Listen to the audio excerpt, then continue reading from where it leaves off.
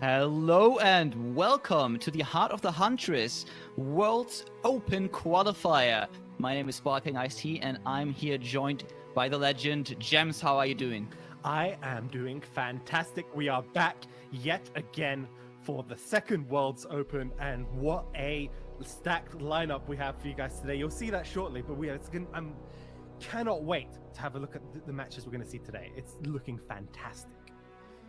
Yeah, obviously APEC was running a little bit late, a banger of a final in that one. So we unfortunately do not have the time to show you the full entire bracket and everything else quite yet, because we are already getting ready to jump into a game here. An absolute banger that we have prepared for you. But as you mentioned, the bracket is stacked and we have an exciting day ahead of us today. For our first matchup, we are going to show you guys someone who has been there since almost the beginning of competitive Legends of Runeterra, but hasn't quite made it into an official Riot event. Pat, after 2 years and 9 months, has made his first Riot qualified tournament. So excited for Pat. And this opponent's going to be Sonic, a tournament legend in their own right, and we're going to go right into the game. Pat versus Sonic. And again, the game has been going on for a bit. We are a bit late, but we jump in still in game 1 between these two players. And what we have here is already something that I expected to see, okay? Spooky Ash has been making some memes, but also has been making some dreams in recent times on ladder. And especially against the mid-range decks that are currently very strong on ladder, should put up decent results going up against a deck here that definitely does not like to get frozen. Yeah, I'm curious what Sonic has brought exactly. I'm assuming it's some sort of Nico style list, but there's no Nico in the decks. It's a weapon-based deck. Maybe Jax Samira? It's not even Jax. So I have no idea. No, I think it's on Samira. On Samira. Okay, yeah, that's cool. Haven't seen anything like that for a while. So this is some of the sort of spice that you can see today. Yeah, absolutely. I can't quite tell here, to be honest, what on the side of Pat is going to be like our biggest win condition here. But what I can tell is that at this point of the game, obviously the Ash deck is still ramping up a little bit. We have the newly buffed Wolves, which now also stack buffs even after they get played. So now we don't need to freeze beforehand, and then we play them once now, we play them out, and then they obviously get the stacks afterwards as well. Have a bit less HP for that, but against a deck like this absolutely works, and it's absolutely fantastic. Yeah, this screams like the freeze deck should be primarily set up here to win. The zombie-style Ash deck that's been sort of making its presence known the last literal couple days as a tournament-style deck that really targets a lot of sort of the Martia lineups we were expecting. Open, there's a lot of Quinn Aatrox Vayne decks. This is like a perfect sort of counter for that if you're trying to target something like that. It's good into like the Jax Orns as well if you see Jax Orns, and obviously if you see something like what Sonic's brought as well. Yeah, which is a little bit unique, but looks to be really fun. I've seen some Overwhelm decks, obviously, from the legend himself, Rico Rex on the ladder already, but also in the last Mastering Runeterra Open, we had an Overwhelm deck going the distance. Really cool that we see, you know, the kind of old style of Runeterra back a little bit. These big Overwhelm decks, and Ash, which is also one of the OG champions now back.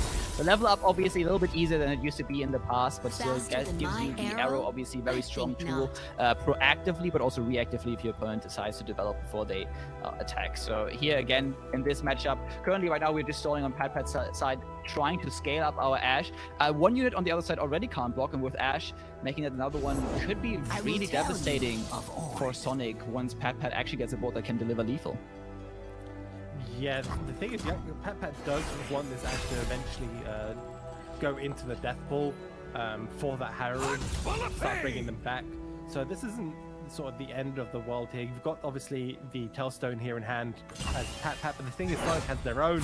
So they might end up just trading away here on the freezes. Or, in this case, not using neither player trading.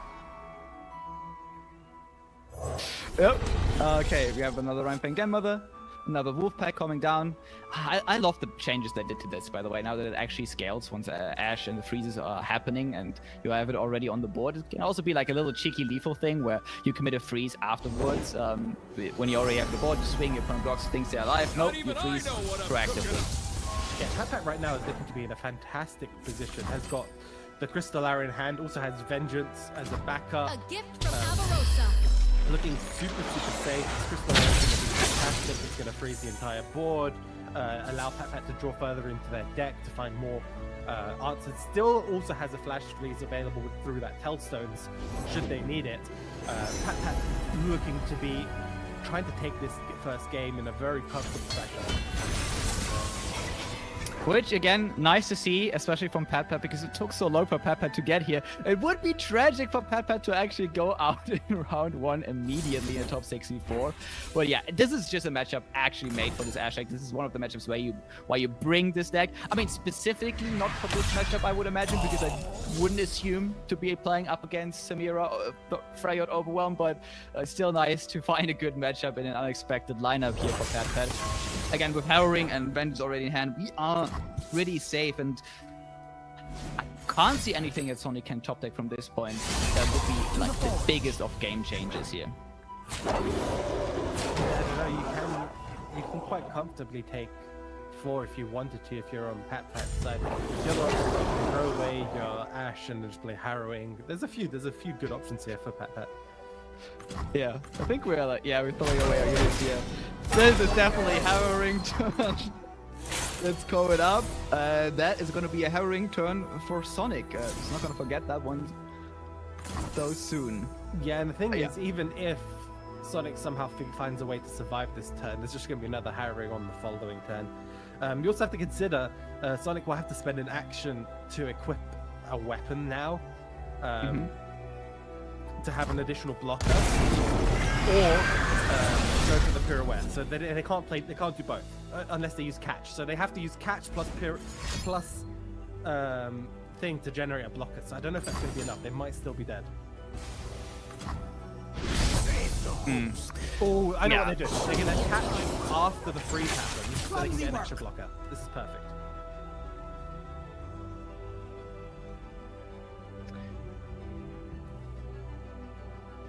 Actually means we do survive here on the side of Sonic, but it's really surviving, not thriving, right? Even though we survived this turn, Pat just summoned 2 big wolves again. Still has a couple of cards in hand that could mean removal and freeze. We know that it is, and I don't see anything in Sonic's hand except weapons and 2 spells. Yeah, now that I think it will catch even be enough. I mean, you have to factor in, and that will be enough to keep you alive for this turn. But so you can probably save the catch for the turn after. As you mentioned, how does Sonic really win though afterwards? It's going to be a little bit tough. They've only got the 1 unit on board, and after that it's going to be pretty dire because that 1 unit against the freeze deck is it's not good enough, and there is a surrender coming out. Sonic realizes that there's a very, very small chance here of actually being able to take that match from that point onwards. There's so much freeze available. Vengeance was still available. There was, it was an uphill battle that was very unlikely to come to fruition. Yeah, that means 1 in the book for Pat already. Let's see what the next deck for Pat is, what the lineup actually looks like. Unfortunately, we will not be able to show you guys this because, again, we are just jumping into the games directly. We might have a look once we get Pat in the later rounds again. And now we see Nasus apparently is the pick here for Pat. This is also a very, very strong deck that has been making waves on ladder for a while. Already has some people complaining about it, which is the mark of a good deck, in my opinion. You know it's a good deck if you complain about it. Yeah, and they've hit a couple of those key cards the deck needs. The Vaults of Helia is kind of like the bread and butter for this deck. Ideally, you kind of want to draw it on 4, but if you have it in your starting hand, you're not usually going to complain as long as you've got some other early game cards. In this case, we've got the Sentries in hand to sort of start playing out a couple of units. You have the Hate Spikes as well to deal with like a Jax that may or may not come down. Overall, looking okay for Pat. Could be better if they had cards like a Quietus. Their equipment removal cards would be fantastic here. Yeah, really excited to see how potentially this equipment-based deck, which looks to be, you know, one of the more interesting decks brought to the tournament today, can perform against Nasus again. Nasus is really tough to play against because once the Nasus gets scaling, it is going to be unstoppable, especially because we also will potentially get multiple Nasus on board, right? We have one Rekindler in hand. If everything goes to plan, one Rekindler will also come down after the Nasus comes after the Bakai. So with two Nasus on board, this could be an extremely tough case for Sonic. But we're not quite there yet. And Rockbear Shepherd also really good tech card in this deck. Not only because, again, it comes down right after the Sentry because it's a 3-drop, but it also technically gives you a higher cost drop later on with the Rockbear. Just a fantastic card, and it shows that this deck is very, very creatively built in the first place. Obviously quite strong right now, and people have been used to it now. But I think the first time somebody played this a couple months ago, people were surprised to see this combination of cards. Especially Walls of Ophelia, which is a card that for the longest time, ever since its release, has been an absolute meme. I mean, yeah, it has been a meme for a long time. But again, this deck is fantastic. Sort of, I wouldn't necessarily. It's in that weird zone of being a control / mid-rangey kind of deck. It tries to end the game a lot earlier than a lot of control decks would naturally, because it just gets the Nasus Detonator just kills you very quickly from that point onwards. But Pat most likely here going to go for a Hate Spike. The Hate Spike's going to allow for the Rock Bear to trigger next turn if they want. But okay, just hitting past, saving onto that Hate Spike. Going to just rely on the natural here to remove the 4/6 here to summon Nasus instead. Soul Harvest, again, also great addition to the game. Now that Wild Feast is gone, it's the premier 2-cost card for Shadow Owls. Obviously, the Shadow Owls version to remove all the small little guys costs a little bit more for champions, but in this case, can potentially just be used to get proactively a Forge of the board. We don't decide to do that. Pan and Upcycled Ray going for the Pan because that's the best keyword in the game. No one can change my mind on that. I offer my service. Of course you love I love it so much. Of course. The thing is, tough is like one of those keywords that I would say extremely matchup dependent on where it is, right? So if you get Vandal, fantastic.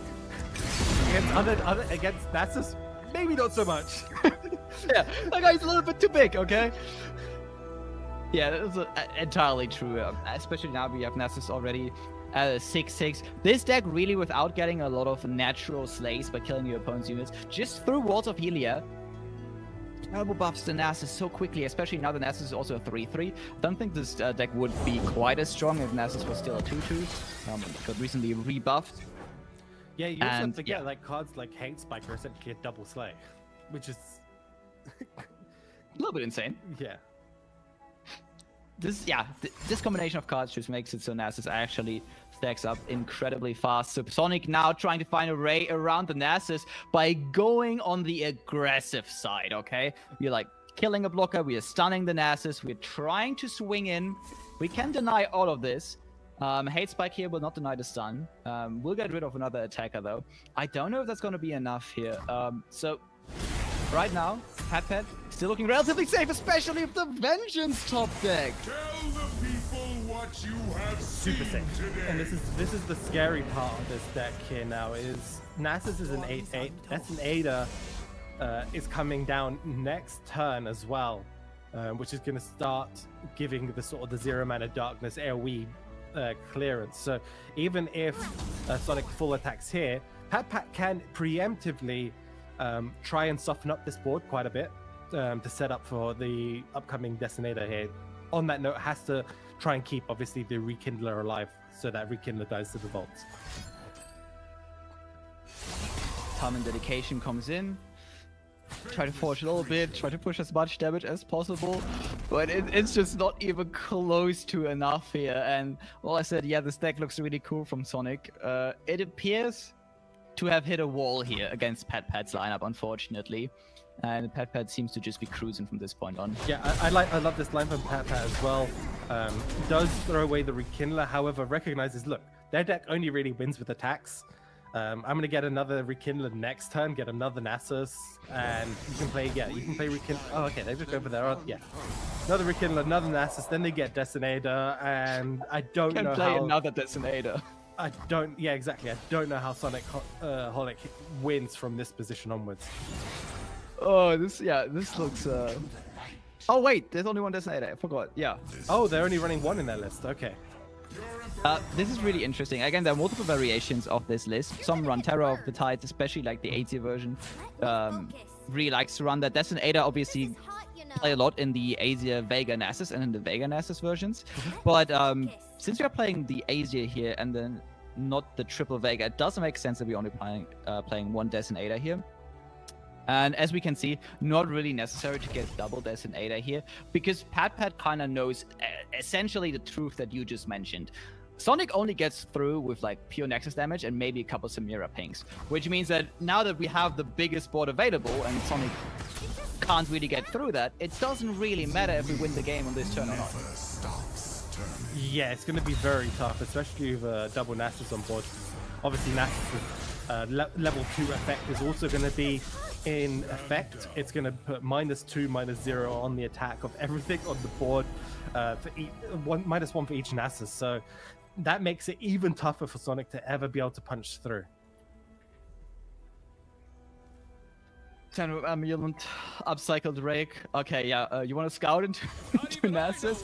Fearsome also not really working out. Obviously, it's the biggest stats you could take, but I think there's nothing quite as fearsome as these two Nasus there on the board.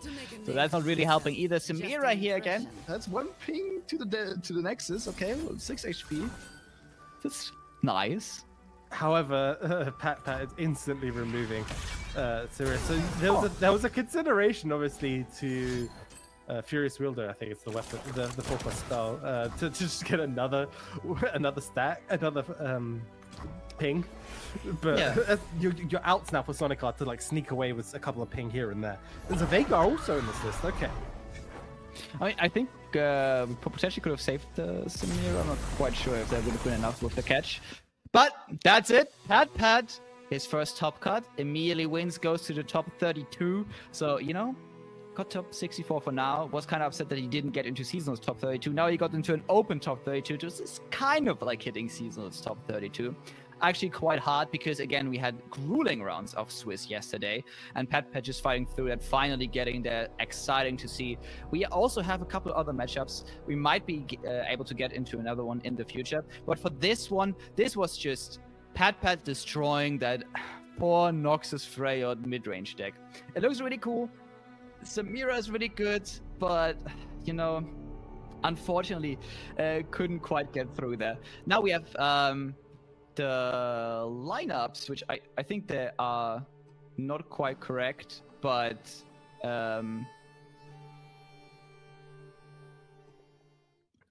yeah, it's I think there were quite a few different decks there, which I mean, I would have loved to see the lineup actually from Sonic there, if there actually would have been his lineup, because I think that would have actually worked out a little bit better for Sonic. I like that Sonic tried to cook here. He now obviously has to leave the kitchen, unfortunately. Lost his license to cook. But, I mean, I love the idea, because if you've got a strong meta read, especially in this sort of open. So one thing we haven't actually discussed is this current open has probably, I think, some of the biggest diversity across sort of decks and lineups that we've been seeing for a while. The meta is extremely... There's no like one strong contender deck like we had last time with the Siren songs. It's all like... It's all gone. It's very open. There's a lot of different choices and a lot of different possibilities for players to bring, which leads you to people experimenting and maybe trying to beat the meta, so to say, or predict the meta and try to build like a lineup predicting what they think their opponents might be trying to bring. Yeah, absolutely. I mean, at the end of the day, I take it back. Sonic, get back into the kitchen, okay? Everyone should cook in these formats, because, you know, if a meta is as figured out as you said and as balanced and varied, there's always a chance you find something new, which, you know, we saw at the beginning of the week, right? We had to prepare for just Seraphine because Icaro thought, hey, it's time for Seraphine to come back. It's time to cook a little bit. But we have the next matchup ready for you. It's going to be TOS, a previous winner, going up against, and this is a hard name to pronounce, Isenu. Yeah, this match is looking very, very spicy already. This is the Jax sort of Weapon Master style Mecha Yodel list up against Ilaoi Swain, and this is a huge attack turn coming out here from TOS. Has an option here to remove one of these 3 units, and potentially even 2 of them. Let's see what they go for with the fish fights. Getting ready to get the Swain off the board. Obviously, I think the one flock, because we can see that TOS can see that the flock's hand, we know that this is a Swain. So removing a Swain here just means that there's going to be another Swain coming next turn. Fish fight still happening. Yeah, this time we target the boat. Unfortunately, TOS doesn't know that. Knows that there's another Swain, but doesn't know that there's another Leviathan as well, unfortunately. We do have another fish fight, though. So we can stop the Leviathan Swain combo from popping off once more. Swain not flipped means that on the side of Isenu, we did not have an idol on 1, unfortunately, which is very crucial for this deck because without the ability to put flocks into the deck directly without Swain, it's actually become very, very hard to flip the old man. And we can see that here, it's turn 8, Swain is not flipped. It's getting a little bit harder here, especially on 5 HP. Yeah, this Teemo is also a little scary at this point in the game. It is a 2-2, but it's a 2-2 that's going to be shuffling more puff caps into that deck, and there is no healing in Ilaoi Swain, and Atelier is already sitting at 5 HP, so yeah, we're already seeing this pirouette coming down, maybe trying to do like a double ping stun combo here, maybe to try and find a way to get this Swain to connect. Might be their only shot. Okay. We could connect with Swain. We could also just try to like set up removal for Teemo here. We do have blockers for everything else so far, but we already see a Mecha Yodel generator in hand for TOS that can also generate an elusive unit, which could be really strong, especially because again we have the fish fight, so we have an easy way to get the weapon off our units, get a weapon, then afterwards again on a potentially created elusive unit. So this is going to become progressively harder for Tainutenu to play. We do get the Swain flip. Yeah, because what's huge about this flip is now pirouette will be a double stun, which right now is not quite lethal. Yeah, but it would be getting very close, and TOS immediately pulls the trigger. Okay, so okay, no shenanigans with that one here. We immediately get the Swain off the board. This is after TOS saw that we played the Flock, which we know is a Swain. Not only because we could have seen it in hand, but also because we know that obviously Flock can't be naturally put into the deck anymore. So we're like, ready, okay, this Swain can go. The other Swain already went away. Now Ilaoi tries to push a little bit of damage. Yeah, Maybe. but we got the burst speed Acathian blocker here by discarding the Jax weapon. So they're looking pretty okay here. TOS can remove this Ilaoi here at burst speed. Really like it. Draws another Teemo and has a fantastic open attack. And there is the surrender coming out from Isenu. And hopefully we get to see what further decks they have left. Yeah, so that was game 2 of this series. Again, here we saw Ilaoi Swain, apparently no idol early on, and just I got absolutely demolished, but very well played from TOS there as well, I have to say. Just waited on those fish fights just to correct the mount. We are now going to jump into game 3, which again, I'm excited to see what other decks TOS has brought, especially because again, TOS, by the way, I think on the different bracket side than Kurashi, so we could have the 3rd rematch between these two. Yeah, they historically played each other in the last Open as well, the World's Open. So there's a good chance, obviously, with players, which is actually surprising. It's one thing is to get the rematch, right? It's something we don't get to happen very often, is we get the rematch going on because of the sheer number of players we get in these Opens. It's very tough to have like a top cut player also get a rematch at some point in the bracket, but there's possibilities today. There's possibilities for the rematch for people to get their revenge. Let's see. First of all, we have one of the tribes. Also a very, very cool deck to bring. Obviously, this deck has been getting quite a bit better now with the release of all the Nico cards, of the tribes cards, plus one of the tribes actually going down a point in mana.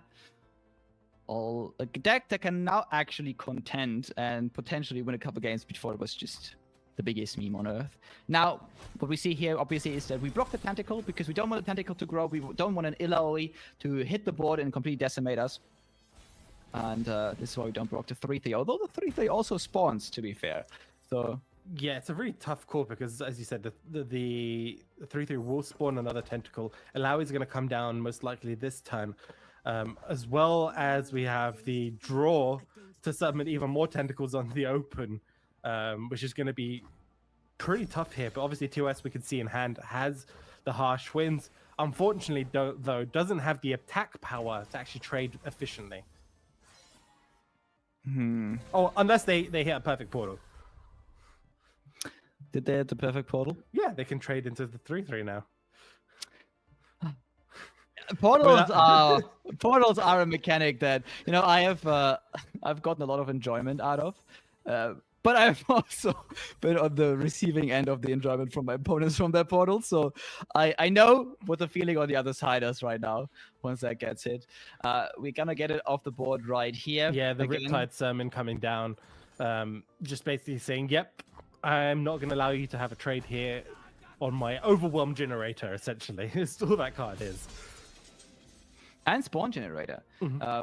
If you order it correctly, obviously Illaoi will grow a little bit bigger as well. Here we have the double freeze if we want to block.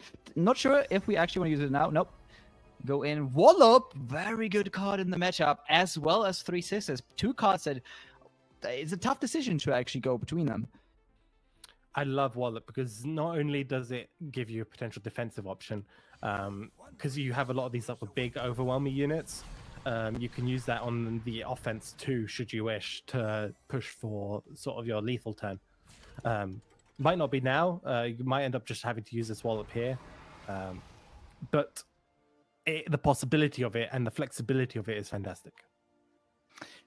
Yeah, we're getting very close to one turn, but the problem is we're not quite there yet, and not being able to play Warden next turn is actually going to hurt quite a bit, because it doesn't seem like Atennu Zeno is stopping at any point.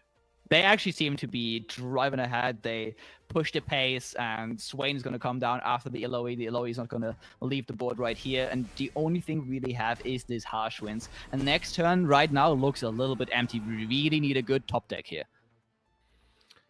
Yeah, I mean, the sort of late stage hand here from TOS is not ideal. I guess they drew what is one of my favorite Freljord cards, by the way, in the more recent expansion, because it's such a flexible 2/3. The dog, it's huge. It can transform into a giant overwhelm unit should you wish later on, and just provides such flexibility in these sort of archetype decks, I should say. That's what we should call it. These are like kind of archetype decks. So you want to run loads of different tribes across the board and try and get as many down as possible.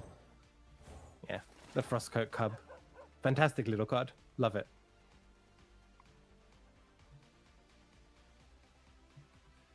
Atel Ninsu now has a good number of options. Can go for the draw, can just slam a Swain down.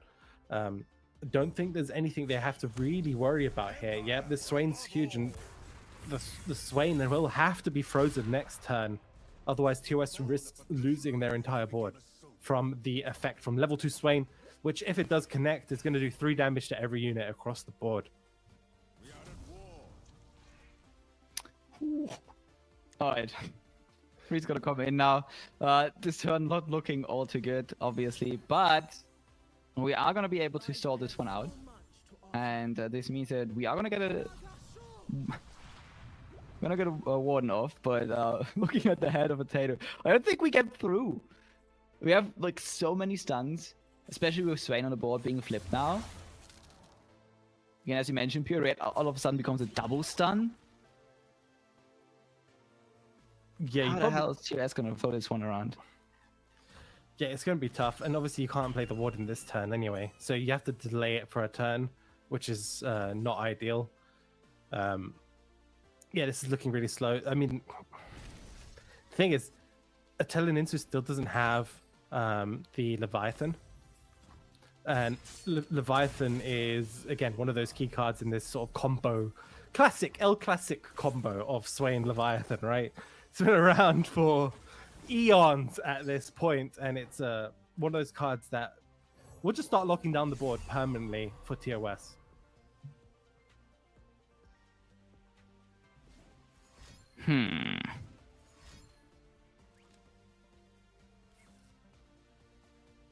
I think we're just going to see the pirouette plus disintegrate here. Yep. No fussing about here. Just get rid of them. Keep the board presence low. It means you can risk sort of like the make it rain next turn if you want with another disintegrate, or potentially even just go for the tentacle smash. You have an 8/6 tentacle coming out. This is looking very, very dire here for TOS. Yeah, I think this is looking a little bit over for TOS. I mean, we are going to get rid of almost the entire board here. There's only going to be one blocker left, and for that one we have a stun next turn. And I don't even think we need to use the stun necessarily. Actually, we actually kind of do. TOS has that the flash freeze available. The open's fantastic though, because you can just make it rain disintegrate any blocker, and you're fine. And then Swain will hit for 7, right? So if let's say TOS freezes the Alawi, which is the most likely option, and then tries to block Swain, you can just oh no, it doesn't even work because it's only backline units. Yeah, you can make it rain disintegrate and then it'll be fine. Yeah.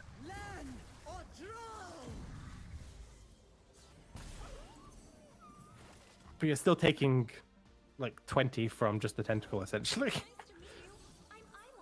Oh, doesn't hit the Reborn Grenadier.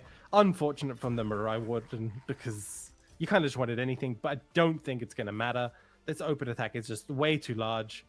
Insu is going to be knocking out TOS, so that rematch we were hoping for, Ice-T, unfortunately, not going to happen. Unfortunately, not going to happen. I think Karashi might be a little happy about that. Doesn't have to endure all the memes that we would have unleashed upon him. So at least a plus for him in that case. And we also see how strong one of the best decks in the meta currently is. Again, we already told you guys it's a very stable meta. And there are just a couple of decks that are really, really strong right now. And one of these decks is this Swain Ilaoi deck that kind of, together with something like Heimerdinger, keeps the meta stable and holds it in place currently. And we see why it's one of the best decks here. Just absolutely wiping out these Warden of the Tribes. Yep, Insu doing the correct ordering there, which means that this Make It Rain will stun the unit that's left alive. Perfect. And would have swung in for lethal, bringing our score, I believe, to 2-1 here. Insu, unfortunately, TOS unfortunately not making it back. The run back this time around. Still should be happy with their performance. They played fantastically to get this far. It is a very difficult tournament to even just make it through. The opens are brutal in terms of competitiveness. There's tons of players trying to get to qualify, and fantastic showing all round. Yeah, here we see also the deck lineup that those two players had, and yeah.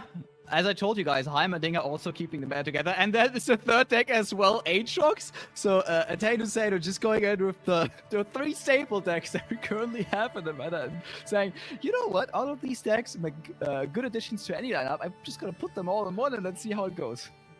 Yeah, and it's working out for them, and that's fantastic. I mean, that's what we want to see. Look at the variety of decks we're seeing. Just even amongst these two players, there's 6 different decks. This is the meta I was talking about a little bit earlier is extremely open. There's no single dominant deck, although you could argue it's potentially Heimer Jace, but even then it's not like extremely dominant, if that makes sense, compared to other metas that we've had. There's just a lot of good, solid decks, which means that lineup preparation and lineup countering and predictions are hugely important when you come into this top cut. And I suspect a lot of players would have changed their deck lineups from the open portion to the top cut portion to try and predict what people will be bringing. Yeah, absolutely. So far, we have already seen a little bit of cooking. We already seen a few staples of the meta. I'm excited to see what the rest of the tournament will actually bring for us. Especially because we have a couple of players in here who also like to cook, you know. Let's see if we can at some point get Smooth on the screen. I don't know if he's still in the tournament, because that is also a player that, especially in the World Championship, has been making waves with a couple of neat techs and a couple of decks. So let's see if that also happens in this tournament. Really excited for that one. We are still in top 64, so everything can still happen. As we told you guys, the bracket is absolutely stacked. We have a couple of favorites in here that could all possibly make it, but with 64 players, this is such an open bracket that everything can still happen. And that is because, obviously, the players that get into this tournament in the Swiss phase are just way more. And at this point, it's really tough to already get into the top 64, and now it appears with that many good players in here, it's also really tough to get further into top 32, top 16. We have the next game ready for you guys, so we can swing into another game, not missing out on any action here in the top 64. And we have here Thames versus IPX Pasta. And there we see Darkness, which has also been making a return, versus one of the decks that, after a nerf and after a couple of balance patches, has been getting back into the meta, Samira. Yeah, again, just proving how open this World's Open actually is, right? We've seen, what, 8, 9 different decks already in like a couple of matches that we've been watching. Compared to previous Opens, this is hugely impressive to see sort of the variety. And looking at this matchup, yeah, as you mentioned, Fifth Samira, the deck that refuses to die. And just constantly finds a way to come back and be played.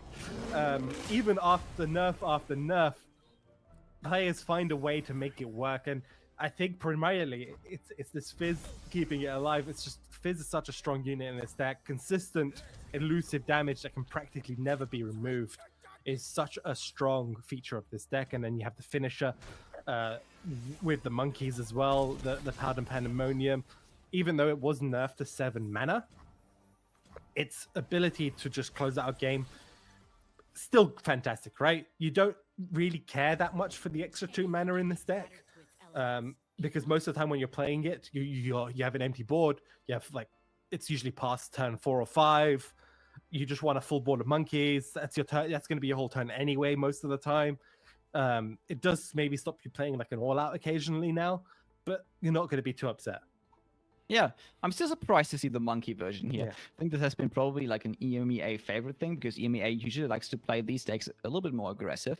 But in recent times, when we've actually seen this deck perform, it has been without any monkeys and with triple Shelly. And the Babblefish version, yeah. And the Babblefish, yeah. So kind of surprised to see the monkeys back. And unfortunately, not the best matchup for the monkeys per se, because we have like huge lifesteal units on the other side, which are just going to heal back, which means that the burn plan is getting a little bit harder for Thames here. Don't know if he can get through it at any point in the game. I'm surprised they're throwing the Fizz away. I would have thought maybe you want to keep the second the Fizz spell available, should you want to go for like a sort of a double attack type scenario. But just electing to block this way. This is just curious. We want to trade one of these off. Okay, makes sense. Don't want to get any additional value onto this for later turns. Sure. Still, a lot of healing comes through. Back to 13 HP for IPX Pasta. Probably needs to play Chum the Waters here. If you want to go for sort of that anti-lifesteal game plan, this allows you to then pull the lifesteal off to the end of the attack when you go for the monkeys on the following turn. One thing we don't know right now is the plunder trigger count, so we don't actually know how many monkeys this Powder Pandemonium is going to pop out. Yeah, but since we are fast approaching turn 8, I will assume this will still fill the board, especially once we get the Fizz. Yeah, down there. I think 3 monkeys that should be in there. I would hope so. If we get another planet trigger here, if we are not at 3 yet, something went very wrong this game. So hope it actually happens. Oh, okay, those are some fantastic options. So you could go for the stylish shot too. You can go for more draw. This is, yeah, I mean, I feel like you just have to rip the Powder Pandemonium. You have 3 of them in hand. So you kind of have to start using them at some point. 3 dead cards in hand, usually not that good. Also, again, you can potentially get lethal, right? It's probably not going to happen. But I mean, the nerf here is showing its effect on the Powder Pandemonium, because Previously, you could have actually just played double powder this turn. Yeah. Now you can't. It was really tough in this spot, right? So Vengeance comes through. We preserve our unit that can potentially get some lifesteal off in our attack token turn. But what this does mean is that we actually won't lifesteal this turn. Even if we hadn't done that, we actually would have just lost 1 point of health in this exchange, which honestly is pretty low, especially because the Fizz deck wants to end the game in a timely fashion. But with IPX Pastor's hand looking relatively empty outside of a couple of removal spells, Thames is still in this. And has an actually Father pretty Fury, good spot. yeah, Father Fury coming down here from Thames hitting another all out is fantastic. And Darkness is at 6. So we've tuned in a little bit late, but Darkness right now does 6 damage, which is quite a bit. And we're going to assume if Vega ever comes down, it's going to be instantly leveled, I'm assuming. Yeah, that's it. We don't draw Vega yet. And I think at this point, I mean, Thames doesn't know the hand from IPX Pasta, but the 5 healing actually don't matter that much because IPX Pasta's hand is just so low value right now. I really want to know what the Powder Pandemonium is at because there was a consideration if it was at like 4 to like Warning Shot all out. And then just start slamming these powders every turn. Because I would recommend if you're Thames, probably just slamming one of these powders this turn. Yep, there we go. Just get that damage in, right? And then you set up another one because you have to find... Oh, plenty. Plenty. No problems there. Enough monkeys on the board. Yeah, I think we probably just keep the burst spell in hand right now for the Fist. It's our only spell that can protect the Fist. This is why Thames kept it in hand, is what I would imagine. Oh, that and plenty which plunder actually triggers. They already have plenty plunder triggers, so it's fine. No need to even consider it. Wait. Okay, so hear me out. I think this is pretty safe because the monkeys deal enough damage. Healing cards in SI got just obliterated, so we don't have any healing cards in SI outside of the units that can block or attack, which means that this was always just lethal. I think this was a pretty good open attack. Yeah, I suspect we don't know the lists, but I would suspect there's maybe some type of ruination in the list, which might have given them a possibility to stay alive for one more turn. So maybe that was the line from Thames. So really liking that. If that was the case, super heads up play to just they realized, yep, they can't deal with the Fizz. I've got 2 spells in hand. There's no chance. Exactly. Yeah. No, I absolutely agree. Ruination likely has a one-off in there, and just again showing Samira Fist doesn't go away either, but neither does Darkness. So seeing Darkness back again in the tournament as well. Just this meta is basically a remix of all the hits of the last year plus all the new stuff that came in this year, right? We still have like a couple favorites that didn't rotate out in here, and then a couple of new players show up trying to rile up the old favorites. Let's see what actually wins in the end, because I have a feeling that it will be Heimerdinger. And this is a small pain point for me because Heimerdinger has been very strong, especially in combination with Jace for like the past year and a half, okay? It's such a strong deck, and through various iterations, various nerfs, various buffs, and rotations, it survived. And though it looks a little bit different nowadays, it actually is still a very, very strong deck. So far, we haven't seen it today because it has been either banned or left out. But we will see it today. I promise you. Just as I'm very, very much promising that we will see some Aatrox also today, which is currently the premier Demacia deck, which maybe you can talk a little bit about this because you're from the UK, and the UK is very famous, at least in LOR, for playing a lot of Demacia. Especially you are also famous for like playing a lot of Demacia. You made it to Top Cut for a seasonal once, playing Scouts. So what do you think of the current iteration of the Demacia mid-range decks? So as I mentioned in my last sort of open broadcast, I am basically a retired Demacia enjoyer. I haven't actually played that much in quite a long time, but we do have a lot of resident Demacia enjoyers within the UK. Yes, that is true. Shout out to Mr. Law Report himself, avid Demacia enjoyer. But again, no, the deck is fantastic. The Aatrox Quinn deck in general is just very strong mid-range deck. Kind of just tries to kind of play a little bit on curve, gets sort of the Ranger Knight, the Defender, the Scout attack, and then gets all these weapons attaching to their weapons that usually want challengers plus quick attack weapons, right? The Darkin, it's huge benefit for the deck, and what it really tries to do is get those little bits of trades here and there in the early stages of the game, and then save up for the world ender, for the game-ending turn, usually with the Aatrox. Yeah. Let's see if that actually is something that we will see a little bit too much today, because it has been absolutely popping off in all the previous tournaments, especially also in the Master Runeterra Open that was happening last week. It was very common to see a couple of mirror matches there. Today, not a lot of lineups have played so far that we had on broadcast. I think it was about half.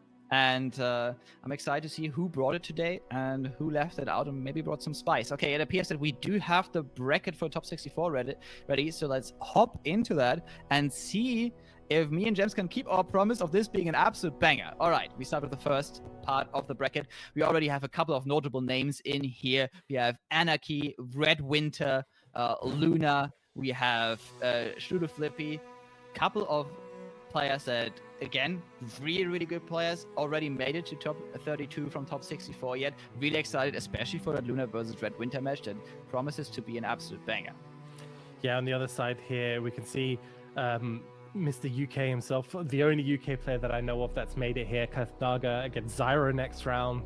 Pat, as we just saw earlier on, against Soul Black Kurashi, unfortunately being knocked out in the top 64 as well. Tons of fantastic players. Hollow Eggshell and Branch of Turtwigs, again, players you will see and know if you play a lot of ladder. And just in general, players from everywhere in Europe here today. Yeah, and then we also have, again, another banger bracket. Sorry made it, as always. Sorry, just a very consistent player. Has had a bit of a break from Riot official tournaments. Did not quite go that far in the last few, but is back now again. And I'm really excited to see Sorry, as well as at least I got the CS. Really good players. Let's get it to the last part of the bracket so we can see who made it there. Yeah, and we can see Temez, who we just watched previously against IPX Pasto, versus against the Jack 47. Smooth Swallowist. If any of you guys are Worlds watchers from prior tournaments, you guys know and all love Smooth. He was the resident sort of smooth player. Let's put it that way.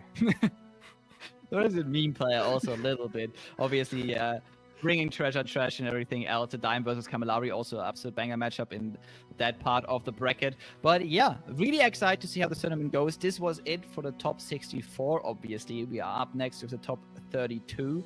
And I think with that, we are going to send it to a quick break. And once we are back, we're going to show you all the action of the top 32 of this World's Qualifier. So stay tuned.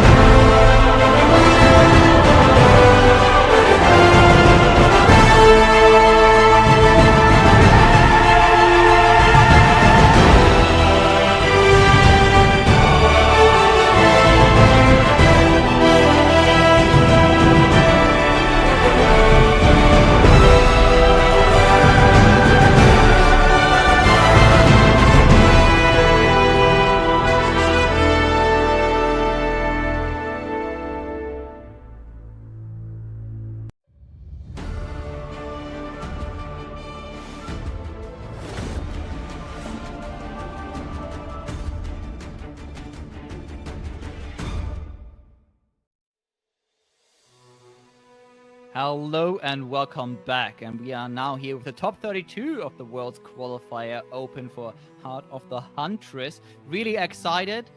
We already had an exciting top 64. Still me, it's still Gems. This time around, we actually have to recap a little bit what we missed out on for the top 64 because we just had to jump right into the game. So we're going to update you on the format for today. For those who don't know how we are going to play this one out, it is going to be basically the regular Riot LOR tournament rule set. Players bring 3 different decks with no duplicated champions, no duplicated region combinations, and no more than 1 deck without any champions at all. Players ban one of their opponent's decks before the matches begin.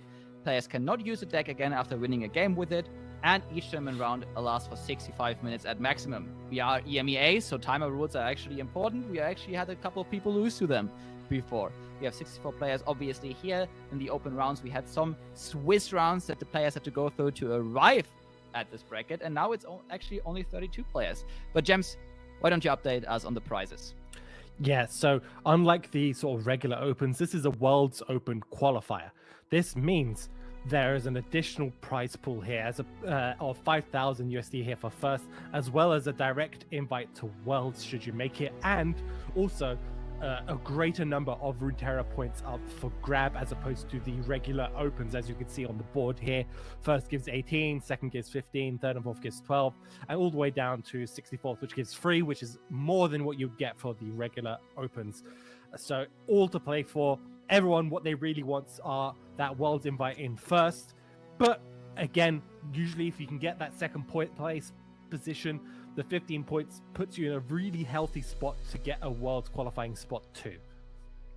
Yeah, which is really, really good for the players that actually get to the final. Again, this is really what you're looking out for. The prize money on top obviously helps a lot, but the premier event obviously is Worlds for Legends of Runeterra, and we saw how last Worlds was one of the most hype events we ever had, so I think every player's goal is just getting there, you know? And here in the top 32, you have a couple of good matchups ready for you that potentially could shake things up, okay? We already saw a couple of good matchups in the last round, and what we have prepared for you is going to be about the same level of competitiveness, I hope. And I hope we actually get to see some decks that differ from the last sets we saw, because we talk about how open this meta is so much for this Runeterra Open. I hope it actually comes to fruition and we're not going to see the same 4 to 5 decks from now on. Yeah, I mean, we're going to see a lot of those decks are going to be reoccurring within lineups, but I suspect a lot of the lineups will be differing, either 1 or 2 decks here or there. Again, depends what practice groups a lot of these players are in. So what a lot of these players do, they'll have their own sort of subset mini practice groups where they'll be scrimming and try to keep their own sort of lineup information, maybe potentially hidden, potentially not, and even their own tech options, right? So they might be going, okay, I'm expecting a lot of X, I'm going to take this card in, and we're going to try and win those matchups and target that a bit more heavily. Maybe give myself an extra 1 or 2% win percentage in those matchups by putting in a few little cards. Although, however, it isn't open. So the open deck list, so the opponents will know you have those cards. It's not like the qualifying stage, which is actually closed deck list. So although you can bring tech cards, your opponent's going to be wary of it, which could work in your favor and also could work against you. It could. But let's talk about the next matchup that we have ready for you. It's going to be Red Winter, previous seasonal winner, against Luna, someone who has been making a competitive splash in the last 1.5 years, has been getting a lot of success recently, and is back here with 2 Runeterra decks. Look at that. We actually got the Aatrox out of the master, put him back with Kayn. This was one of the first, if not the first, working Aatrox deck. And we also have the Jax Varus, which has been making a lot of waves, especially because Bajatek has been just crusading for that deck for like 2 weeks, even though he didn't bring it yesterday. And then we also have Pantheon Yuumi ready, so a pure mid-range lineup for Luna. But how is Red Winter's lineup looking? Yeah, I mean, again, the buyer list is coming here from Red Winter. The Jax Varus making its way, its first showing in EMEA. It had a pretty good showing over on APAC earlier on today. And then you got obviously the Tristana Teemo list, the champion strength list coming here from Red Winter. And then to top it off, the good old reliable Jinx Echo, a very strong mid-range deck that preys on other mid-range decks. which could be exactly what you need in this one. But yeah, Biotech just absolutely punching the air right now. Yeah, he So why wishes did he I brought bring it. this? He wishes he brought it. So really excited to see how this deck performs in the course of the tournament. But as you mentioned, Champion Strength, also a very good deck. You just have to keep a couple units on board, play Champion Strength, and you actually outset every other mid-range deck as well. So we actually have a few decks that are counter to mid-range. So lineup-wise, I would actually favor Red Winter in this. How do you see this one playing out? Yeah, it's going to be tough because I haven't actually had a look at the lineups yet, but it depends on how much freeze is being run in like the Aatrox list, that sort of stuff. How many strike spells, which will allow stuff like the Champion Strength to get reduced the number of units on the board, allow the survivability on those turns. It's going to be really quite tough. And I think if you're Red Winter, you're most likely going to just want to ban either the Jax Varus or the Aatrox.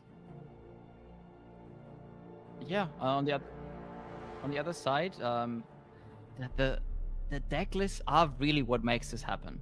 So even in the Yuumi Pantheon, obviously we have a couple of options that could make these matchups a lot easier, especially in Demacia as well. I'm not quite sure. We do have to see the full deck list for both players. I don't know if we can pull them up right now, but I would be interested to see what is actually run here. And oh, we can! Fantastic. Thank you, production. We actually have the lineups ready here, and this is Luna with the Galio symbol, fitting for someone who is playing a lot of mid-range right now. And if we look, we have 2 single combats and 3 cataclysms in the Pantheon deck. Obviously, that could be a winning condition against other mid-range decks. If you get a Pantheon, if you get a big unit early on, you can just completely overwhelm them. We also have double Silence and Suppress, which could be really good in a couple of matchups. And then we see 2 Furious Wielders and 3 Fish Fights in the Jax deck as well. So also a lot of strike spells there. Yeah, so the Fish Fight is quite standard across most of these. What's going to be interesting is what you mentioned, that Silent and Suppress, considering your opponent's also running like Champion Strength that gives you a silence option. You've got the Targonian Telstone as well, which gives you a hush. There's also, as you mentioned, I was mentioning a bit earlier, the freezes. You've got the Unforgiving Cold here in 2 of the decks. However, there's only a single copy in the Jax version. So again, without seeing the bans, we're going to hop straight in to our first game, and it looks like it's the Aatrox Kayn up against the Jinx Echo. Gonna be an interesting matchup, as you mentioned. Jinx Echo can also run counter to other mid-range decks, just because if you level the Echo a little bit faster, you can have that huge rally plus revive, which other mid-range decks most of the time can't deal with. It's important that you find a Voice of the Risen, though, because otherwise it could be that your opponent can just outblock you. Okay, what am I even talking about here? I mean, usually what you want in the Jinx Echo is the Voice of the Risen's all right, but what you really want is your predict into predict into predict. So when Echo comes down on 4, he's pre-leveled. Luckily, the Ancient Preparations here hit perfect options. It hit the Aspiring Chronomancer, which is perfect. Mana for 2, yep. Play that on 2, you get to predict again. Look for another predict, and then you're sorted with the Echo on 4.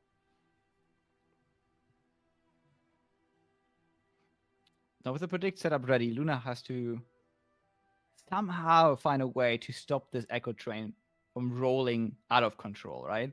You have to somehow find a way of stopping it. Right now, the only thing we really have is Kayn and the freeze in hand. The freeze comes in very handy, but it kind of depends on how Red Winter actually plays this one out.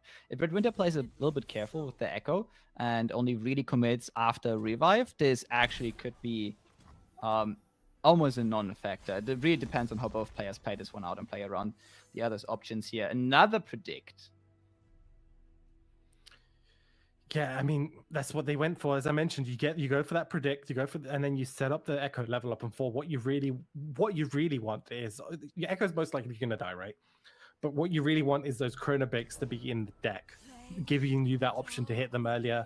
And then if you're Red Winter, you're probably not going to attack that much. You kind of just want to keep your board alive for as long as possible. Hits the drop order, which is huge. It's just another unit that's going to get buffed up by the voices.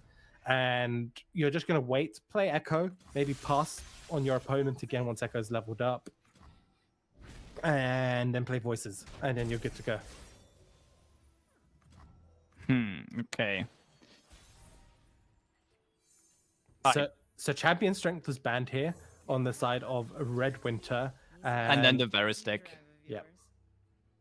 Yeah, quite obvious here. I think the Varus deck is a good ban because it's, I think, the other only counter mid-range deck that your opponent actually plays, I believe. So you don't really want to queue into that if you're playing it yourself. Could be quite tough. And we have Echo on the board. We could try to take this Echo down, but Red Winter obviously set us up in a way that if Luna tries anything here, it's going to go wrong. Yeah, so this attack, so Red Winter could pass. The other consideration was to attack, wait for either the freeze or the strike to come out, and then predict to level up the Echo to bump him up to one attack, right? And then he would have gotten the free prep, right? And then you would have been in a perfect spot. Yeah, plus you would have also survived. I don't even know if there would have been that good of a freeze for Luna in the first place because the Echo would have survived anyways. Now, Voice of the Risen is on the board as well, and we have a card that, to be fair, in closed deck list doesn't make quite a splash, but in a lot of people forget about it. Shifting Sands, obviously a card that can protect your Echo here if Kane tries to get him off the board. Yeah, probably just not going to even bother, because if the attack doesn't work, it puts Luna on a really bad position, right? So if you try to remove this Echo while you don't have any backup, which right now Luna has no backup options, it can really backfire, and the game will just snowball out of control very quickly.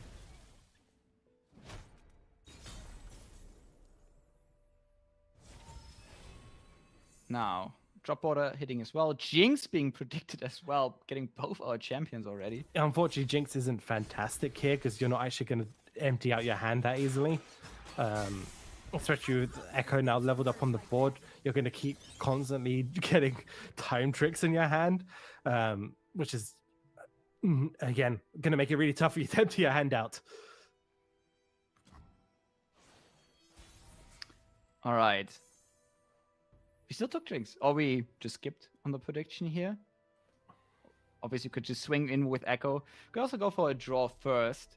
That would open up Luna to obviously go for the Kane spell, which could be a little bit devastating. So Red Winter probably going for the open attack, yeah. Swing in, Voice the Risen last. Yeah, and Echo first is also crucially important. In the case of where you do chrono breaks and stuff, especially if you get more than one chrono break in a turn, your units will revive sort of left to right in the order they died, right? So you want your Echo to die first. In that case, the Echo is always at the pool at the beginning, and if you've got a couple of other units on the board, you don't end up not getting him back. Really awful blocks for Luna here. We can obviously go in with the freeze. Get the Echo off the board, at least we can try, but the Shifting Sands here could save the Echo. Saves the Echo, potentially, but obviously we know there's a strike spell in hand. Question is whether or not Red Winter really wants to go for that predict. There's a chance you go for the predict plus the draw, look for a chrono break, right? I think it's actually a pretty good option here. I can't imagine a world where you just hit that resolve button. Finds another Echo. You got the draw in hand, which is obviously another Echo, so maybe you just skip and hope. Skip and hope. Yeah. I mean, this happens a lot. This is one of the best things you can do with this deck sometimes, is just skip and hope. Okay, we do not try to proactively remove this Echo here. Would have gone wrong either way because the Mystic Shot was in hand. We could have tried to throw down a strike spell here. We had to use it on one of the 2/2s, unfortunately, because Kane would have just gone back to hand and wouldn't have struck the Echo. So, not playing into Mystic Shot here, Luna says, okay, your Echo stays alive.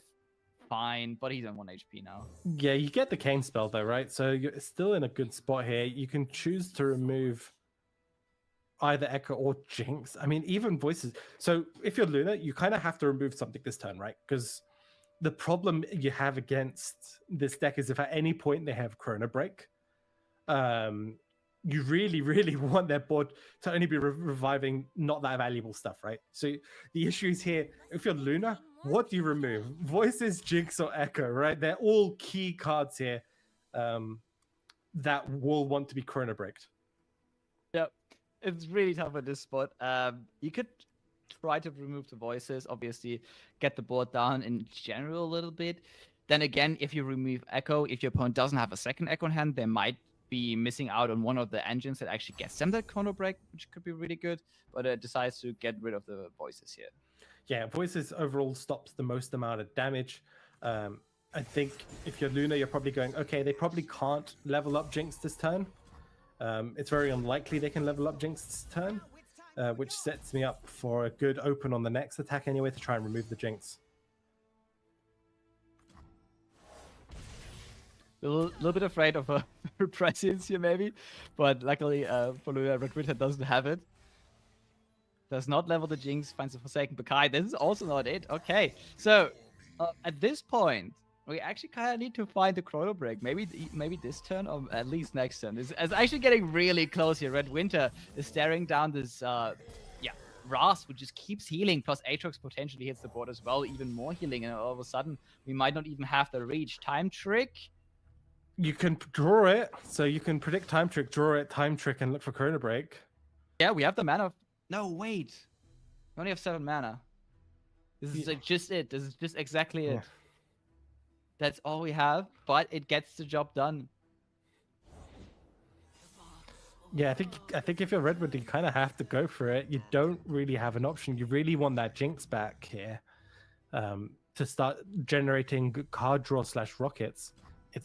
This is super tough. I mean, the Echo spell is also huge. Oh, they skipped. Yeah, potentially trying to go for a revive. There's chrono break, but that's too late now. There's a lot of healing on the other side. We don't have the Voice of the Risen, so we don't really push that much damage in the first place. Echo gets taken down. We get a chrono break, but look at all the duds we have on the board. Yeah, an instant surrender from Red Winter. Knows that there is no coming back from this one. Yeah, that was the sort of worst case scenario for Red Winter. Got the key units removed turn after turn, and also revealed that there was no chrono break in hand. So Luna was able to just capitalize on it, remove all the key cards before they can get revived.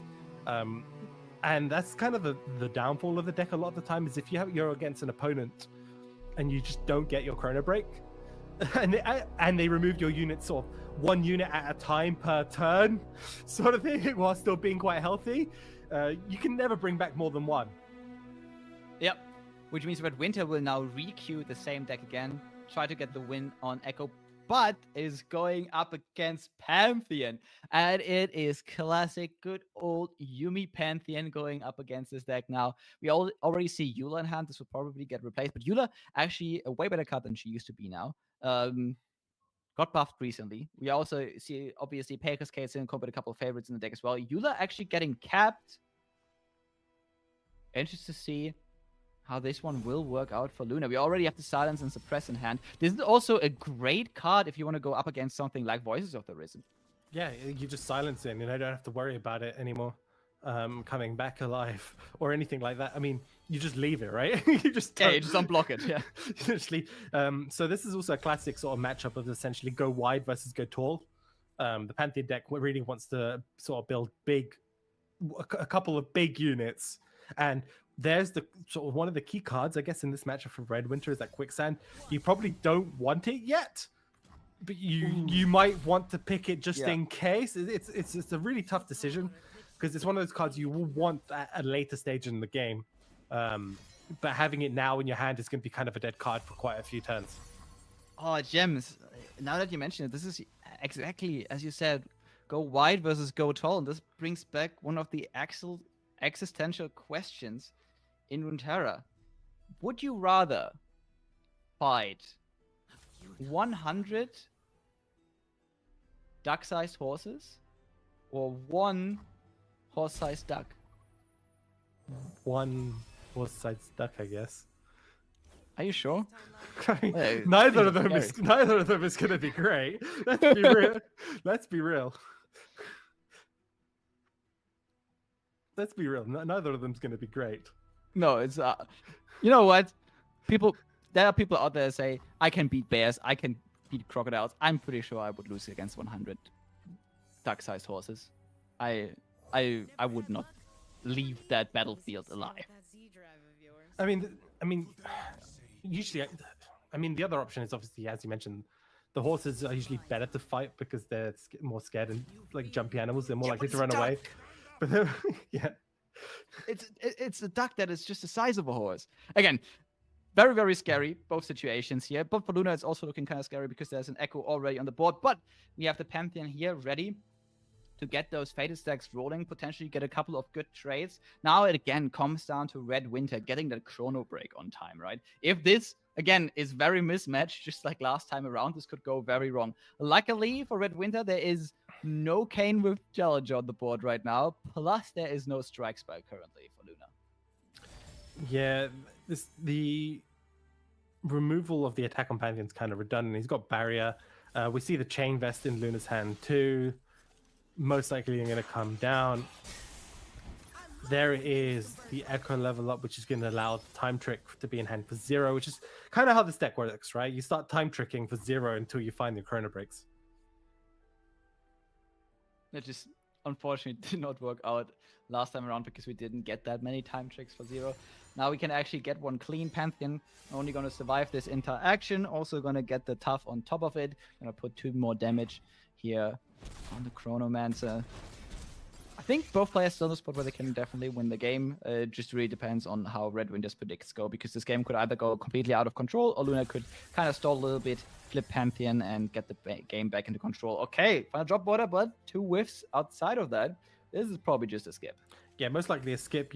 You've got the Clockling in hand on the following turn to draw. Again, and obviously it provides a reduction. So the reduction's also kind of key, because then Luna has to always have in the back of their mind, do they have 2 mana Chrono Break, which is, it can be a little bit of a pain to deal with. Eula coming in clutch, granting the spell shit to Pantheon, giving another Fated stack. We technically could challenge this Echo, would not go correct for us. There it is. Oh no, that is the Chrono Break. Okay, it's heating up for Red Winter, okay? We don't quite have the voices. We also know the voices can get silenced anyways. So there will not be a huge spot on Red Winter's side, but even with this board, with the Chrono Break, this can be quite scary, especially because this Echo will keep generating those 3 predicts. Currently, we have a way to get Pantheon into a range next turn where he can block the Echo because we have the Targonian Tellstones. It is really, really costly, though. Also, I love the Red Winter playing the Dark in the 1-drop. It's fantastic. It's basically saying, look, I may not have Chrono Break at 2. Luna, come and attack, right? Luna not falling for that bait, expecting full well knowing there might be a Chrono Break for 2 there. Yeah, especially with this full swing. We have a couple of good trades we could take here on the side of Luna. But the unfortunate part is that all of these units are going to come back, and even though they're just little weenies, they still do a weenie bit of damage, and that can add up real quick, especially with the 2 Mystic shots in hand for Red Winter. So just a little bit of burn can potentially do Luna in. We don't have any healing, we don't have any lifesteal on the board currently. Pantheon could roll that, but it's still a couple of turns away from doing that. So Red Winter looks to be closing out this game relatively soon. Luna has a couple options in hand. Again, we have those silences, and we have the Targonian Tellstones, which potentially could be used here to silence the Echo. Get rid of the predict, get rid of the quick attack. Still doesn't really save you from the Chrono Break, though. Yeah, there's a consideration of just not removing Echo and just silencing, and maybe blocking with something else. But yeah, it's still not looking fantastic here for Luna. Chrono Break usually is game ending, and we're about to see the same thing happen here with Red Winter. You're going to have predicts, time tricks, double mystic, tons of mana available here for Red Winter as well, especially with the reduction on Chrono Break. It allows just an extra card to be played that wouldn't have been able normally. We see the Hush. The attempt on Echo's life is complete. Unfortunately, with the Chrono Break, he is going to survive that. He's just going to hit the no button. Yeah, I like this. Yeah. Yeah, okay. Yeah. Echo doesn't get revived. We don't get all those extra predicts then from the revived Echo. Luna here, knowing that there is a Chrono Break, it's like, I can feel it. And you know what? When I play against this deck, even if they don't have Chrono Break, I'm always like, oh, I can feel it. They have it. They gotta have it. A lot of the time they don't. Yeah. But just the fear you have of the Chrono Break happening just gets you playing a little bit differently. But again, Luna's correct here. We can throw down another blocker on Luna's side. Could also just wait for the Chrono Break. Potentially get another unit off the board then with a Cataclysm. I mean, you have the banner to play it all, so I suspect you just play your Saga Seeker down now and just chill, right? Because you can then Cataclysm after the Chrono Break on the Echo if you want, or even on the Clockling. There's a chance, there's a consideration. Yeah, right now Pantheon can also literally just block Echo. Go in for the predict. Voice of the Risen and Jinx. Oh, if you play Voice of the Risen here, Luna has a really funny play for you. Yeah, you have to silence that every day. Yeah. That's going to be a premium silence option for this matchup. Silence and suppress. One of those sort of tech cards I was chatting about earlier, right? So a lot of these Demacia decks can run silence, right? Which is a huge positive. And what's great about silence and suppress is you're expecting a lot of like the Jax lists, the Aatrox lists. There's a lot of weapons in the meta, so you get to not only remove the weapon but silence a unit at the same time, which is fantastic. Now, on Luna's side, we actually got some healing into our hands here. The Cosmic Youngling, really great card. A really, really great card. Obviously suffers a little bit from Targon not being the best region right now. But otherwise, if there is ever a control deck again with Targon, this is just such an annoying card to play against. And I hope it finds a couple more spots in a couple more decks. Here in the Pantheon deck, obviously great if you face a couple of aggro decks, for example. Now against the mid-range deck, doesn't really do that much, but even a little bit of healing can be crucial in this matchup because now with the voices silenced, there is no huge burst coming from this Echo deck. The Echo deck will try to whittle you down and then get you down with like a couple of...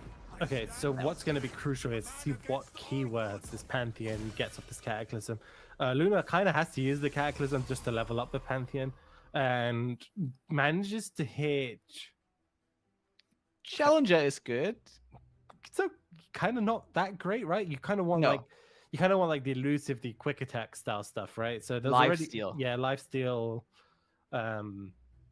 Fearsome's kind of not that important here. Yeah, augment again. You don't have many augment cards in your deck, and I agree. I think that's a perfect use of the Mystic Shot here from Redwinter.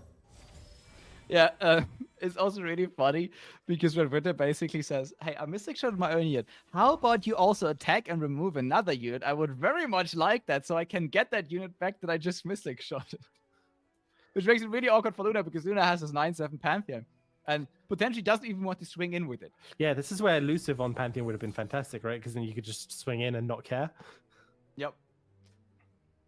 Now swings in, gets rid of another unit. Are those two units enough for Redwinter to pull the trigger and say, okay, here, I'm gonna revive? I don't think so. I don't think so. Then maybe Luna just says, okay, it's time. They don't have Chrono Break. I'm getting rid of Echo. But I think the way Luna has been playing, Luna is expecting the Chrono Break. Same with Redwinter, right? Redwinter's been playing as if they have a Chrono Break too. It's been a lot of like big attacks. Look, try and remove my units so I can play Chrono Break. Yeah, So- but nothing not really a thing most of the time. Both So players you- know. Both players Both players know. They know. They're like, yep, where is it? Go on, go and play it. But Redwinter is saying no. It's like, hey, look, these two units, okay, I don't really care about the 1/3. The elusive unit was kind of nice, but really, I gotta make sure you don't kill my Echo. Jinx being predicted as well as Skyrim Sense and Ancient Preparations. Only Jinx really an option for us, obviously. Probably just gonna grab get it, rid of yeah. the other Play two, it. Yeah. Again, if at any point any of the key units get removed, like a Jinx or an Echo or the Voices, that's when you slam the Chrono Break. But the problem is, obviously, the longer you wait, the bigger this Pantheon's gonna get, right? And the bigger this Pantheon gets, the more he's closer just to hitting you once and finishing the game. And he is getting very big. He's actually, if he blocks this turn, he's actually big enough to find lethal next turn. Yeah, the other big problem, obviously, is that Spell Shield, right? So even though Redwinter does run cards like Quicksand, and Quicksand is available as an option, first has to commit another spell into the Pantheon beforehand. And the problem, obviously, is that Luna has plenty of ways of just re-giving Spell Shield in the deck. All right, Jinx on the board.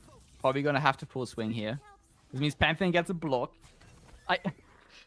Okay, so okay, Pantheon blocks the Jinx. All right, this will probably mean we get the Chrono Break this turn. Afterwards, you have again the single combat. You know, really the star of the show here, I have to say, is Silence and Suppress.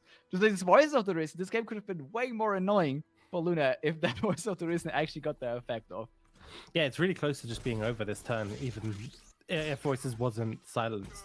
I mean, still very, very close to winning on the side of Red Winter. The Clockling is putting in work. Just the 2 damage pig here every time. Can we get another Chrono Break? No. Unfortunate. Ooh, get it right of negation though. There is a consideration to not Chrono Break here. Okay. No, we do Chrono Break. This actually gives Luna the option, like, we will survive this. And we actually will find lethal next turn on the side of Luna. Because we have that single combat and that Pantheon with Fury, so we can just, like, pull unit, play single combat, and just push for 12. Yeah, I mean, it's. I don't think Red Winter has an answer to that outside of maybe some burn in the deck. But we've already seen Red Winter play 1 Mystic to deny the Pantheon strike, which means there isn't that much left. Yeah, and with this attack, like even with Pantheon just blocking, we can actually get it to very comfortable range. Yeah, just gonna be on 12 attack and then next single combat. Got the lethal. Let's see. I mean, we can potentially just draw. We already saw the Red of Negation. If we just actually draw that, it could be pretty nice. Ooh. I like this. Okay. Okay, Luna doesn't have enough mana for Red of Negation now. We get Pantheon up to 13 attack. We leave Echo alive. And then we just pull the Echo with 1 HP. Yeah, so Red Winter now has to time trick into the Quicksand, right? That's their only out. Yes. And then Mystic Shot the Pantheon beforehand. That's not a Chrono Break. It's not really doing it for you. You would love to take them, but unfortunately, you are staring down at Pantheon. Yeah, and you have to commit the Mystic Shock now and hope to draw Quicksand. Yeah, we get another Jinx to predict that escape not really working out. We're still going for that play, obviously. We still have the top deck. It has to work out for Red Winter if Red Winter wants to get away with. So there was a consideration there to take the time trick again. So you could time trick again this turn and look for it. But they went for the skip and got the Jinx, and I think that was potentially a line that ends up punishing them because, yeah, as we can see here, it's perfect damage. I think you had to do it. Yeah. Because you had the Mystic Shot, right? Yeah, So, but you time trick this turn, right? You just missed. You still Mystic Shot, and it gives you the extra chance. True. Okay, missed out on that one. Missed out on going further into the top 16, which means Luna will actually move on. Very well played, obviously, there from Luna. Just kept the Echo in check every time. And Silence and Suppress just bombing through. Man, that card actually just pulling its weight. That just brings me back to the last World Championship, where Smooth obviously pulled that card out to greater effect as well. It's always fun to see these little tags in the decks just actually making a big difference. Also fun to see Pantheon. We talked about it. We want to see like all kinds of decks. We've been talking. This is a very open meta. And you know what? Did we see Jinx Echo? Did we see Pantheon? We yet now saw it. We didn't see it last round. So I'm excited to see what other games bring us, because there might be a couple of other decks that we haven't seen yet that will show up today. I'm sure of it. Yeah, I mean, I am super happy about it. We get to see such variety today of matches, and it's fun. It's great being able to be here on the desk here with UST, being able to. I think one thing I've noted, this is our first official cast between the two of us, and it's been fantastic, IST. It's been so much fun, and I want to see way more action coming up. Yeah, 100%. We had some casts before, but never together, right? We've been casting grassroots tournaments since the beginning of Runeterra together. But this is the first time we actually get to see and get to sit on the Legends of Runeterra official Riot desk together. Really excited for that one. We have the next game about ready for you guys almost, so we can hop into the game that we've all been waiting for, okay? We have been talking about Silence and Suppress for a little bit. And I don't know.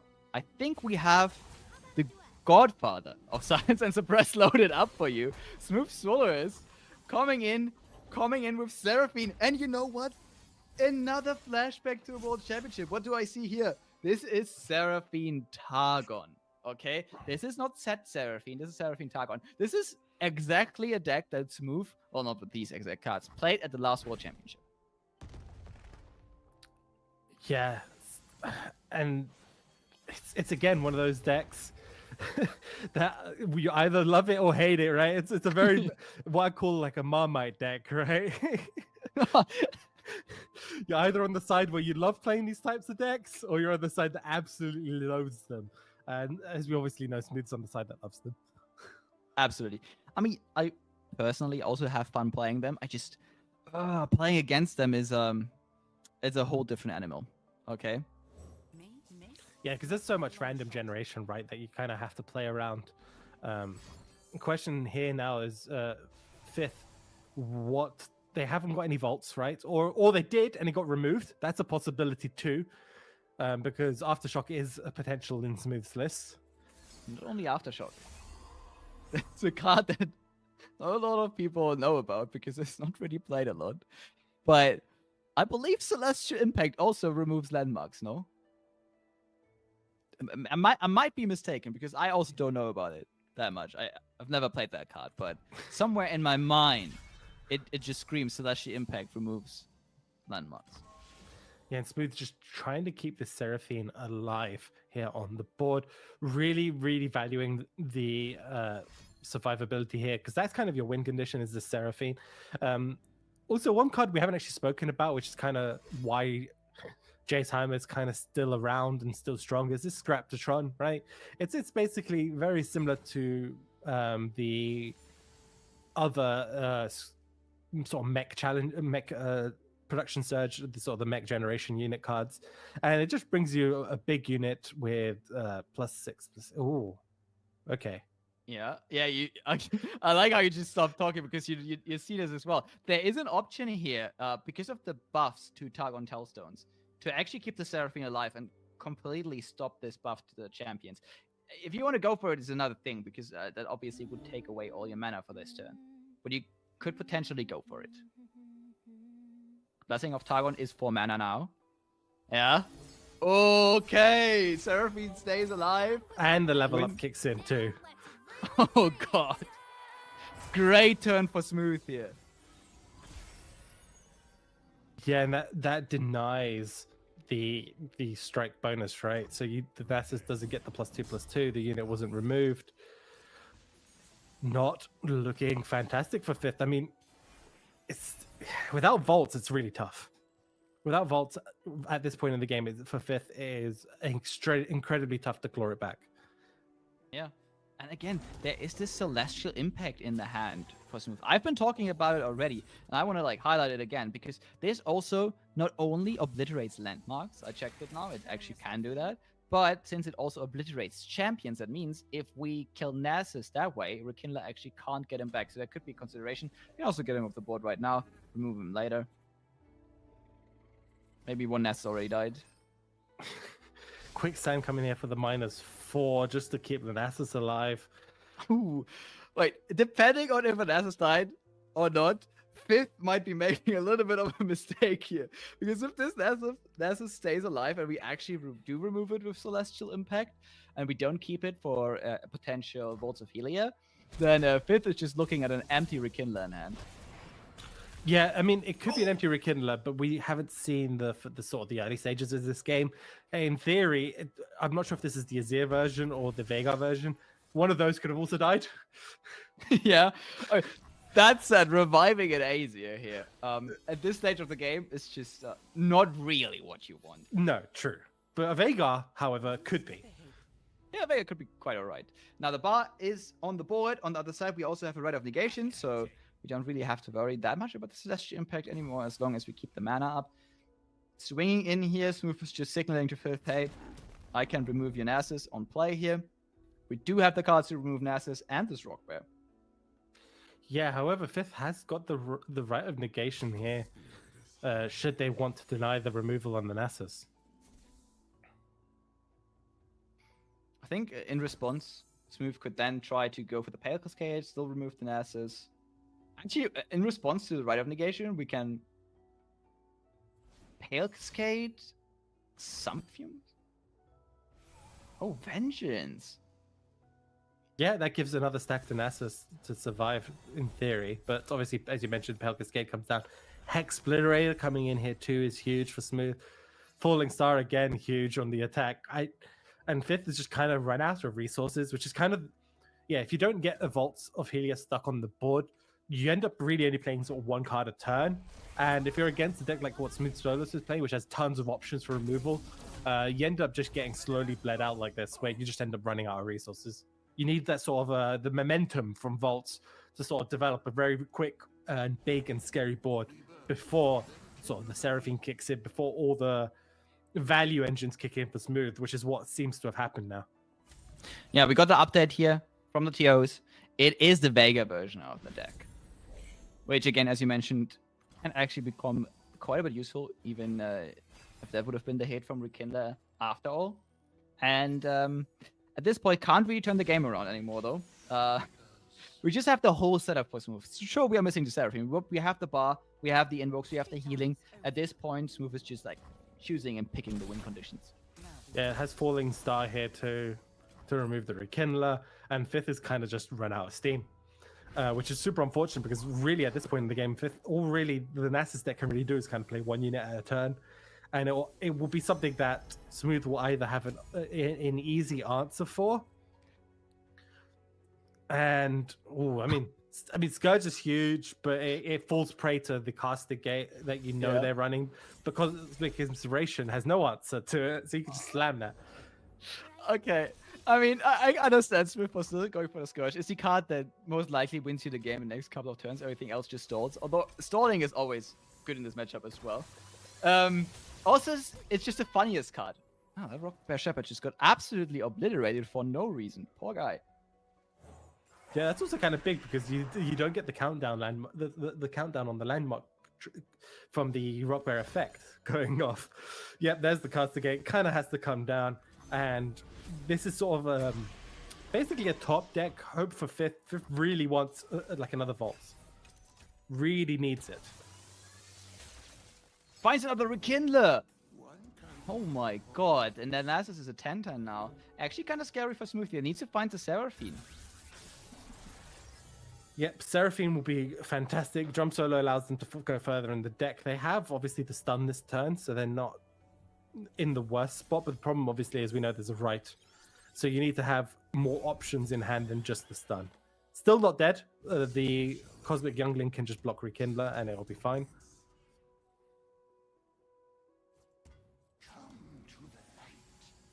Even if you don't block here. You should safety block and just stun, I'm assuming. Yep, there we go. Yeah, I'm pretty sure you safety block.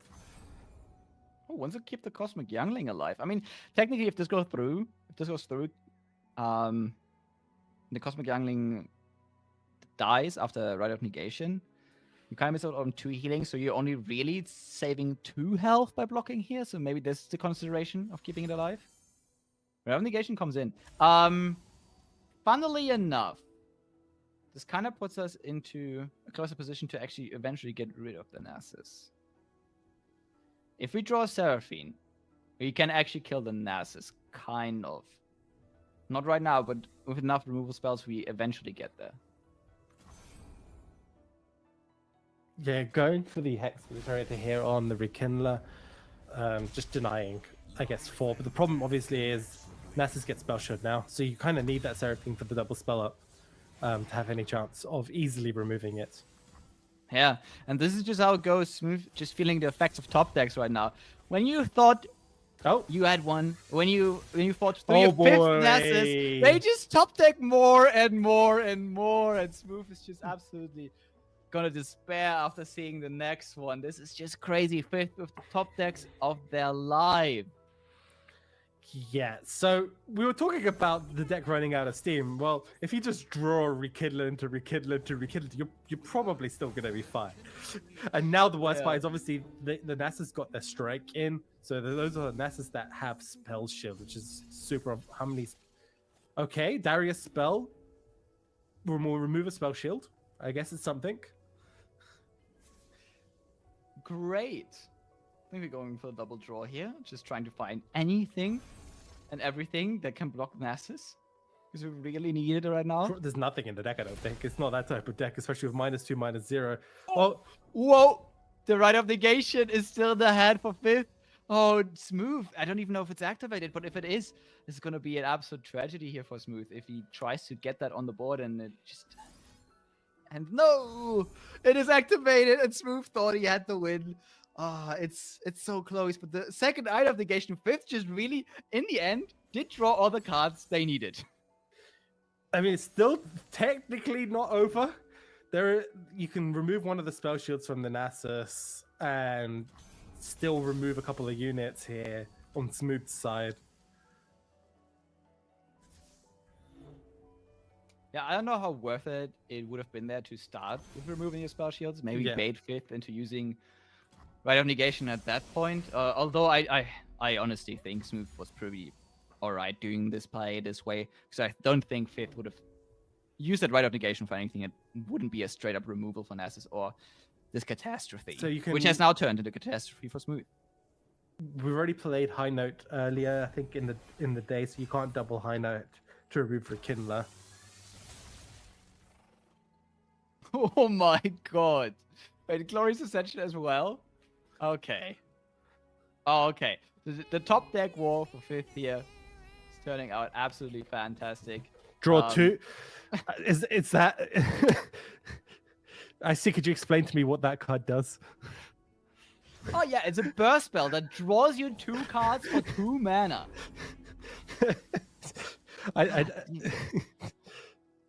It's such a good card.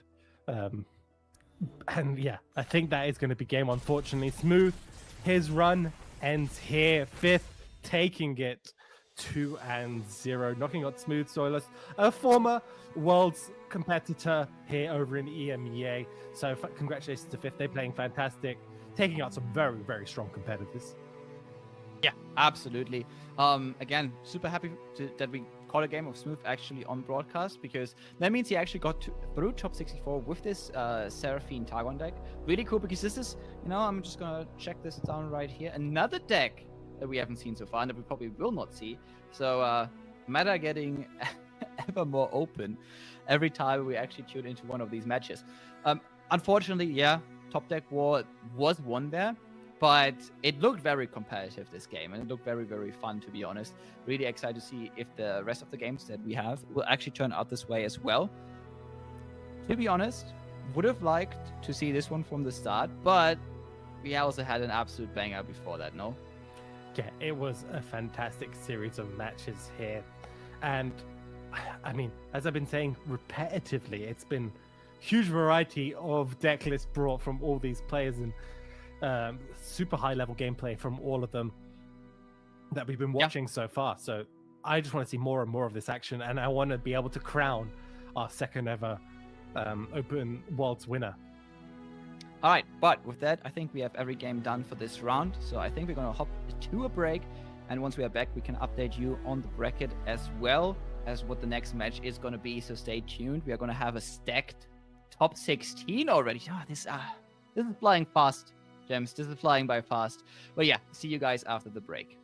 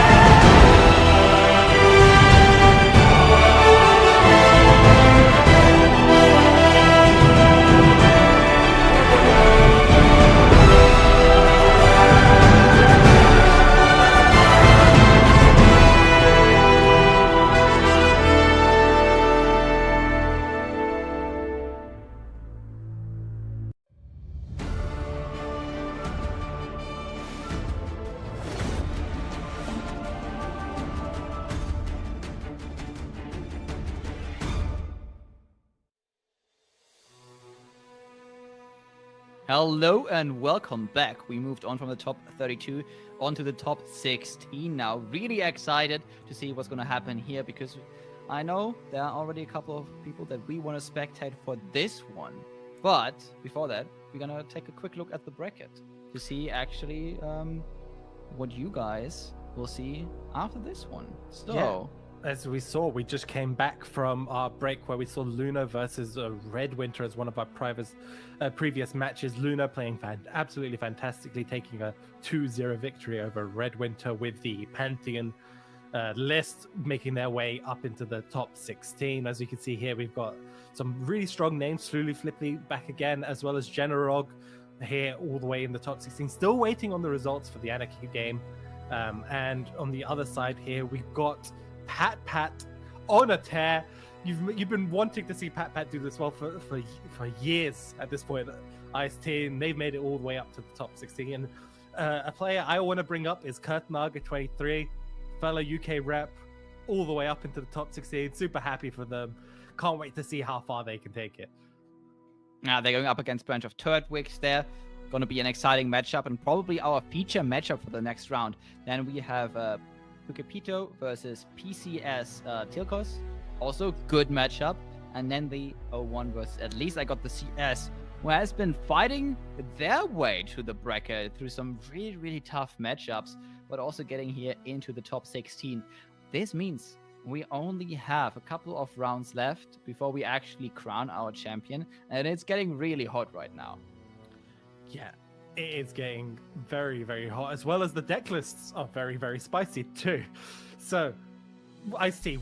We've seen a wide variety of decks today. What decks do you reckon that we have yet to see that you want to see? Okay, so we haven't seen Heimerdinger in action. Not the hottest deck, but Heimerdinger J is obviously a deck that we haven't seen so far. One deck that has been losing a lot of favor, but is also still in the meta, would be the Pendle Jin deck. And I would really love to see that because it's a very unique deck. And if we get that in one of the lineups, I would be incredibly happy. Outside of that, we also have a wide variety of Jax decks that we haven't seen, okay? Jax obviously has been on the ladder with like 5 to 6 different decks. And we haven't really seen a lot of variety. I think we only saw one Jax deck today, so I'm excited to see if we can catch a couple more. But I think with that, we can actually go into the lineups for our first matchup, which, again, is going to be your fellow UK countryman fighting there. Kurtnaga versus Branch of Turtwigs. And look at the lineups again. So we've got another list we haven't actually spoken about today at all, which is the Sump Monument Teemo list here. And you mentioned the Jin list. You've got it. That is also here in Branch of Turtwigs. But there's another deck we haven't actually had a chance to talk about, which is the Sump Monument Teemo list. Fantastic. Sort of, I guess it's more of a counter deck lineup counter list. You bring it if you're expecting certain things, right? I don't think it's the strongest deck right now, but it's definitely one of those sort of lineup centric decks you can bring if you're expecting a very specific meta. And in this case, Turtwig, it's been working out for them fine. Yeah, okay. Branch of Turtwigs here bringing a lineup that I want to see. On the other side, there are a couple of decks we have already seen. I don't think we have seen the Aatrox version together with the Quinn and the Vayne together. Again, really, really strong deck right now. One of the strongest mid-range and solid mid-range decks that we have in the meta. Then we have the Nasus Vega version that we just saw take a bit more of a control version of that deck. And then we have Jax Varus. This is the Jax deck that we have seen during the whole day. And again, one deck that got popular during the last week and has been doing fantastically so far.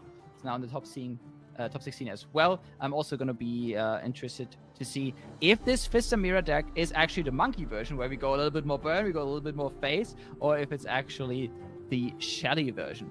I mean, we can take a quick look through the deck list right now.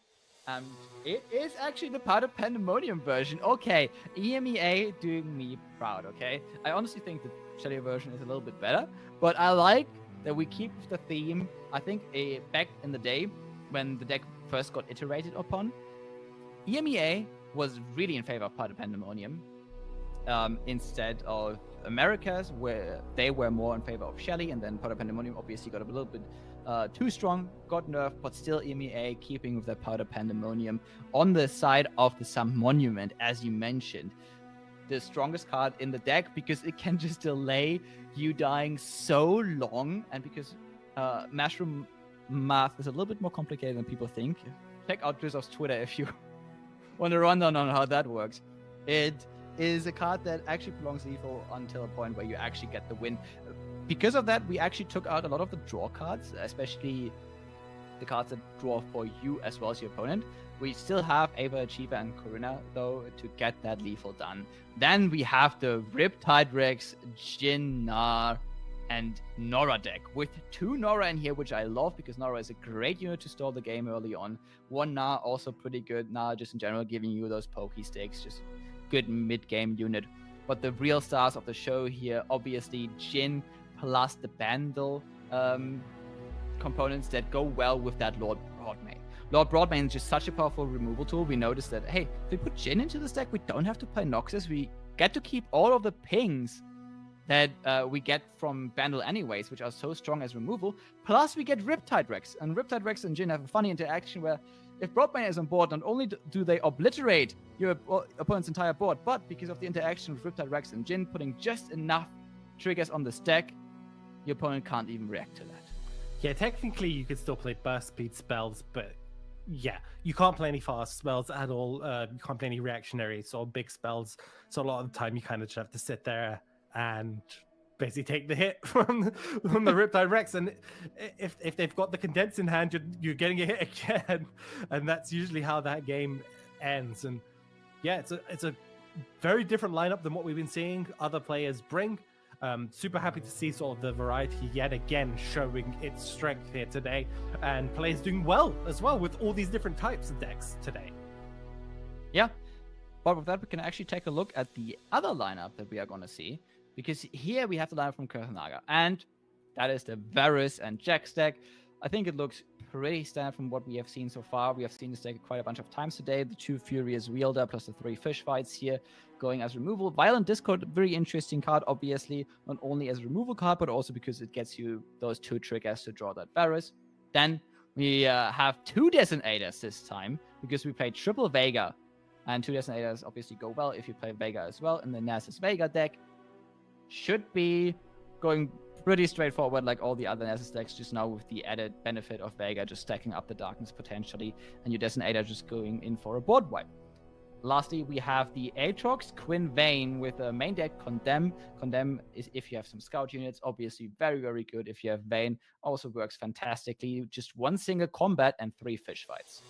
Yeah, again, as you mentioned, the scout, you've got the Blinding Assault, which gives you a Valor, which gives you another option there for the scout. The key card, obviously, a lot of the time in that matchup is the Darkin Harp. You kind of want the quick attack on a lot of your challenge units or your scout units to make it very difficult for trading. Going to be very interesting to see how this plays out. I really suspect we might see the Some Monument Teemo list, the Puffcap deck, actually being the ban here. It could be the case. This is really annoying to play against if you're playing a mid-range deck, because all of a sudden your big dudes getting through does not immediately get you the win. Yeah, which you don't end the game, and you're also playing slower Demacia decks, so you're not putting as many Puffcaps as, like, say, a Champion Strength version would, right? Yeah, that Varus deck can potentially pop off and just throw in a lot of mushrooms, especially with the Overwhelm later on Varus. But yeah, it's going to be tough to get that lethal otherwise.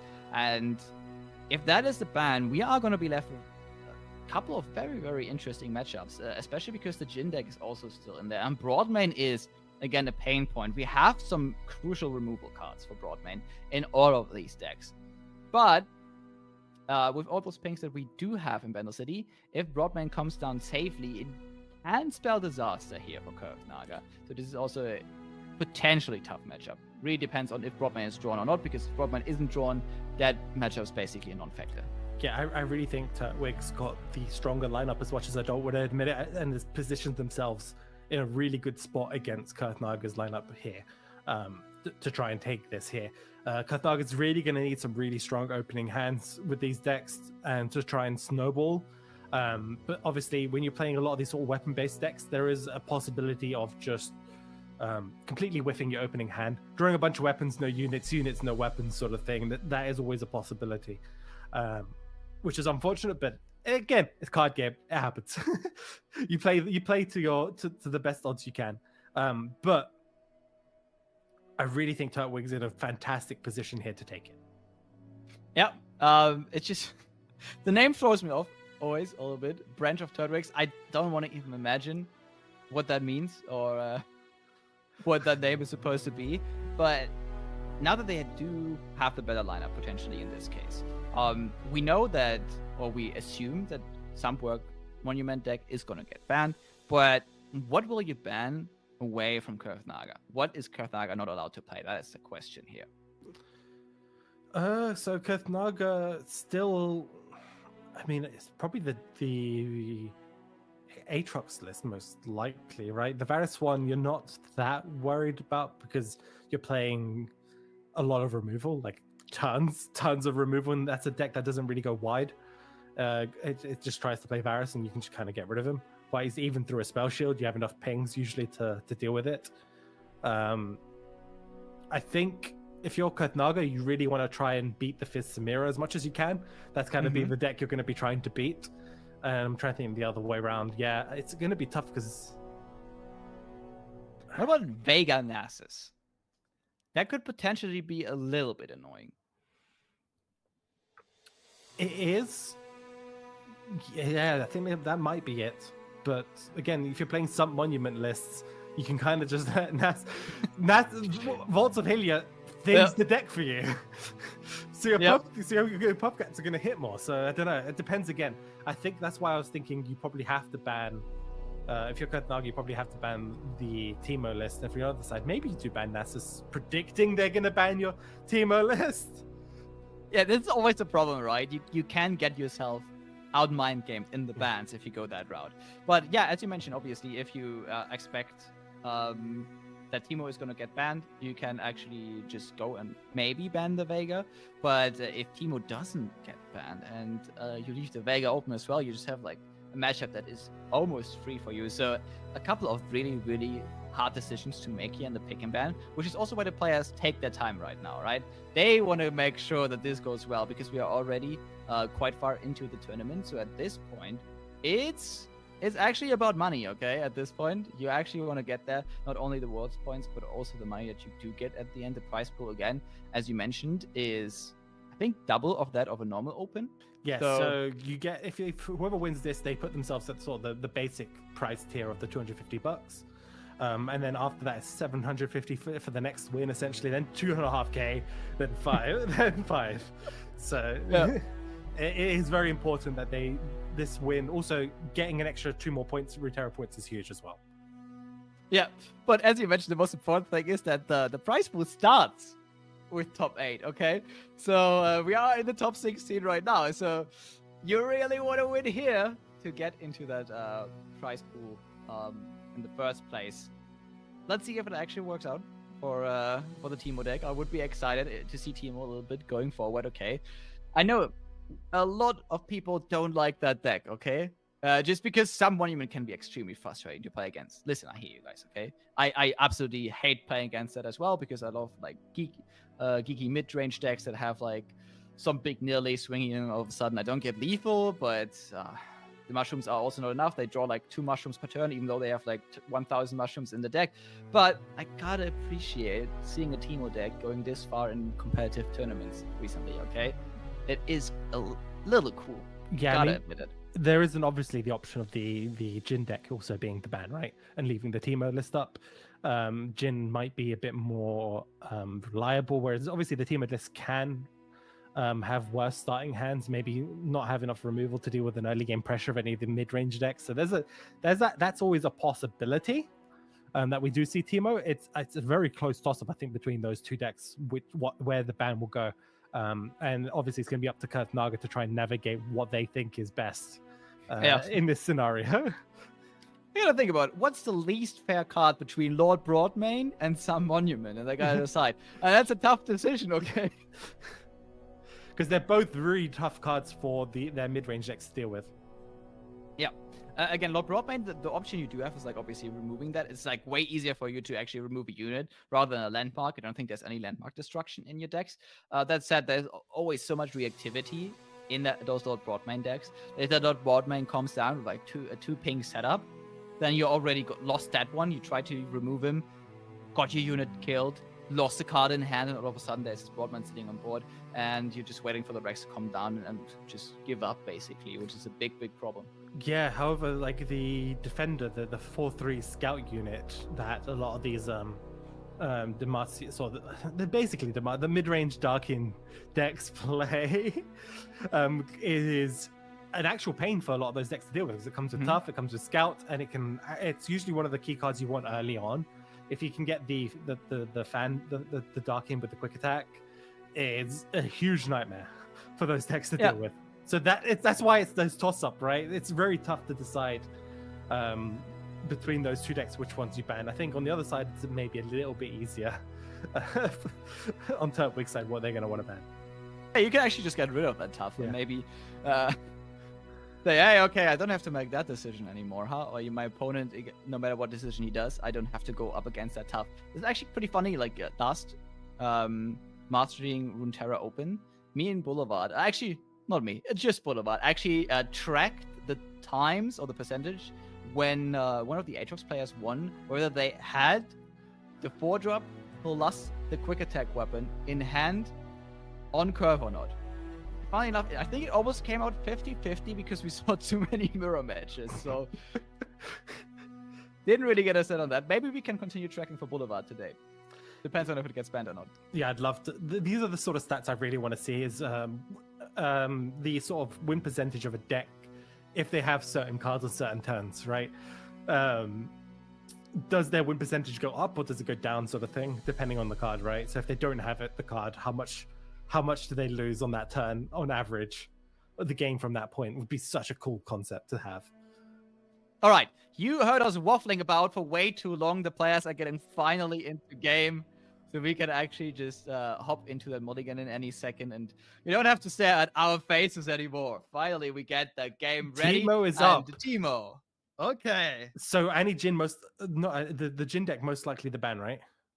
Yeah, I would assume so. I think we're going to see the bans at some point during the game, so we can actually confirm that one. This is the one deck we were sure that it was going to be left open anyways on Katnaga's side, so no surprise here. Yeah, and Bayer is going to be super happy. We get to see Jax Varus again on stream and see how well it performs today. Yeah. Is he going to be happy? It's not him. It's not him on broadcast. All right, yeah, it was the Aatrox ban that we predicted. And on the other side, it was actually the Fissamira ban. Oh, okay. A little bit afraid of the aggressive potential. That I was not expecting. I can see it, though. The deck can potentially overrun the Varus deck as well as the Nasus deck. While that is true, I feel like the control decks here are positioned perfectly for your mid-range lists. So I don't know. It's a really tough call to make. Let's see how it works out. I mean, you gotta trust your fellow UK countrymen. I know. I have to trust them here because I need them to win. I need Katnaga. Come on. We haven't had UK representation since actually we had Fly in the last Open actually. Fly made it all the way after like a huge hiatus straight away into the top 32 last time. All right, let's see if Kurtnaga can actually get a little bit further, can get into the top 8. We have Jackson in hand already, had the cultist set up. We can actually go pretty aggressive here, which is really good because right now, Bento Turtwig does not have the monument quite yet. Yeah, the question here is, do you go for the Jax or not? It equips a weapon. Does go for the open attack, just trying to push a little bit of damage, just maybe keeping that fish fight option open. Can develop the Jax now, but again, Mystic Shot is already there on the other side. We kind of have protection in hands. Maybe it's all right. We could honestly also just set up another cultist, try to go for a huge swing on our next attack token. Yeah, I think I would have liked to have seen maybe some development from Kurtnaga. The Jax would have allowed you to have the catch available still in hand on the open to play around like a Mystic. and also push a bit more damage. Would have also enabled your equipment cards, base cards, so they would all be available too. Ooh. Okay. Corinna already there. I don't know if you want to take her there early. I believe you probably want a little bit more setup and then Chump into Wumps Corinna is later. fantastic as well. Teemo, while good, probably if you're Kurtnaga freezing next turn, you just don't want the hits to go in at all. Oh, there we go, Furious Wither. But you don't have an equipped, you don't have equipped units, yeah. It can't freeze the Teemo. Actually, it also can't freeze the Teemo because Teemo is not going to be the strongest unit on the board. Yep. And this is all down to not having the Jax played, right? Oh, some monument as well now. Oh no. Yep. Everything going right for Breath of Turtwig here. Teemo also gonna flip here. I'm surprised that Turtwig didn't just go for the Mystic potential level up, right? I mean, we flip the Teemo now, Yeah. and then the next time we get the double up on mushrooms. With some monument actually being in our hand now, we actually have a little bit more time. We just bought ourselves so much time. Yeah, because next turn you can even slam it this turn, right? Which is huge.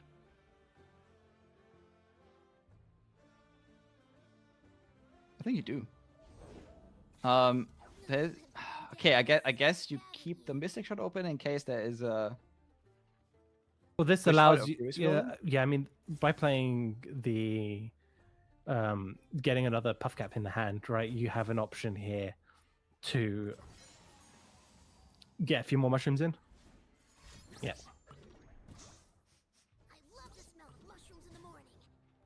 So the mushroom stacking up currently. We also have Ava in hand, which Ava and a couple mushrooms can absolutely pop off. It's always, you know, whenever my opponent has Ava on the board, it's time to pray. Honestly, it's time to pray to every and any entity out there that could help you, because that doubling on the mushrooms it's quite severe. Plus, you also again just fills up your mushrooms even more. Brown end. So probably have to just natural. Yeah, these Shadow Fiends are probably going to have to come down. Both of them probably from Kurtnaga. Yep, going to go as wide as you can. And obviously you're going to see some monument come down. And this is that key card. This is probably one of the first broadcasts we have that we're seeing, sort of like the official right ones, where we're seeing some monument being played. Such a cool concept card, landmark. So for every point of damage Turtwig should be taking, we see 3 mushrooms shuffled into their own deck. So you mentioned like the complicated maths. So the idea behind it is obviously you're not going to be drawing that many mushrooms a turn. So what some monument does is allow you to survive a bit longer than you would have without having to expend sort of loads of spells and resources to deal with Kurtnaga's board. Instead, you could just go full on in on your game plan to just play like Karina and Ava and stuff. Ooh, I love letting the Teemo go here. Not only playing around catch, but also you're kind of setting up that Ava. And Ava is actually at this point almost as strong as Teemo. And if you set her up right now, could potentially, especially in combination with Corinna, just get you a very, very quick lethal. Also, keeping those Mystic Shots means you have a little bit more reach. Yeah, I mean, you could while you could play Ava. Yeah, but Turtwig was contemplating whether or not to play Ava, because obviously the problem is if there's another bit of removal here on Kurtnaga's side, that's going to be super unfortunate. But we know there isn't. And the thing is, look, Kurtnaga's going to go for this open attack. There's going to be tons of mushrooms in the deck. However, Karina's going to come down with Ava on the board. So if you guys don't know what that combo is, it will essentially double all the mushrooms the Karina hits. All right, are you ready? I think do we pop it off this turn? I think we do, right? We just play a 2-drop. Yeah, especially with the full of double Mystic mushrooms. in hand, because you can just slam those as well. This Subway is so good in this case. Look, this would have been lethal twice over already for Kurtnaga, and Kurtnaga is just so upset right now. Somebody was just absolutely stopping all the damage coming in. And yep, there's Corinna. How many mushrooms can we get? Can we draw some removal on Kurtnaga's side? You don't even want to risk it, yeah. Oh, 16! Yeah. 16! 16! Oh my god, so 8 mushrooms drawn. Obviously, Ava doubled them up. Oh my And god. that's the problem, right? This is why I was so scared of actually this deck and the Jin deck, right? Because you're playing these mid-range decks that just you cannot finish the game quick enough, right? It's not like an aggro deck. It's not like a champion strength deck. So usually what happens is with a champion strength deck, you'll shuffle like 500 mushrooms on the champion strength turn in the sub monument list. So they usually draw like nearly 20 a turn. The maths gets really silly, but they draw a lot basically, and they usually kill themselves very easily before they can pop off. So with champion strength it's a bit different, but for these sort of Varus lists, the Aatrox decks, they're very slow in terms of like the mushroom accumulation that they give for the sub monument player. So they have all the time in the world. All right, and now we see the Jin deck, but there's some Naga also swapping deck, saying, "Okay, good, I want to play something else. I really want to get the Vega Nasus deck through first."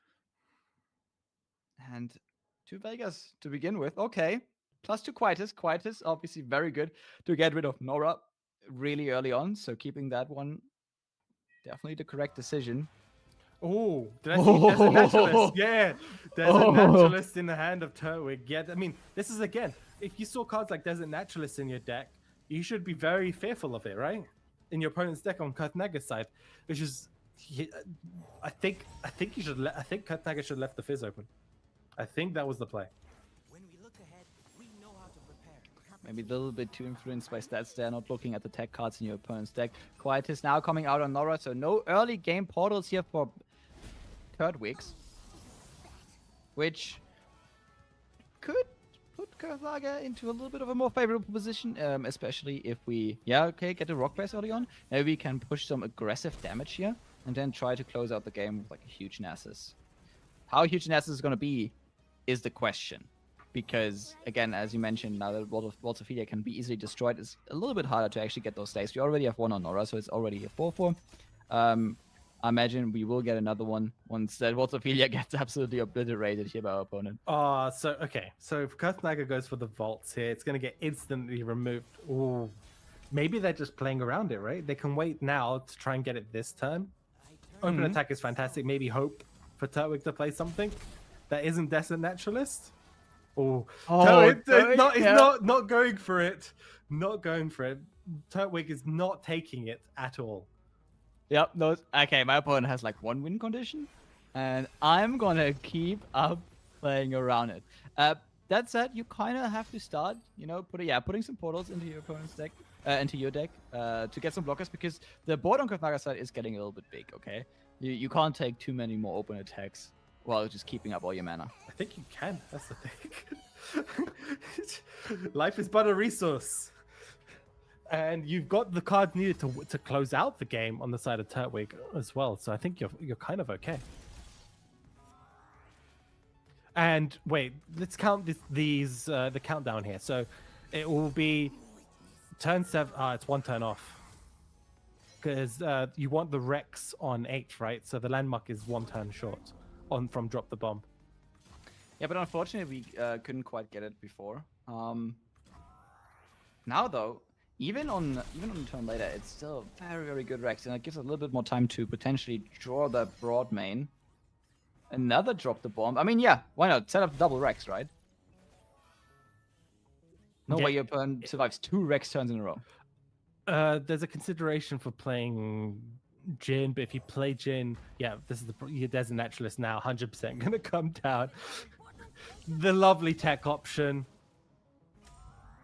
Unfortunately, it triggers Jin, which I think is what Turtwig was trying to set up for, right? The ping from the Jin to set up the Rex from the skill. So if you're playing Jin, you play 3 spells or skills on every third. You get the little the effect from Jin that does 1 damage to the Nexus. And if he's on board, he also stuns the unit. If we would have drawn a ping here, we could have potentially did it still. They have a ping in hand, right? So they can Pytos and trigger it and play Rex. Yeah. Offering the end of round again. I mean, you have another Walls of Ophelia here on Kurtnaga's side. It's just passing it back and forth, okay? It's actually gameplay really that we scary. haven't seen. Gameplay that we haven't seen in a while in Runeterra. It's actually extremely scary because I'm not sure if I agree with that. Why don't we remove the rock? I guess, yeah. It's essentially playing around the same amount of Rex shots, putting this down to 2 HP. So yeah, I don't really understand either. Yeah, what Chat is going to cover us. They're going to find a reason. Because if there's a scenario here that Rex misses the rock bear, Vault still Helia just gets to come down. Okay. guess it's No, not first shot. yeah. There was the possibility, right? So you had to play around it. Rex had some target, correct? Vaults will most likely come down. I believe Vega survived. Yep. Yeah, but if both come down, and I guess you don't block with Vega then, and you just have to take 7? But you kind of need vaults. That's the thing. The whole game plan here is around it. So while you could Vengeance, you're going to get hit by another... Oh, you're getting hit by another Rex next turn. If you're Kurtnaga. Yeah. But imagine if you don't block here, or if you don't Vengeance here. You're already going to eat 7, and then you're going to get hit by another Rex? Lasting Jin triggers?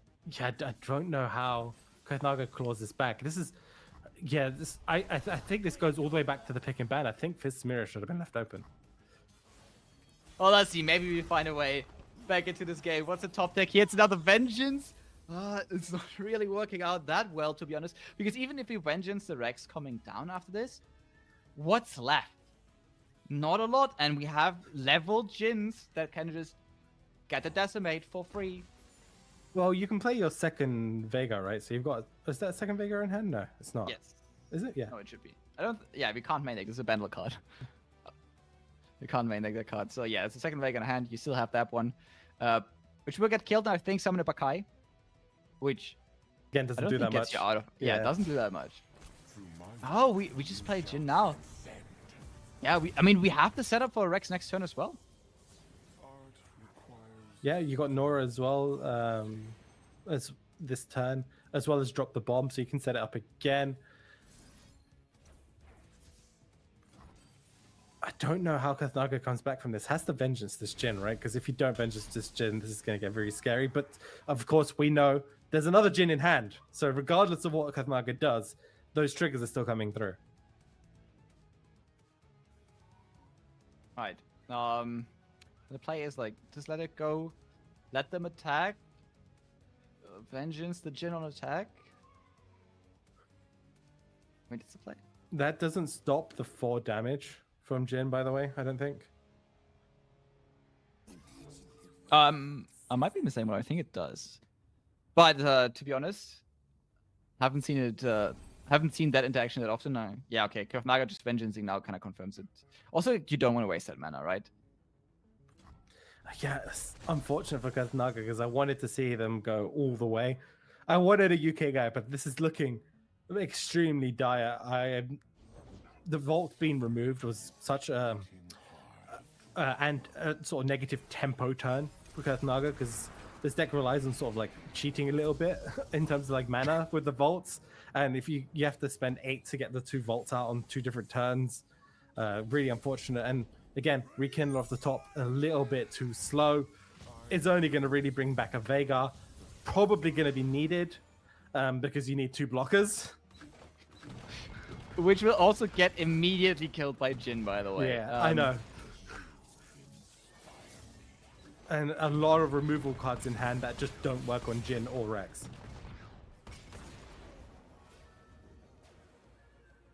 Right. They would have... You know what they would have worked on? Fizz Mirror. Yeah, they would have been fantastic. It would have been absolutely fantastic. Yep, there's the wallop. There's another stun coming down. Oh, it's... Yeah. Now the Jin is on board. It's actually 2 stuns. I think that's it. That's lethal. Yeah, because you could darkness one of them, and then the other one kills you. So yeah, the other one just kills you. Unfortunate for Kurtnaga. That is going to be their run. Still a fantastic showing from them. They made it all the way here to the top 16, so they're going to guarantee themselves 7 Runeterra points at least, and a couple of titles for them games, and a couple like other little bits in-game content stuff. So they're going to still be happy. They can still try and go for the sort of the overall Runeterra points here, and that's going to be great for them. And there we go. The GG comes out from both sides. The pass has to come over for Kurthnaga. Kurthnaga just enjoying the last bit of moments in this world's qualifier, you know? You gotta extend the time a little bit. Yeah, so like I said, you can remove Jin and then Rex is ultimately gonna end the match. Big boy Rex coming in twice, just absolutely closing out the game. And what a series we saw! What a series we saw, Jims. Really happy that we caught this. Not only did we get to see the Rex Jin, but we also got to see the perfect 16 damage mushroom lethal. I think this was, for me, the most fun series we had so far. Obviously not for you. You wanted to see Kurthnaga win there. I really wanted to see Quarterfinal win there. I was like rooting, but unfortunately, that is how card games are. Sometimes it's just not your day. Yeah, wasn't Kurthnaga's day today. That said, I think that also brings us to more unique decks played today. Okay, I think I'm gonna look over this board later and gonna count all the unique decks that we had on broadcast actually, because they keep stacking up. The one thing that keeps constant is actually Nasus. We've seen a lot of Nasus today. Let's see if we also get to see it in the next game, because we have another game ready for you. It's gonna be At Least I Got the CS versus Nenvi. I hope we get to jump into that game, because that could be really exciting, because there we get to see a deck that kind of has broke the community in the past week. It's the set deck. The set Seraphine. Yeah, again, we've seen this a little bit earlier on. It's very similar to like the old like sort of Karma Seraphine, so Karma sets we used to see in the day, but it runs the bar early, back keep. Basically, they've changed their list around to not be as reliant on like the Karma combo as much as it used to be. However, this is still a pretty scary attack turn here from Nenvi. Almost pushing through lethal, especially with that warning shot in hand as well. But unless we find some draw, this looks like to be the last big turn. I mean, they're most likely gonna get a stylish shot back too here, so it's very close. All right, so it actually depends on if At Least I Got the CS plays around that and tries to remove a couple of these monkeys. Yeah. Yeah. Okay. All right. Only 5 damage pushed. That's kind of scary for Nenvi, because we just kind of blew our load. Yeah, and you can't actually play the unit in hand. One of the new Brash units, they got recently sort of slightly... Did they get changed? I forgot. They got buffed, right? Yes. I believe, yeah. Yeah, they got buffed. Now they give you 3 coins and plunder. So you can actually maybe just throw it down. Oh, you get it down? No, that's good, because yeah. that gives you another turn of potential survivability. Gets that overwhelmed Danger, set. yeah.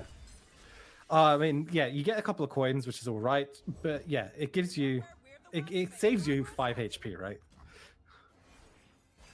That is still 7 damage coming in just from the open attack. Oh, actually a little bit more. It's 8 damage if we actually go for it and just If you go for the Hex Splitterator and just push, yeah. Lethal. Yeah. And At Least I Got this, yes. We just tuned in, getting a very quick here, what looks to be a 2-0. Well, the mirror decks, especially the monkey versions, actually getting quite far into the tournament. I was about to shit talk the deck, but it had to get to the top 16 in the first place to get absolutely obliterated in the top 16, you know? I mean, that's just how it is. I mean, I feel like that's probably one of the better matchups, especially since the nerfs to the Seraphine Fizz deck, the sort of Karma set Seraphine list that are a little bit slower, get an extra turn or two to deal with Powder Pandemonium, which is all they really usually needed. Yeah, especially those set decks, right? Where you just have to get a couple more turns in, get that mana, get that leveled set, and then you can pop off. Especially those decks needed, and now they have it. But it also showed, again, deck not really being strong. The strongest we've seen it in this round was when it was banned, because on the other side, there were a couple of good decks that Branch of Turbo's could play. But I think we are probably going to see Samir face once or twice more in this tournament. We have another matchup ready for you, and it's actually going to be a mirror between 2 Nasus lineups, and so much Nasus today. Shadow Isles being represented, by Nasus instead of Vega today is something I did not see coming. I knew that Nasus was going to be played. I did not know it would completely overtake Heimerdinger Jace in the later rounds. So what I think's happening is a lot of players have realized, okay, there's a lot of like these Darkin weapon decks, sort of mid-range, big unit decks, which obviously Nasus is way stronger into. And players have gone, okay, let's try and tech for that sort of deck and try to beat those instead. And that ends up with you bringing a lot more Nasus, which should be pretty good into it. Has tons of removal and big units of their own. And that's what we're seeing here today. And Schlulu Flippy here doesn't have a board, doesn't have vaults, has some removal, but again, missing those key cards here in the mirror.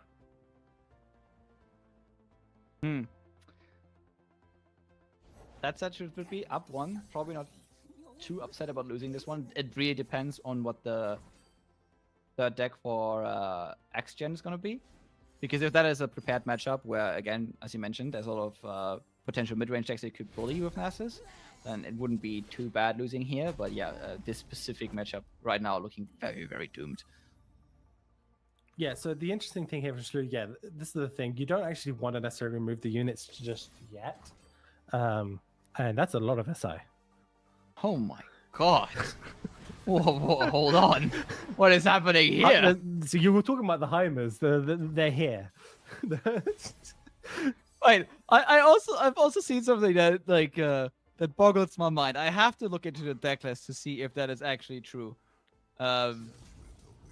Ripple as I lineup? So Heimer Jace, Vega, Nasus, and I'm not sure what the third one would be. I'm actually going to take a look at that right now. I'm extremely interested. Oh, it's Spooky Ash. Ah, okay. That makes sense. We've seen it today already.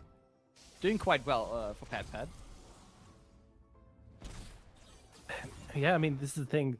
Schlulu Flippy recognizing, yeah, the Nasus is kind of the only problem. If you don't kill Detonator here, Vaults doesn't actually trigger. So you have to kind of find ways of just ignoring the Detonator for the next couple of turns if possible to stop sort of the Vaults hitting Nasus, because you really don't want as the Rekindlers coming down at all.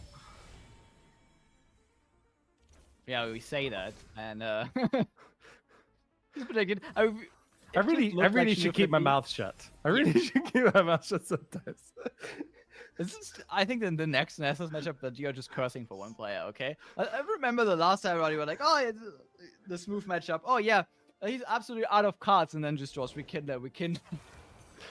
And there we go again. I mean, there's a Vengeance ready for this Nasus, but with this Rekindler, we are in trouble.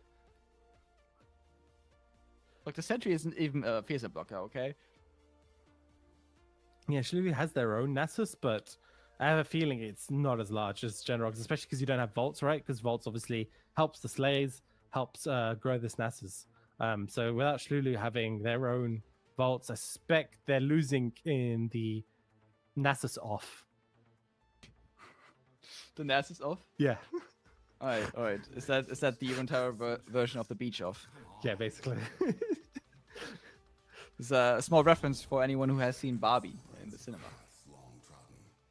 Yeah. So Schlulu, it's got a smaller Nasus than Genrox. But not that much smaller. It's gone now, though. Yeah, it's close enough. Which makes it the smallest Nasus. It's a 0-0 Nasus. Yeah, and no Rekindlers, no Vaults. Yeah, again, looking really... I mean, it's still not necessarily over. So Schlulu can block the Detonator here. I mean, Rekindler's going to come down, right? So that's gonna just make things absolutely terrible. I'm trying to be positive here. I'm trying to be positive. Because last time when I wasn't positive... Okay, guys. You know what that means, right? If the apocalypse is starting, you want Gems with you in that bunker, okay? He's gonna bring the energy back up, okay? Oh no, radioactive mutants gathering outside of the bunker. It's fine.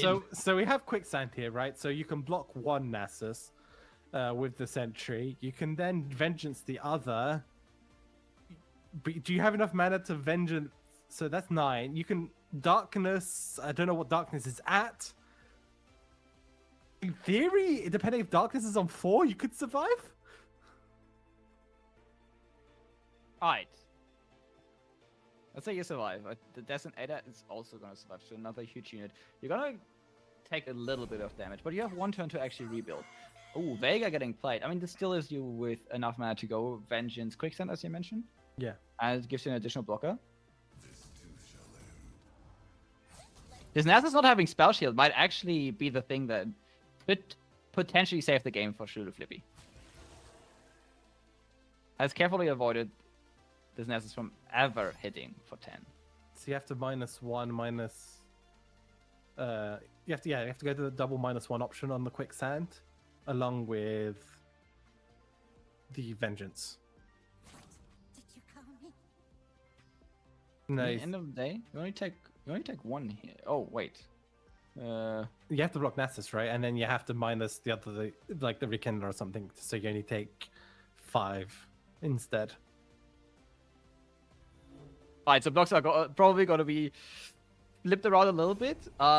Rope is burning, don't have that much time. Shulu Flippy. It's time to move those blocks around. Okay. Wait, hold on. Why? Did you call me?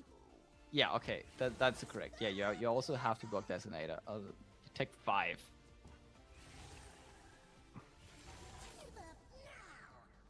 Yeah, it doesn't really matter which way you block, to be honest. You could have put a little bit more damage in Nasus, but I think at those HP numbers, it doesn't matter if he gets 2 damage or not. Unfortunately, you know, with this play, it takes away only 1 point of damage, takes away the fearsome, but it doesn't silence. And Nasus still gets the flip, still gets the spell shield. And you draw another Castigate, which really does not help you against this Nasus. Removes everything else from the board, but you still need an Nasus blocker, which you just don't have. So if you're Shlulu, you probably want to go Castigate. Actually, you can't even go Castigate because the problem if you go Castigate, if you're Shlulu, Yeah. Nasus obviously survives. And you've lost your Destinator. Genrock then loses Destinator, so Volts then triggers, and another Nasus just comes back up. And it'll be Rekindler plus Nasus, which is actually perfect attack damage, even if you can deal with Nasus. Okay, what can we predict it to? Nothing, yeah. Do a surrender. All right. Okay, we are actually getting a game 3 over here. Really excited for that one. Unfortunately, it's not going to be Spooky Ash. I think that was the SI deck that got banned. So, not going to see that one. Would have been really funny against Nasus.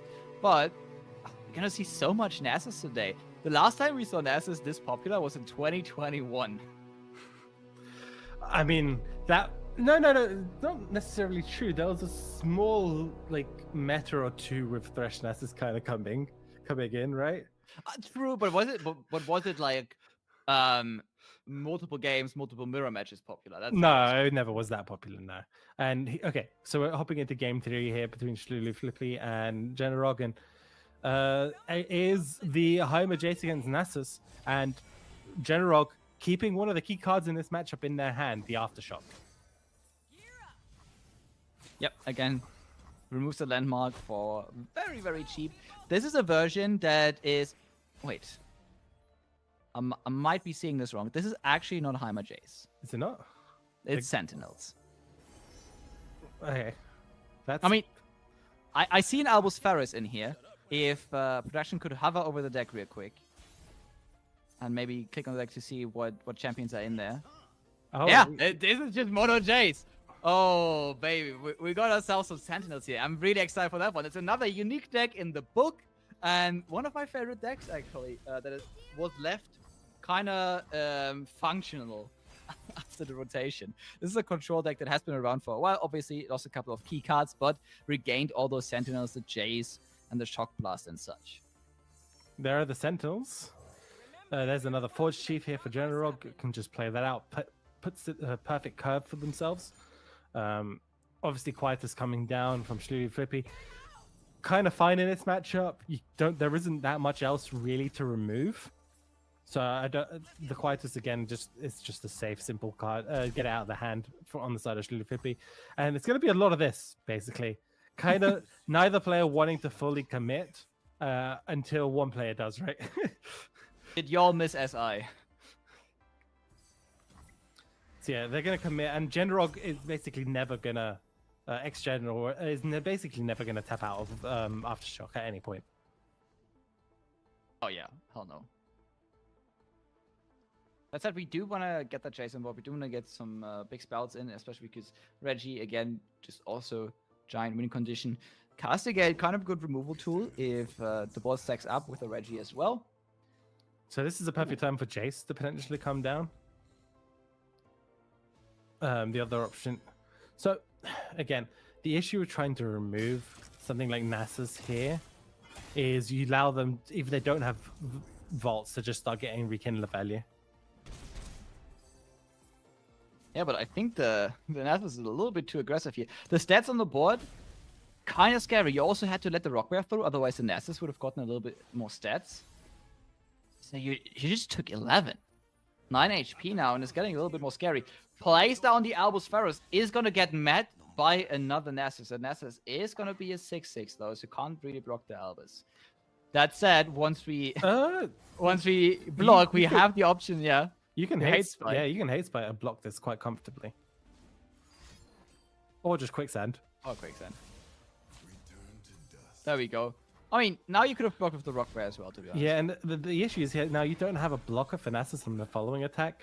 I guess their game plan was to obviously try get these Albuses down to do damage and just go for like a damage win con. But now they're in a position where, because they removed Nasus that previous turn, Rekindler came down. They're facing another Rekindler, and they don't have a single answer. They don't have fiercer blockers outside of their hand. If they develop Jace here, they're just going to lose Jace. That's probably just a straight up game here. That was a really quick game. Yeah, between super quick. Control-ish type decks. But yeah, especially in matchups like this can easily go this way. Nothing you can really do here. I mean, again, you can throw down Jace, you can block one Nasus, the other one's still going to get through, and then there's going to be damage around the sides. Yeah, I think they had to slam the Jace down the turn where they could. If they were taking that damage from Nasus anyway, right? That turn. If you managed to get Jace down, then your other Jaces from Albus would have been Shock Blast. Maybe that was a different line you could have attempted. But obviously, we see there's a Vengeance in Shulu, so they most likely would have just altered their game plan a little bit. It's tough to call. We do see the Jace flip. Yeah, but it's completely Kinda irrelevant. nice. It's irrelevant this turn. Yeah, it's a nice visual on stream though. The GG comes out. We just accept all of it. Say GG Shulu Flippy, and Shulu Flippy moves on to the top 8. Puts themselves into a money and prize position. Gets a couple more points. Unfortunately, that means XGen out. But again, also farm some points, especially in the top 16. Does get you a lot more points, especially in these Worlds Qualifier Opens. Well played there. Couldn't really do that much. I think Shuru Flippy, they're just absolutely in control of the game. But it really looked like the turnaround from the previous game, where it was also just very one-sided, I believe. So, 2 very one-sided decks with SI here, with the SI matchups. In the end, one Nasus deck moves on. Unfortunately, the Sentinels do not move on. I'm a little bit sad about that, okay? Would have liked to see a deck do a little bit more. Yeah, there's a consideration. If that was a Nasus, a Heimer instead of a Sentinels, would that have done better potentially? Mm-hmm. Yeah, could have. I mean, you have Scrapaton and cards like that to early on get a bunch of huge blockers so you don't take all that early damage. You're missing out on, like, the burn, but I think in that case, it potentially could have done a little bit better. Now, obviously, with Heimerdinger, you run into your opponent having, like, A tier of removal for Heimerdinger. Yeah, that's also always a little bit of a problem. always a problem for Heimerdinger. It should still be Nasus' favorite. Yeah. Yeah, unfortunately, we actually have our top 8 brackets for you guys now. So we can have a quick look at who's made it so far and which players are still left in this tournament. As we just saw, Shluli Flippy has made it themselves all the way up into the top 8, up against Black Boy. We have Pito versus At Least I Got the CS. Pat is still in here against Branch of Turtwigs, who we also just saw up against Kurth Naga. And 5th, up against the Dime 5th. Again, another player who we actually just saw previously taking a very strong match. A couple of really, really exciting matchups here in the quarterfinals. The Dime we haven't seen today so far. Also a player that is super recognizable.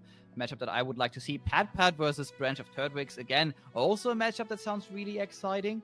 Schlude Flippy, we've seen very good performance so far. I think out of all these matchups, we've seen at least one of the players, which is really great for the broadcast. Really excited to see this top 8. But that means that all the games are done for the top 16 already. We are just blazing through the tournament today. Gems, what are you most hyped for in terms of lineups when you look at the players here? So, Turtwigs, I'm absolutely Same, yeah. The Sun Monument, just showing us the power of that deck, and I'm loving that lineup in general. Pretty much preying on everyone, bringing sort of the sort of mid-range decks and doing fantastic into them. Yep, absolutely. Especially now that we know that there are a couple of similar lineups to the lineup that they won against in the top 16 still in the tournament. This could be an absolute disaster for anyone going up against them. But with that said, I think we are going to send it to a break, and once we are back with the top 8 of the Heart of the Huntress Worlds Qualifier Open. So stay tuned. We're going to see you after the break.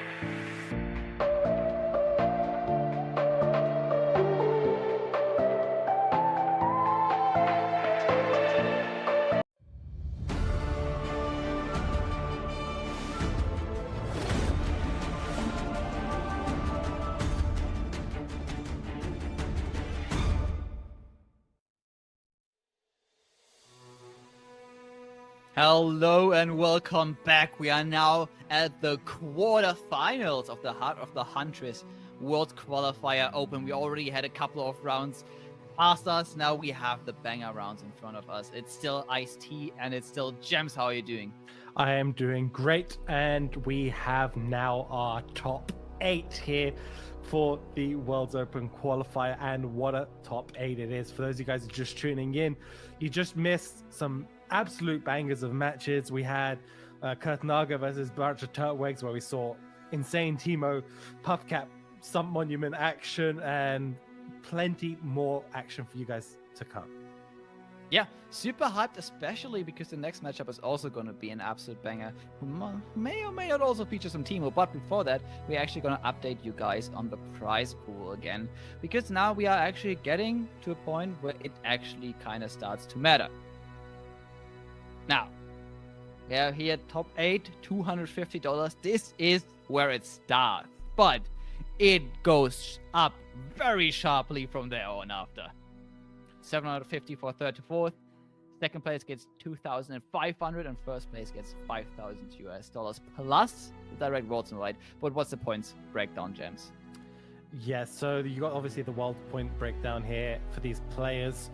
What you're really looking for is obviously the world's in fight for first. However, as we've seen from the prior season, if you're getting those 15 points, that's going to put you really high up in sort of the top 3 of that season.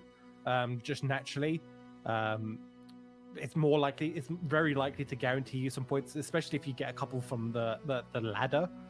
So there are also points, a couple of points up for grabs on ladder based on your placements. If you get like the top 25 on ladder, you get the 4 points.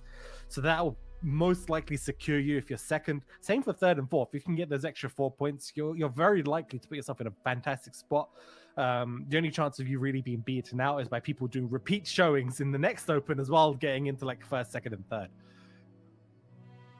Okay, so you gotta start fighting now. You gotta get your wins, but we have a banger matchup ready for you, okay?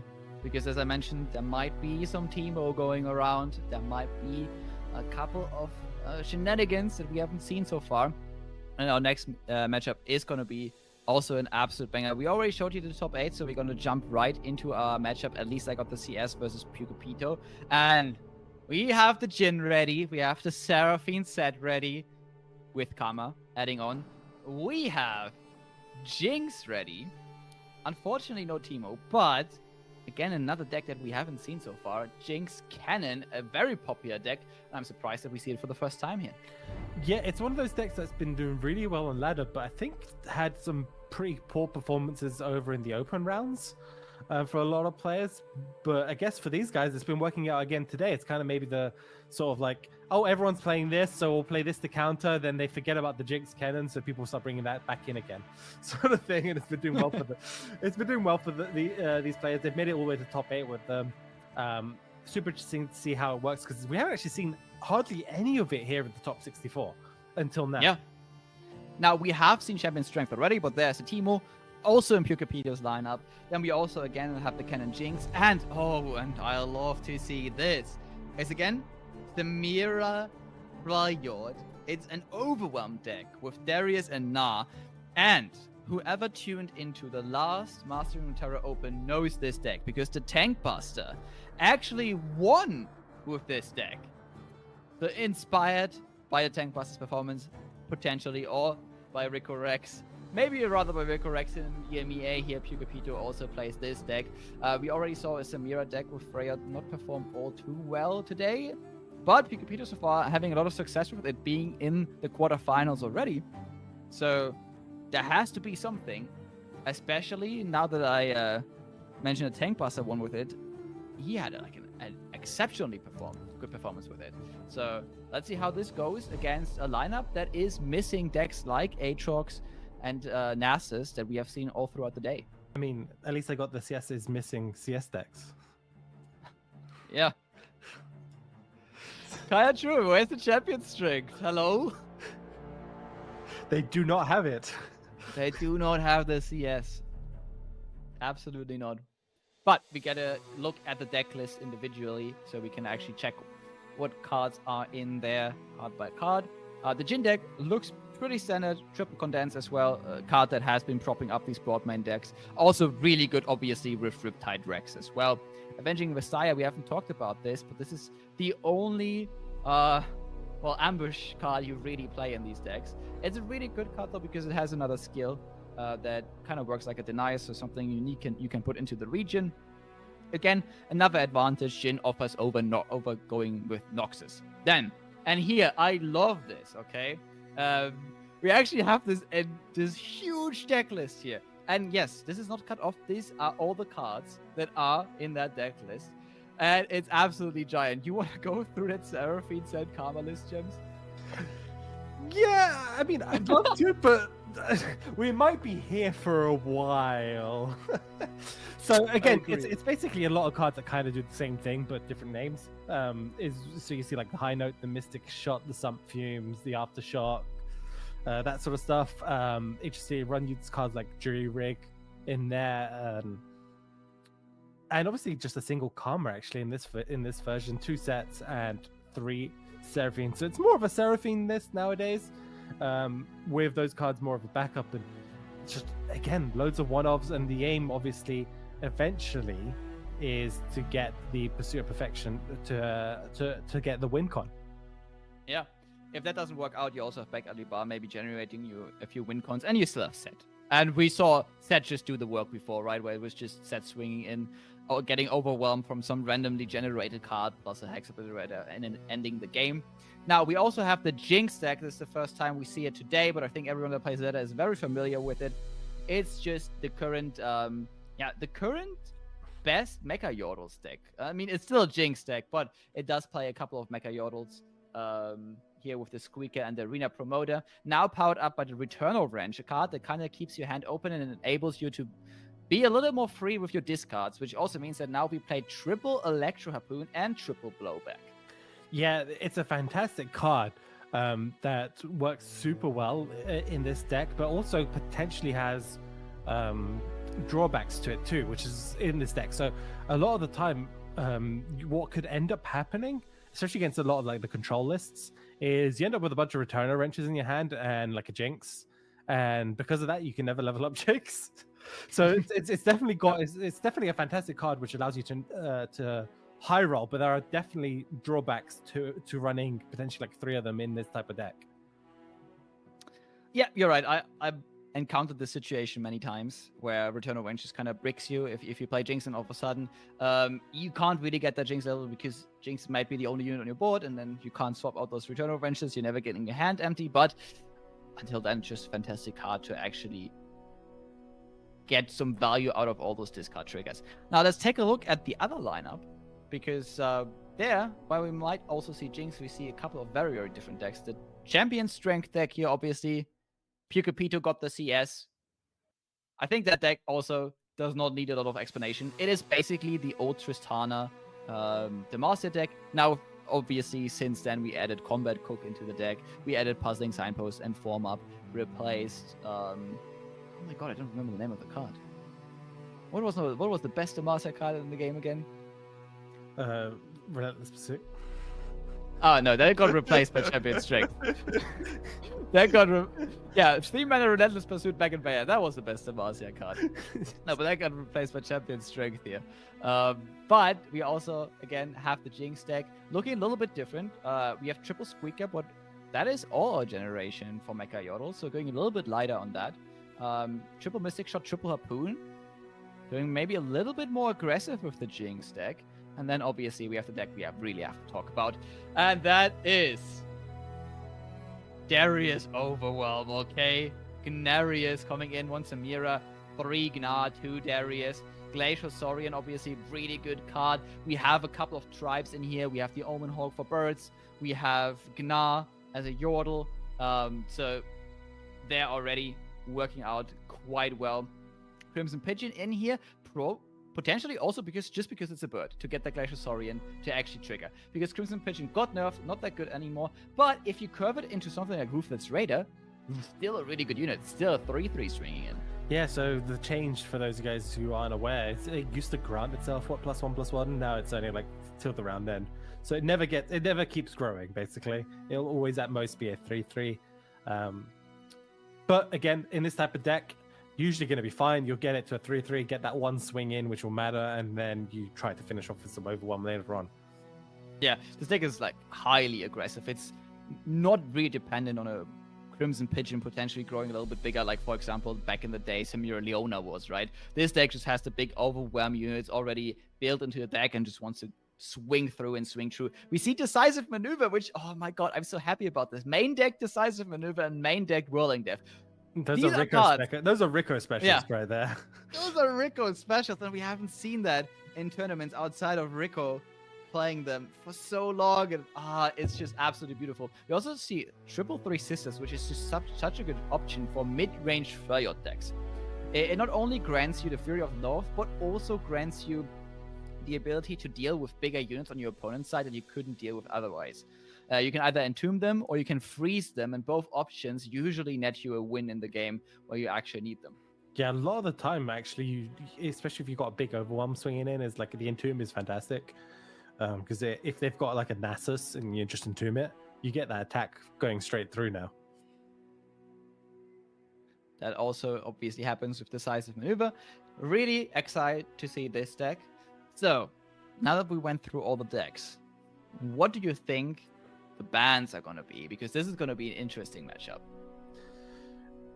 It's going to be really tough to decide because both sides have a Jinxed list, right? Mm-hmm. So I'm trying to think. So we have the Jinxed list on one side, which means that, I mean, the Champion Strength should be okay into Jinx, so you might want to leave that open. The Overwhelm, however, might not be okay into Jinx. Mm-hmm. And then you have your third deck. It's super tough. Super tough. Yeah, your Overwhelm deck can get outpaced by the Jinx quite heavily, especially if you draw bad, right? You have a couple of early drops in the deck, but if you whiff on those and you start playing the game at turn 3, you're already basically out of the game. That said, you do have the more aggressive Jinx deck, so you could potentially just try, okay, hey, if I get that mirror, I'm maybe a little bit favored, right? And you have Champion Strength. Champion Strength, also a deck that can just overwhelm, I think, any other deck that you can throw against it that is like a little bit more mid-range focused. So this is also going to be a consideration. I mean, I think like the Champion Strength deck should be absolutely insane against Jinx, right? So you have like the two ends of the spectrum. You have a deck that's potentially not that good versus Jinx versus the deck that is very good versus Jinx. Yeah, which makes the ban situation a little bit awkward, right? You might want to just leave it up as well and try to just overwhelm, because the Jinx deck actually can't really stop the overwhelm that easily. You can throw like blowbacks and other cards and mystics into it, but if again they have like the Tailstone, they just give it +3/+4, start swinging in. It's tough. Yep, absolutely. Now I'm super excited to see what the bans are going to be from that side, but from the other side it might be a little bit more obvious. Like the Jinx deck from the other side or the Champion Strength deck are like, I think, obvious ban targets.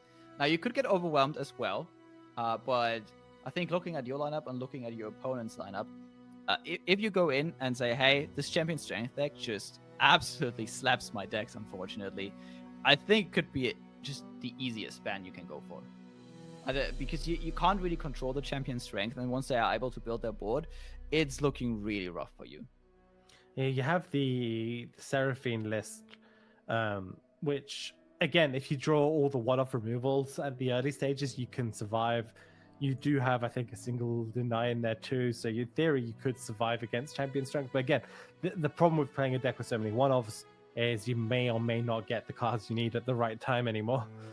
And you're relying about sort of the generic removal options that you have throughout the deck to just survive until that point.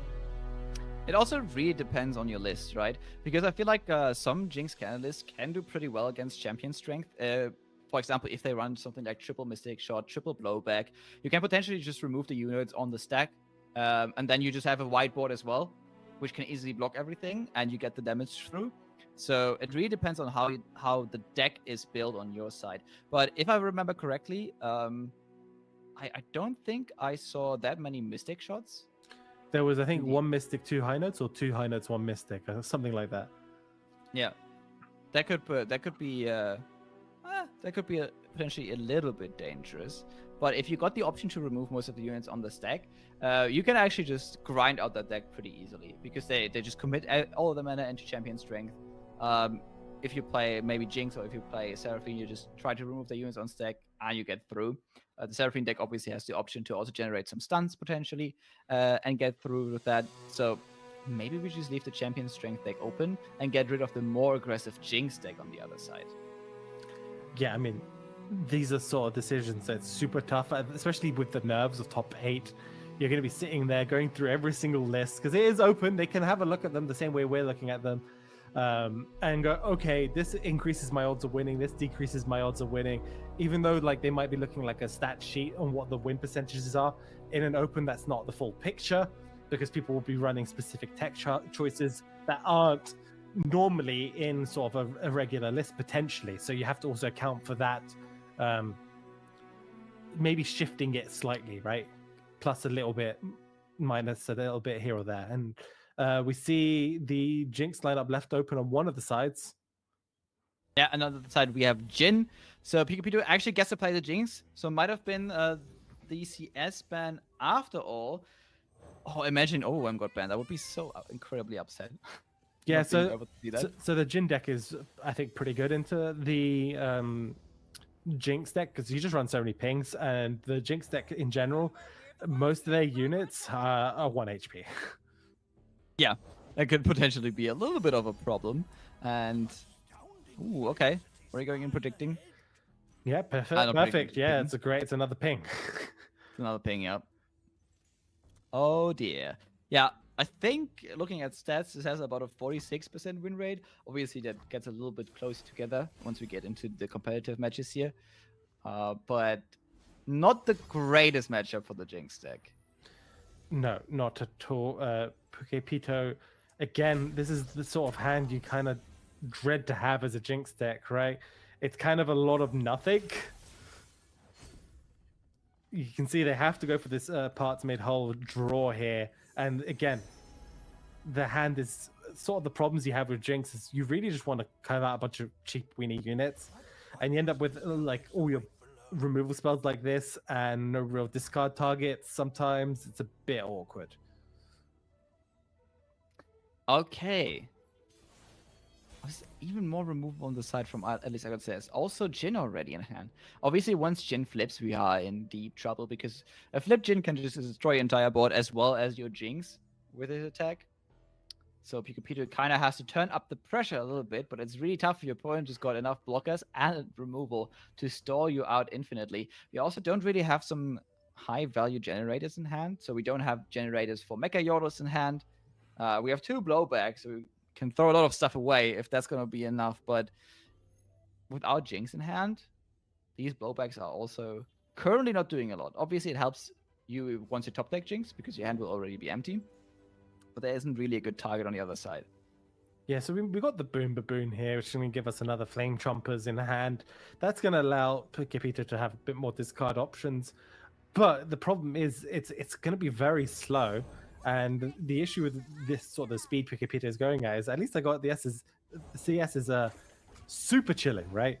They have pings in hand for days to deal with the 1 HP units. They're not going to even remove the one with the weapon equipped, by the way, because you just don't want to give them potential more discard options in their hand. Yeah, as you said, the pace Pukepito is going at right now is snail pace, actually, when it comes to this matchup. And at least I got the CS already with the portal setup as well. So we can actually just like refill our board pretty easily. Luckily for Pukepito, a couple of key cards that I got, at least I got the CS has in the deck, don't really matter for this matchup. For example, Lord Broadmane. Okay. Doesn't really do anything. Helps remove Jinx, but outside of that, not really the most useful card. I am interested to see what this condense is going to be used for, because I don't imagine it's going to be used for Broadmane. Probably Rex. Probably Rex. Or something that a Portal pulls out. That's also a possibility. Imagine Portal just pulls like Cosmic Youngling. Yeah, exactly. Oh, boy. Okay, wait. Yeah. It's Portal? Oh, no. So, for those of you guys that don't know, this normally isn't run in this Jin list, it's usually run in anti-Jin sometimes, and it's a 3-2 that whenever you play a skill on the stack, it does 1 extra damage. Obviously, you're playing a Jin deck, so you're gonna have loads of them. So it's just gonna start and chain roll sort of the Jin level up / damage train, and you can condense it too. Yeah. Do you need to use blowback here? Probably. Yeah, I think you have to get rid of that. The game is already not looking good. With your opponent just having every answer to every question. But once you can't answer your opponent's questions, the game is just game over. Also, this is the one thing you mentioned, right? The return range does get returned. We have Jinx in hand, and look at all those cards. We can discard them, but it's going to take a while. It's going to take at least 2 turns. So Jinx can't quite come down yet. Yeah, and it's just gonna just kick off here. There we go. Okay, we don't use condense. Yeah, I mean, it would have been an okay condense, but you really have better targets for that later on, especially with Rex. But this already helps you quite a bit. And Jin gets to go in as well. Gets to actually kill the stunned unit here. Pushes 4 damage. Oh, this is And now you don't so have anything good for this Returner Rex. Wrench to be played on. Yeah, okay, you draw Yorda Squire. That's never gonna get. Yeah, this is not looking fantastic. You got Parts Made Whole, but again, the problem with Parts Made Whole draws you further into the deck, so Jinx never gets to level up. This is looking tough, and Rex is now in hand. But at least they got CS. Everything is going wrong here for Puke Peter. Alright, Portal Palooza. Okay, that finds nothing. That's fine. Oh, we draw. Oh, And you this draw Jinx is never more. flipping. Yeah, this is the problem, right? So the Jinx relies on you being able to actually actively empty out your hand, but Puke Peter's hand is just more draw, and the draw generates more cards that generate more cards, so it actually becomes really, really slow to level up this Jinx. Yeah, plus this Jin is just pumping out stuns as well. Spear blade or palm. Oh. I mean, you just care about your life, right? You got Rex coming up in Eternal 2 with Condense, right? So I think you're fine. What does this portal bring us? Just a strong unit. Yeah, just a 3-4. Solid stats. And which is all you really need in this Jinx matchup is just solid stats most of the time. And now if that trades 2 for 1, you're happy. So, you probably just keep up 2 mana here. You have the Perilous Pastry. You have the Rex. Next turn might be the turn Pikachu hits the surrender button. Yeah, so you can. I'm assuming Jinx is. I mean, not Jinx, Jin is very close to leveling up here.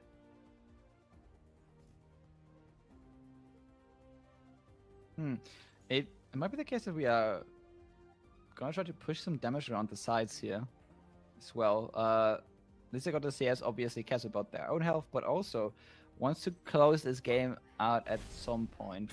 So get this done as fast as possible. So tries to push the most amount of damage without really giving up any good positions here. Squeaker, kind of a miss. No, I don't think those were sort of the mecha Yodas you're really looking for. You want the one that gives spell shield +2/+2, or the one that the 5/5 that buffs your whole board, or the elusive.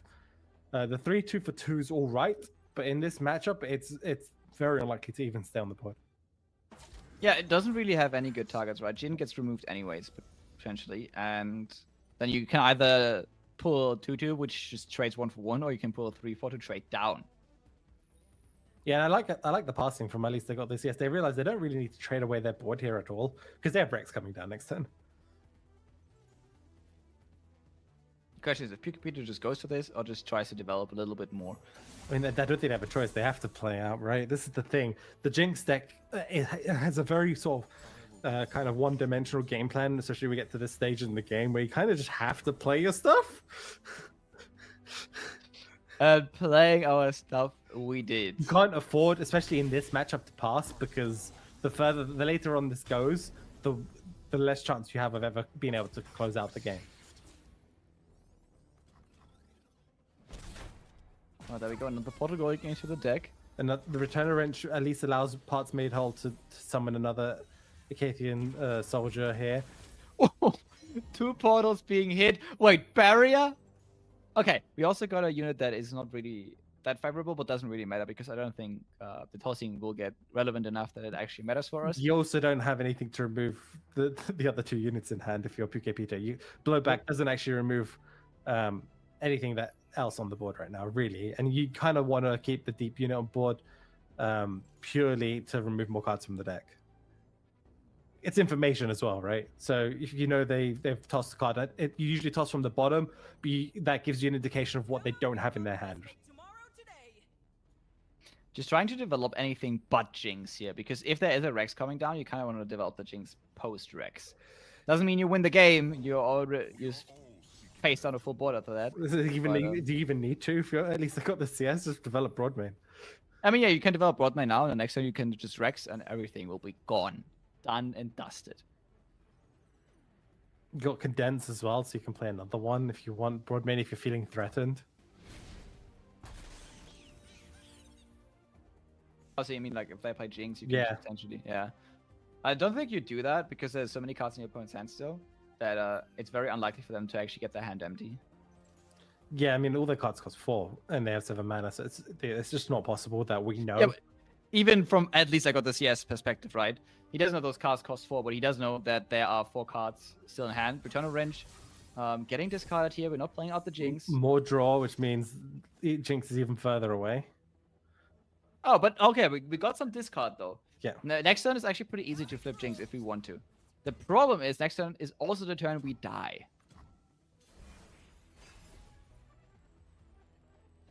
Clock playing again, more draws generates more. Yeah, this Jinx is never coming down. And this Pythos here should signal to Pikipito what is about to happen. Yeah, which means you can't develop. But you also know that if you don't develop, once your board is empty, you can only develop 1 blocker, which means you might be a little dead. Okay, we do develop. You just hope doesn't get hit. Rex comes down and kills the entire board, plus dealing 3 damage to the Nexus. Yeah, so this is, I mean, this is what we feared, right? This matchup in general has so many pings, so many little bits of removals, which is kind of Jinx's deck's worst enemy. And what I worried about with this Jinx Kennen deck is that if you just don't get sort of the aggressive early game start, and you get like the draw, the parts made whole, you end up with a really clogged hand that you're never able to actually fully dump, which means that you end up just having this awkward turn where Jinx ends up being a dead card. Yep. Half your hand ends up just being a bunch of cards you can't really play. Unfortunately, that was it. Yeah, and then you're just waiting for Rex to go boom, boom, boom, and all of a sudden the game is over. But now I'm more interested in the other matchups that we are gonna see, okay? Because as you mentioned, especially with the hands we drew on both sides, this was a pretty one-sided matchup. I think still on 17 next HP there at the end, for at least I got the CS. But this might change around in the next matchup here. There are still games to be played, again, playing best of 3, so don't get discouraged after that one. You gotta keep fighting, and I'm interested to see what the next matchup is. I hope that we get to see the win on the Jinx deck, so that we get to see the next deck as well, because I still hope it's Darius. You hope it's Darius? I mean, yeah, we're most likely gonna see it, right? We're most likely gonna see it, so you're gonna be happy. But again, Jinx still has to take a win, right? So we have to wait and see if this Jinx deck as well can even take a win. Yeah, and it appears we are getting into the next game. It is gonna be Ooh, Champion Strength. that means Darius was banned out. Oh! All right. God damn it. And I it's was just Champion hoping. Strength up against Jinx. Okay, so this is a matchup we think Champion Strength should be all right into, as long as they get sort of their early game units to sort of negate the aggression for the first couple of turns. In theory, they should be fine.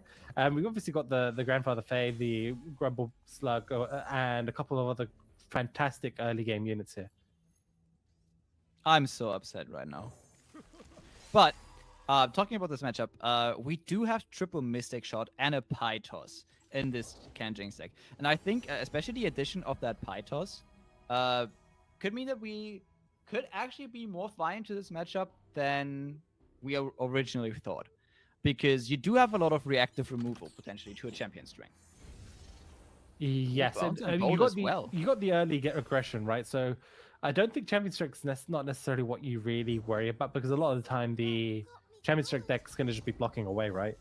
The aim for the Pukepito is to just keep blocking until the Jinx essentially runs out of steam, then champion strength. Yeah, you got the early burn. And also, oh my god, bounce and bolt really good here, really dangerous for Pukepito. Probably play one of the Alcats, yep, because you really want to be able to block Squeaker. You probably just block away.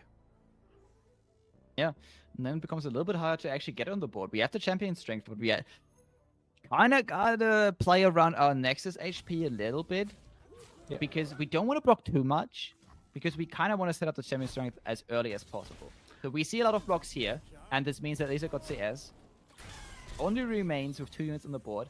I feel like on Pukepito's side, we will try to build a board now in the next 2 turns, and then pop off with champion strength.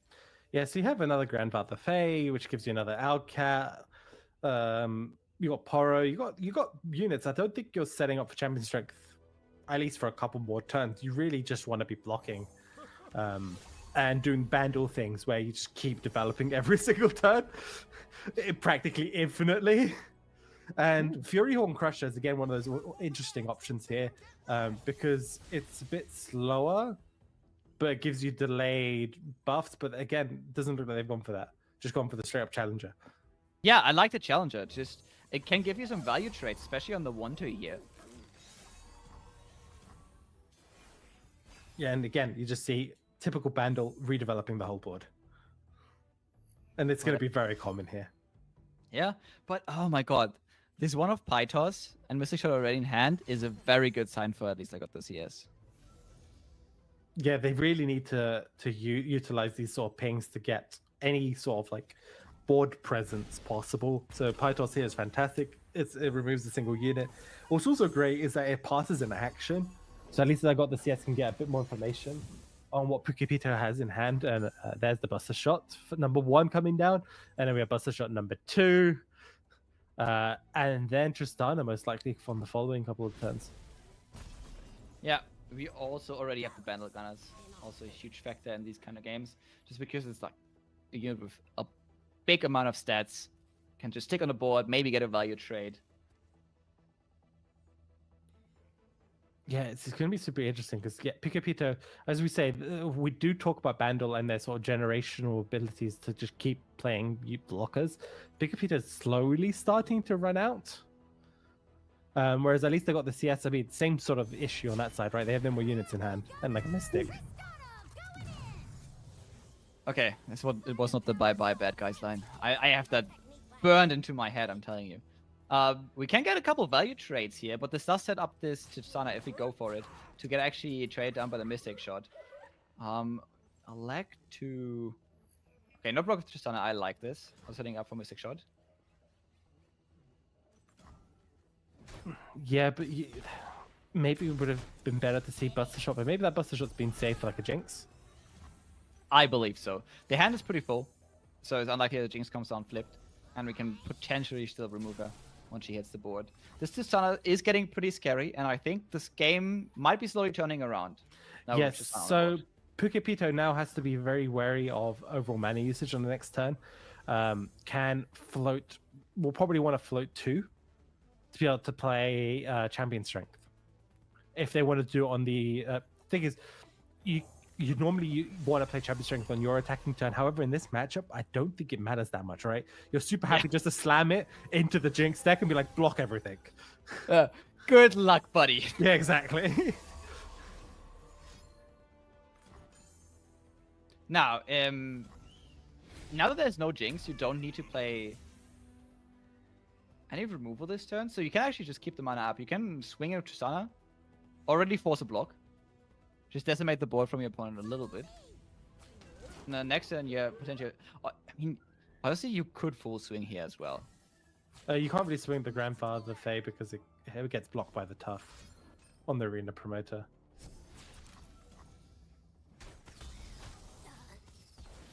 And then next time we just go Vandal Gunners?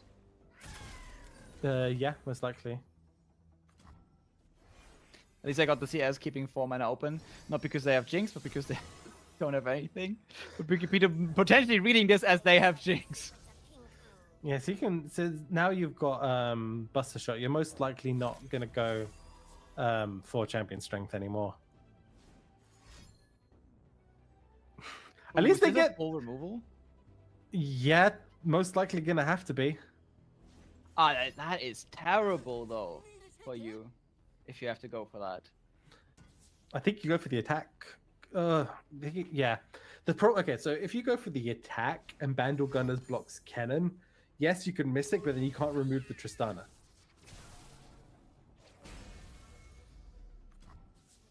Really tough. Also, once you, now you Mystic, and now everything is laid out in the open here. Peter knows, okay, last card is just a Return of Wrench. Probably going to play Buster Shot here. Yep. Yeah, and then they can block if they need to. And we'll probably Champion Strength next turn, regardless of what they draw. See if you get a low Oh. cost unit. Oh, perfect. Actually perfect. Not that perfect, but at least I got the CS. And, I mean, this is sort of what we thought would end up happening in this matchup.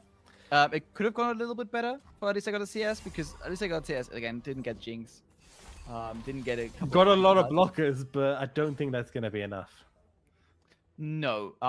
We get at least 6 damage through impact, and And at least 10 yeah. through elusive. So, yeah, this is far from enough here. GG comes out. Pikachu takes this one, and we get a full best of 3 because we are going into game 3 after both players select their decks. Exciting matchup all around. So far, most of the matchup It's a going mirror. exactly how we imagined them to go. Is this our first mirror? No, it's our second mirror of the day. It's our 2nd mirror of the day because we saw the NASA's mirror earlier. Yeah, we did see the Nasus mirror area. So this is going to be a Jinx Kennen mirror. And again, this is one of those sort of mirror matches where the removal options are super important, right? So blowback again, fantastic option for Jinx if they decide to slam it, but you really, really want your sort of cheaper removal options. Squeaker again is huge in this matchup. If you can get like its Flame Chompers plus Squeaker plus like your other the 1/4, I always forget what that mech or Yorda's called, the 1/1. It's pretty big. Jury Rig again, huge. Electro Harpoon, fantastic card here for Pukepito. Really important to mention here is that the decks are actually a little bit different, especially because we see that Itos, where at least it got the CS. Which we don't see for Pukepito, if I'm not mistaken. So another removal option there, as well as more parts made whole and rummage. So decks slightly vary. And it looks like for Pukepito, the deck is a little bit more aggressive, while at least I got the CS has those extra removal options in there. Yeah, so those remove options could be useful if you have them early game. Later on in the game, might end up being more of a detriment, potentially. Again, this is looking like an okay starting hand for kind of both players. Parts made whole, again, not ideal to have in hand if you don't have the weapon, the Returner Wrench. We do now have is Smash and Dash, like we haven't seen today. A very good one. Just huge statted unit, right? This is the thing. It's a 4/4, which is outside of most of the burn range. Can block and take burn, so it's essentially it's going to most likely 2-for-1 in this matchup, which is really what you want. Man, whenever I see this deck, I just look at Kennen and I'm like, my little guy, how far you've fallen. Okay, from getting played 10 times a turn, removing the whole board, to just being I love a that goddamn pass. discard generator. I love that pass from Pukepito. Instead of slamming down the unit, there's the Mecha Force that I was mentioning earlier. Because he passed there, he has options, I guess, in combat, but now he can just play the Scrap and Dash, right? And that just shuts down the entire attack from at least got the CS because they're tapping out. So no Mystic here on the Kennen or anything like that. Shadow Tech Walker is also a consideration. Geode Mecha Force are obviously really good if you have either your champions or you have some challengers. Currently do not have that. And ooh, we go for the scaling option here. Okay. This line Kennen gets to push in for 2. Not too much of an issue, but I guess it's fine for PKP2. All right. Get another tiny spear. Oh, tiny shield. Maybe for smash and dash, actually. Once we commit smash and dash, gets tagged once by a mystic shot, we can actually just go for tiny shield. And that is the bigger option, the scaling option. Yeah, you kind of have to bump it up, scrap and dash to 5 now, right? Ooh, okay. Sets up for mystic shot, but we could preemptively just shield here. Okay, now we just keep that as a discard option. Okay, doesn't matter. So we only picked that to discard it anyways. There was a returner wrench. At least I got that CS. Now Parts Made Whole is not necessarily active, but it now can summon blockers, right? So that's the important part about this interaction. He gets the 3/2 Acacian Soldier here, which can block and attack. It's fantastic. That's really what you want from it. Jinx so far missing from both sides. In all of the games so far. She really hasn't been showing up. I think that's honestly fine because as you can see, both players are struggling to actually dump out their own hands. So it's not really Noxus this kind of aggro this deck. This is always the funny part when you pair Jinx with Vandal, which has been done a lot in the past. But now we have way more card generation than we ever had in any of those decks. But we also have Blowback, no. and Blowback makes it a little bit more easy.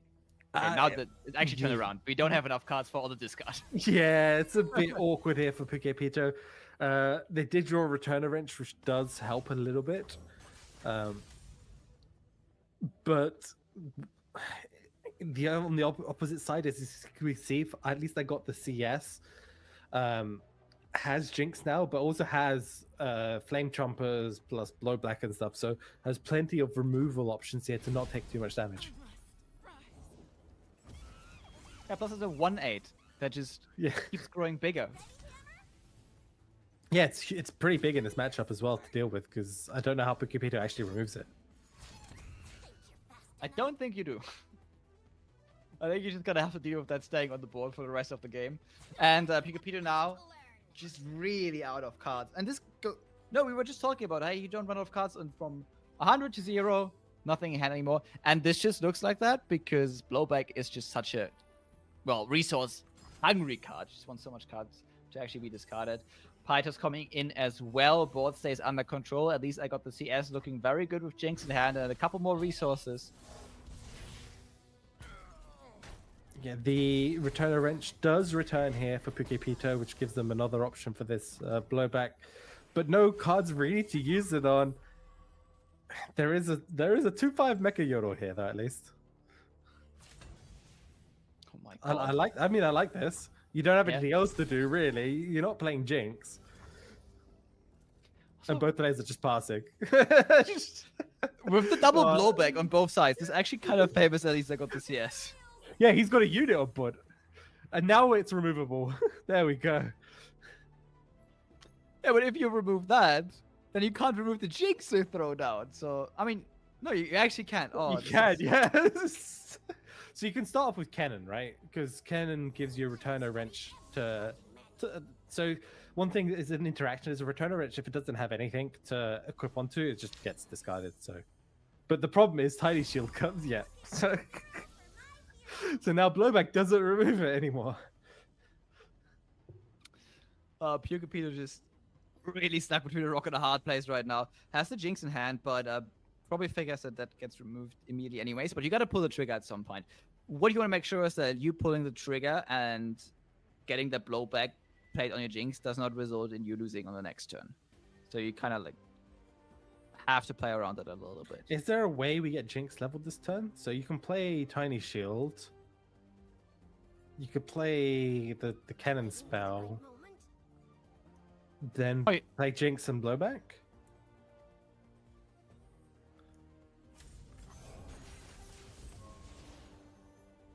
Oh, no, yeah, now we can just Tiny Shield, play Jinx, Cannon spell, and response. But the issue I have with removing returner, this is the issue, right? Return of Rich gets put back into your hand, and no, you can't level up Jinx. Yeah.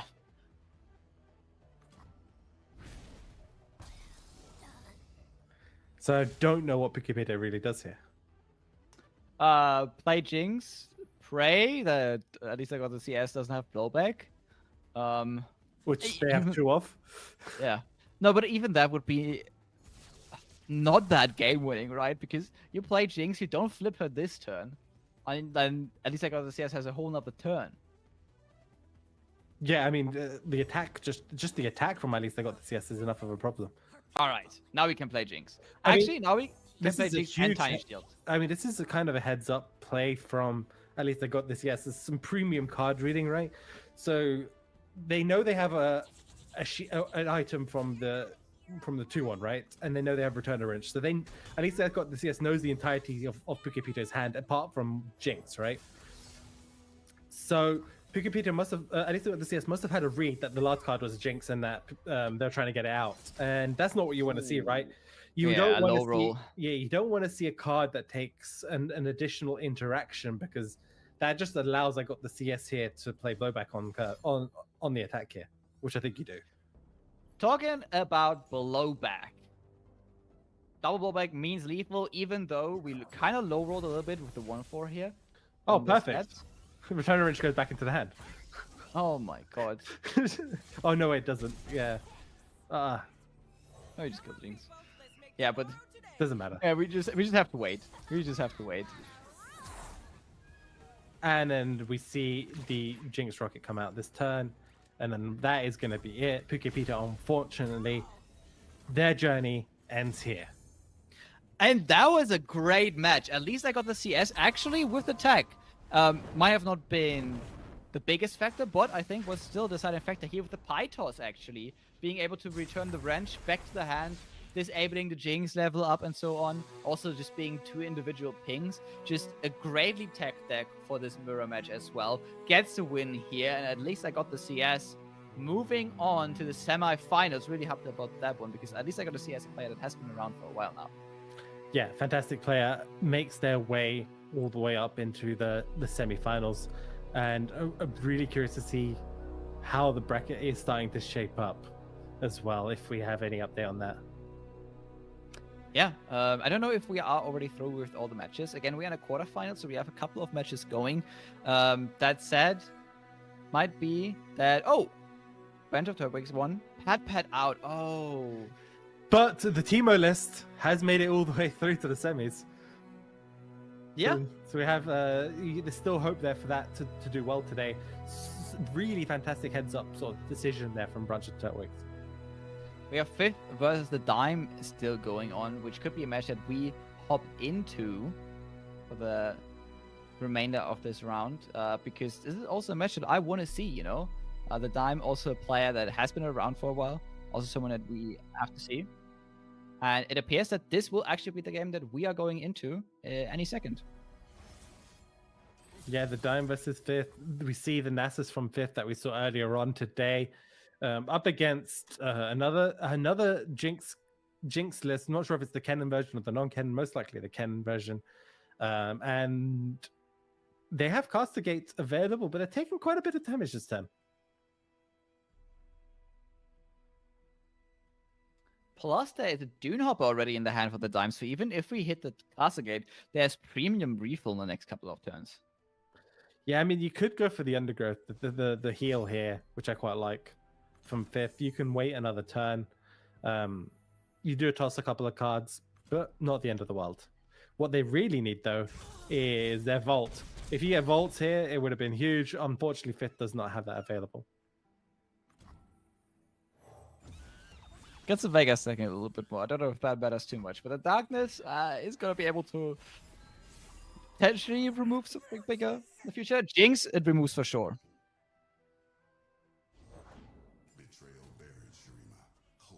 Oh, wait. Did we just play the Nasus? Yeah, which means God. Dime gets to fully undeveloped. But again, we don't know what Darkness is at. It could be at like, what is it, 5-6? Yeah, it's on 4. Okay.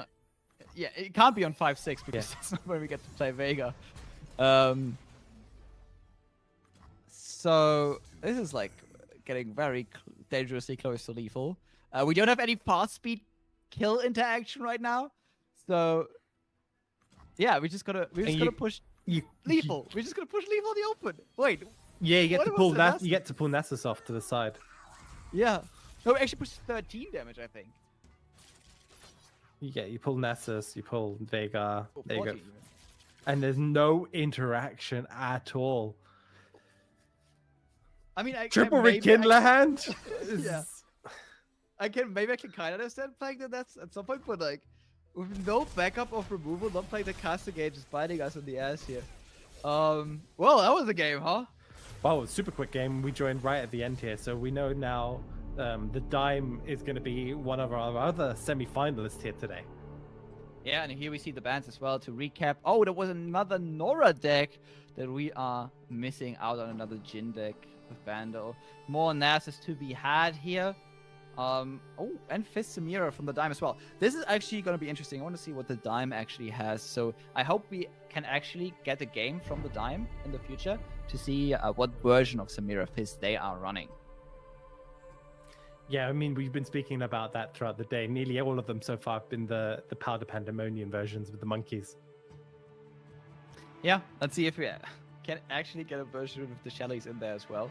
I think that, in my opinion, this should be the more popular list, but the monkeys apparently have been doing very well so far. Maybe going up against a more mid-rangey list, you just like close out the game a little bit earlier. They're missing a little bit of healing. Super fun matches today. Super enjoyable iced tea, and we have, I guess, what? So we have in the top 8, we have a couple of our players. We have Fifth, we have Branch of Turtwigs, we have at least got the CS who we saw, and potentially one other to sort of round up this top 4. Who do you think has a great shot at winning this? Let's get your prediction in.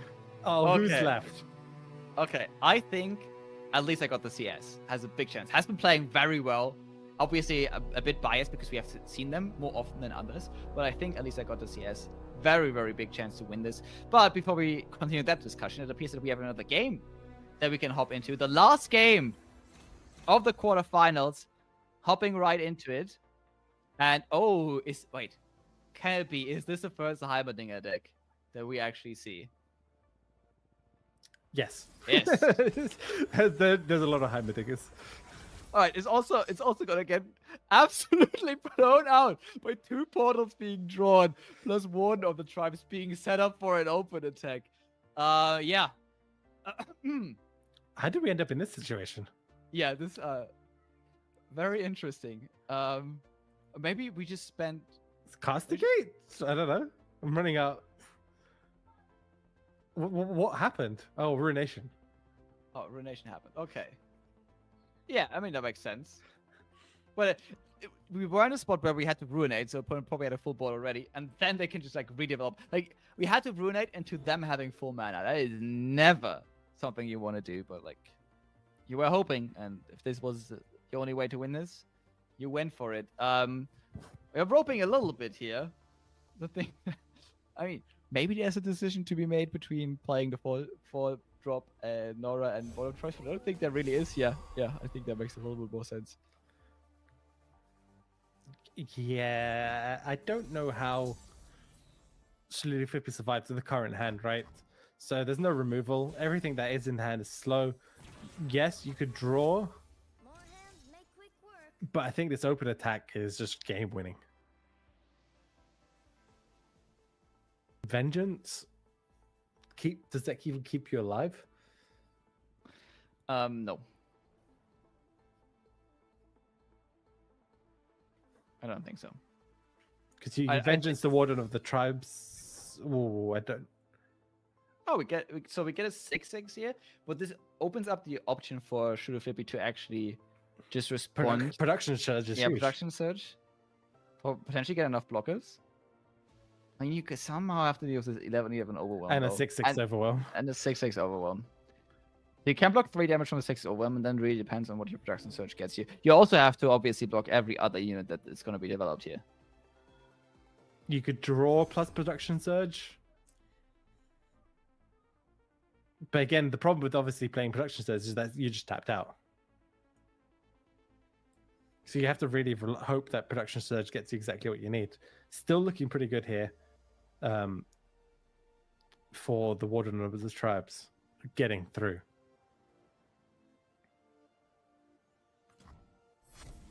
The other issue is obviously we've joined in a little bit late. So we don't know what cards have or haven't been played. We know the Ruination has been played. That's most likely a one-off. So the development here is pretty safe. Production cells coming in. Okay, do we low roll, high roll? It's low roll. They're all 1 HP. They're all 1 HP. I mean, they would have been all 1 HP anyways, but... They technically could have hit the 8-8. Yeah, but if you hit the 8 and you don't hit enough blockers. So I think even in hitting the 8-8, not really the best choice there. And this just means that should be game. The Nora emote comes out. She is flipped. She is on the board. Also 2 extra elusive damage that we can't block. Should have flipped it here. Hitting the concede button, and that's it for the last game of the quarterfinals. All through with it, so we only have the semifinals and the finals left for the world's qualifier here. Really exciting rounds that we had today. Really excited for the next semifinal that we are going to be able to see. But before that, I think we're going to send it to a break. And once we are back, we have the semi-final action with you guys. Only 2 more rounds to crown our champion here.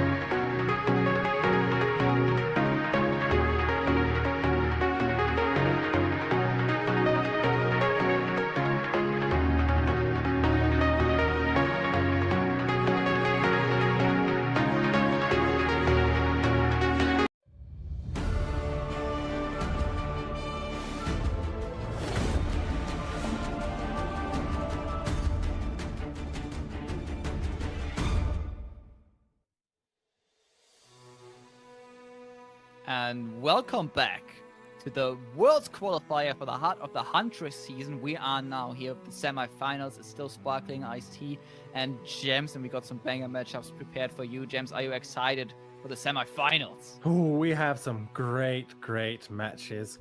We've just been watching in the prior tournament. We saw Pukipita versus at least they got the CS, and now obviously we have our top 4 semifinalists here left battling it out for that spot for themselves in that finals. And as we can see, we got Black Boy versus at least they got the CS, branch of Turtwigs versus the Dime. We've seen these players playing all day today, and some fantastic gameplay as well as some fun decks, especially in some of our matches today. Yeah, unfortunately, we just caught the very end of the matchup between the Dime and Fifth. So now I'm happy to see a full matchup of the Dime. Pat unfortunately lost to Bench of Turtwigs.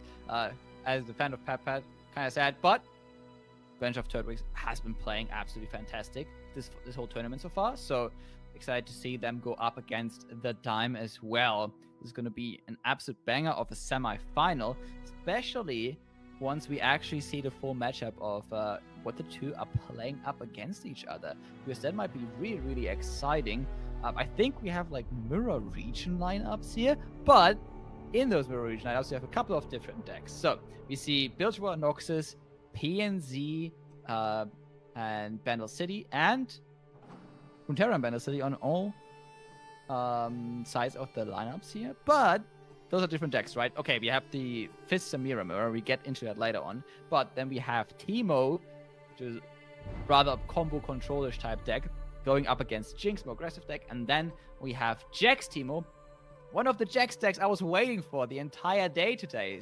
So happy to finally see it, going up against Jhin Nar. Yeah, the Jax deck is basically similar to the Jinx deck in the sense that it's got a lot of like Mecha Yordle generation, but it also runs obviously the fish fight from Jax. It's got a lot more weapons. It utilizes the weapons a lot more. Also runs obviously the Returner wrench as well in there. So super interesting to see. I believe both the Samira fizzes are I'm sneaking a little bit ahead, but the two different we have two different versions of Samira Fizz today. Yeah, finally. So far we have only been seeing the Powder Pandemonium version, which has, got hit quite a little bit with some nerfs and hasn't been quite as strong as before. Still, to get this far, to get to the semifinals, still a very strong deck, obviously. But there's also a more ancient evil lurking in the shadows here in the other Fizz Samira deck that we're going to show you guys today, because Shelly and the Burblefishes, they are back. The Nami nerf is not holding back Shelly, I'm telling you that, okay? The Fleet Admiral herself does not need no Tidecaller to be still pretty good in any deck that wants to play a couple of spells and elusive units. Yeah, Drizzle never going to be upset every time he sees a Shelly, right? And Burblefish as well. Yeah. Burblefish. Okay, so, I think Burblefishes are the cockroaches of Runeterra, okay? Have been hidden with another nerf. Doesn't matter. Still find a way. Still find a way to come back. Yep. Even if they get nuked, they survive it. They survive it. And they are back, and they are bring a lot of elusive threat with them, which is going to be interesting, especially if we actually get to see the mirror, because then we have the more aggressive Powder Pandemonium version going up against the more combo version, each obviously with their own upsides and downsides in that matchup, and also with a couple of differences in how they go up against the lineup of the other side. Now, talking about that, the bans here are going to be a little bit more complicated. So we obviously have the Jhin deck with 1,000 pings, which is just pretty good against the Dimes list all across the board, I believe. But we also have the Teemo deck, which can also be really annoying to play against, especially if they hit that some monument on 3. Your aggro decks are unlikely to be able to deal with it. Yeah, this is, again, really tough. But before we even consider that, it'd be great to have a look at some of these deck lists to go and look through the individual cards these players have brought. So, as we were mentioning earlier, this is Turtwig's list. We saw this a little bit throughout the day earlier on. We got, as we mentioned, that Sump Monument list here sitting in the middle with Triple Sump Monument, and what is a very overall standard list. And also, one thing to note is if we look at the Jin deck, there is a single copy of like that Desert Naturalist, which doesn't really matter I think in this sort of match between the two players, but has shown its effectiveness in the Nasus matchup earlier on in the day. Yeah, absolutely. Has been just absolutely blowing out Nasus decks, just getting huge tempo advantages against your opponent there. So really good include. Obviously, in this matchup will be an absolute whiff, but can still work with something like Drop the Bomb, where you can just Or clear your some own monument. landmarks. Yeah, If you or play some if you're playing against another team deck, which obviously they haven't been, but yeah. Yeah, but even if you don't, you can combo it off with your own Drop the Bomb to still get that 5/5, still get that tempo advantage. So overall, looking pretty good for Branch of Turbix here. We can actually swap over to the other list now to compare this Samira list to the one of the Dime. The Dime here with triple Fleet Admiral Shelley, triple Burblefish, and look at this. This is someone we haven't seen in quite a while. Double Inferno.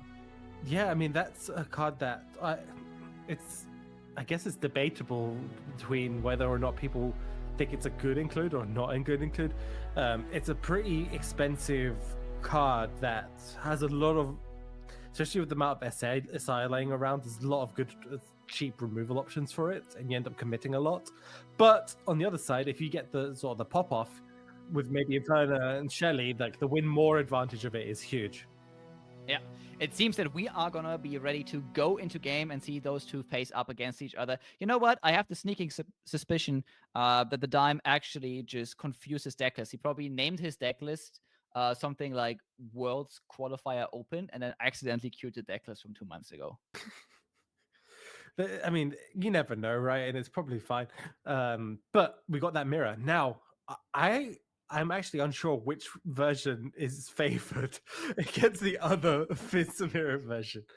But I would think that if you get like the Shelly elusive to stick on the board, you're most likely going to win, right? Because you ignore all the monkeys. That are you though? Because the monkeys put in a lot of work and a lot of damage as well, right? So even if your board might survive, your Nexus might not. We have the Burblepfishes here. Oh, Fizz just got tossed out of the hand. We also tossed away warning shot, so very slow start for the Dime here, actually. Yeah, without that warning shot, their hand is kind of useless, to be quite frank. they cannot play all of it, and we see the I'm not sure which one's what bad. is it? I'm still kind of not sure which one's bad. So it's a Jinx ban, and it is the Jin ban. Jin ban, I think we already predicted. It's a kind of funny. You both have like the same region combinations, right? But in completely different decks. So the Jin ban we kind of expected because Jin is just with all those pings good across the board against our decks. And then the Jinx ban also makes a lot of sense because that deck might be a little bit too fast for what we are trying to do. If I'm not mistaken, if this was a Teemo ban in the end, I'm gonna look really dumb. Big turn from Turtwig. Yeah. I'm not sure how the Dime deals with it. So much damage coming in this turn. Yeah, I mean, if you think about it, favoring the more aggressive deck in the mirror usually just a pretty safe bet, right? Yeah. But that's not to discount. The Dime has a similar number of units early game, right? You still have all your like elegant edges and stuff, and you even have like coral creatures and other stuff. But it's just there's no activators right now. There's no Right. Shellys. There's no Samira. Yeah, and you have like 2 7-cost Burblefish now. Yeah. Well, 6 now. Yeah, and you kind of have to use this Chum the Waters. Going for the Jack, okay. Because I guess you can get the extra trade.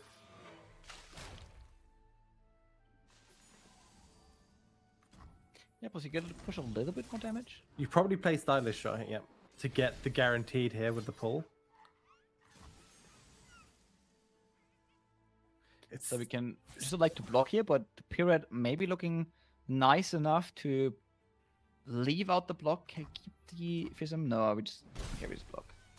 Yeah, you get another elegant edge here now if you're the Dime. Looking all right. I do like the Barb Chain from Branch of Turtwig. The hand's desperately in need of it. The thing is, as long as they draw like a single powder, now they're pretty good because Dime still, these Bubble Fishes, since the nerf, take a lot longer. There's Shelly. But Okay, that is an empty Shelly, okay? Yeah. We can't really proc her at all this turn. Also, look at the cards we have in hand to actually proc Shelly. The worst card we could ever possibly generate found its way into our hand here. Bloodbait is just a card that makes the blood of Drizzoth and every other Shelly enjoyer just boil. just forced to play the Burblefish for 4. Unfortunately, because we can see the hand, Turtwig is just going to most likely pirouette here, as well as Monkey Business. So that is just going to close out this game right here, right now.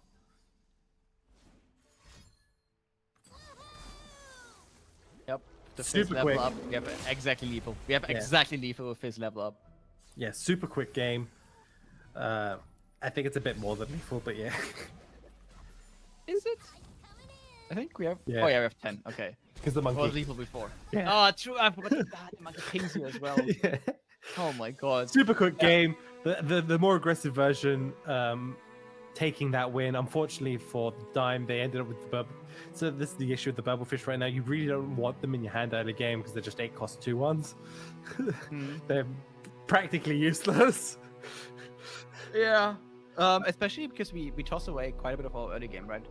We got rid of this, we got rid of warning shots, so couldn't even get the early game rolling. And because we kind of mulliganed those 2 cards away, we actually got the Bubblefish in the first place. So maybe something that could have played out a little bit differently with a different mulligan. But let's see, we have Teemo going up against. Oh, that is a Jinx deck. No, it's a Jax deck. Yeah, I was the like, Jack- the Jinx deck got banned. It's a Jax deck. Yeah, it's Which is very similar to a Jinx deck if you just look at Mulligan. Yeah, so it's this Jax sort of arena promoter mecha deck with weapons up against the Sun Monument list, and right now it's actually looking pretty good for Branch of Turtwig. They've got the Sun Monument already in hand. They've got a couple of units to sort of stem the aggression.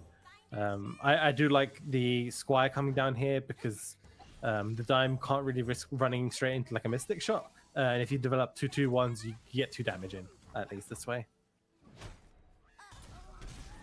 Yeah, still pretty good stuff for Branch Turtwigs. The Dime somehow has to find a way to pressure them even with the Sun Monument on the board. Luckily, the Sun Monument will still need a bit of time. We might be able to set up a good attack next turn before it comes down. But afterwards, Branch of Turtwigs might be cruising. And I fear this might be a 2-0, but I'm speaking a little bit too soon here. There's still a lot of game to be played.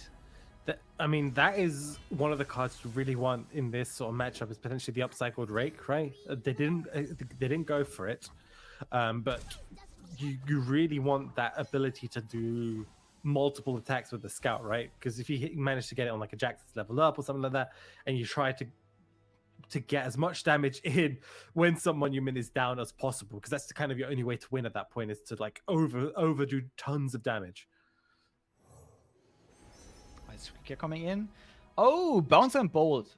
I think a really good option here. But those Smash Dash Jump Attack are also pretty good cards.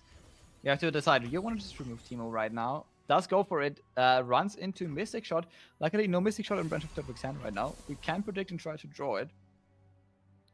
Yeah, I suspect some monument might be coming down here, potentially, because I don't know what you could predict and draw, but if you whiff, you're just taking a lot of damage this turn. Ooh.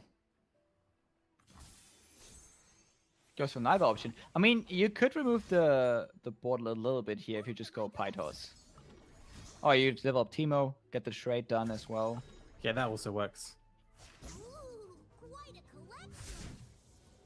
Since you don't have these anymore, once you draw Pathcap Peddler, but that's fine. You get a bunch of other spells. You preserve a ton of HP, and every point of HP preserved before some monument comes down is invaluable.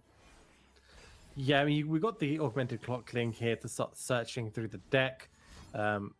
The issue, obviously, with it is it's going to be potentially a little bit slow. I'd like to see Combat Cook potentially come down this turn, or even Arena Promoter, see what we get. Mecha Force is great. Trump Tecker is fantastic. We're coming up with turn 6 next turn, so most likely going to probably go for the Mecha Forcer just so you can play Combat Cook or Jax combined with it. Trump Decker wouldn't be able to be played next turn. Broken gears and lots of tears. One night only. Okay, what do we get here? This predict is super important. Mystic Shot, Jump Wump. Jump Wump, not that bad.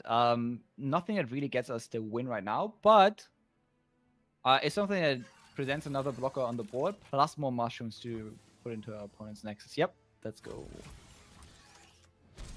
Yeah, so we Man, went- I love seeing Jump Wump. Okay, this brings me back to old Runeterra. I mean, it's old school, right? We used to play in the Freljord version. If you guys remember, that was the old school. Well, That's old school. Not podcast. only that, think further back. We played it in Ezreal Karma just to get those two, because it was a solid body with 2 shrooms you could discard to draw. It was, yeah, I remember that. It was just literally just for discard fodder. It was also played in the Elnux list as well. Oh yeah, true. We go really far back. We had Ezreal Elnux, like puff cap nonsense. It was like a weird deck that just did all 3. That was broken. Now, the Dime here, still on the aggression. We can potentially just slam down some monument here. And I think this might be the point where you just say, okay, I can't really justify getting any more Nexus, straight up Nexus damage. Oh, okay, we just develop another blocker. Use this on the Clockling instead of a Karina later on. Find the Puff Cap Paddler. Okay. Very important here. Finds Karina, but you already have one in hand. Probably Puff Cap Peddler. No, another Jump Wump. Okay, I mean, technically there's also a bunch of mushrooms and another blocker. So why not? That is a huge 10-9 though. You're eventually going to have to deal with. So what I'm thinking is, if you're Branch of Turtwigs, you're what, 7 mana next turn. You're probably going to want to set up that Sun Fumes. The landmark as soon as possible, plus the Chump Wump. Most likely on this turn, right? Absolutely. Yeah, you also still have this Clockling, another blocker. You can't afford another attack. Ooh, upcycled. Unfortunately, it's on this unit here. So yeah, I think going for the Fizzer makes more sense. Upcycled on an Earthshaker would be really good. Jax flips here as well. Yeah. Next turn is going to be a landmark 100% coming down this turn. The Sun Monument. Can't afford to take another attack, so really needs it. And then from next turn onwards, try and get as many puff caps in as possible and hope Karina does it. Okay, so we can draw a little bit here, which is really important because we need to draw before our opponent goes for the big attack. Yeah, so you can clockling. The thing is, even if they go for the big attack, in theory, you can clockling and then right click on the units to see how many puff caps are on it, so you can, in theory, avoid it. But yeah. I think with the damage coming in, you don't avoid. You just pick and choose how much you take. Ooh, Teemo. Yeah, if you can double it. Yeah, Teemo, if you can double it. Time Trick would look for another condense, maybe, for another way of winning. Yeah, another Karina. It's really tough. Navigation. Dime side is quite straightforward. They just play everything in attack. I swing in. I hope my opponent kind of dies. For mushrooms. Yeah, that's it. Yeah, that's it. But Branch Turtwig has to navigate sort of the mana usage, the puff cap drawn per turn, potential, that sort of stuff. It's really interesting. Okay, Clump of Worms. Pretty good card here. It presents another blocker as well as more mushroom clouds. I don't think a second Karina would necessarily be that good because I don't think you have the time to set up 2 Karinas. You'd rather have a condense if you want to go in theory, depending on how many mushrooms are in the deck, you do have enough time for 2. You have to survive 2 card draws, right? Yep. Or is it 3? I forget. So you play Karina next turn. That's 1 card draw. There, you get another card. Yeah, it's only 2 card draws, right? You have to survive. Okay, we went for the extra blocker though. This blocks a lot more damage, kind of prevents a lot of mushrooms from being shuffled into the deck in the first place. This Jax is going to be absolutely giant, as well as a 20 attack for Impact Earthshaker. Okay, I see you.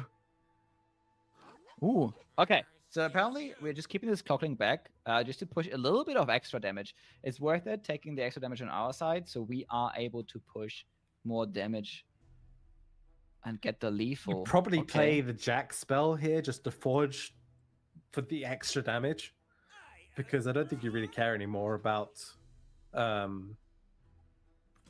Jack's living or not. No, why we don't?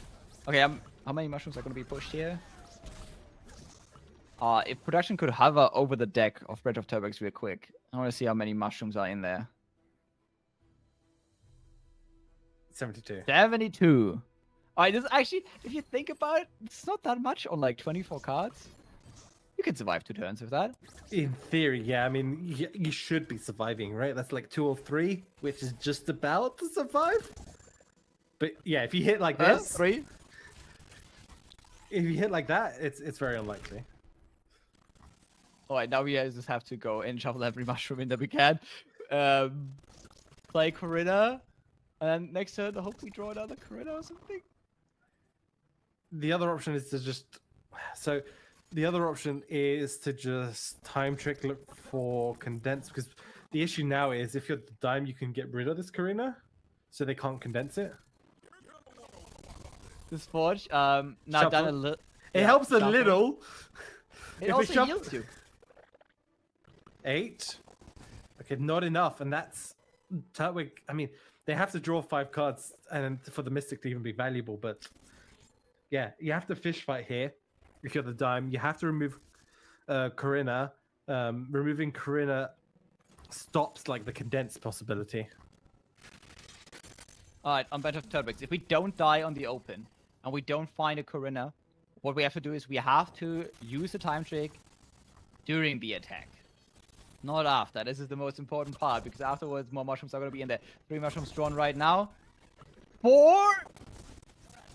Oh Yeah, god, you have to time trick and then look for a card that doesn't have anything. Yes, the problem. Okay.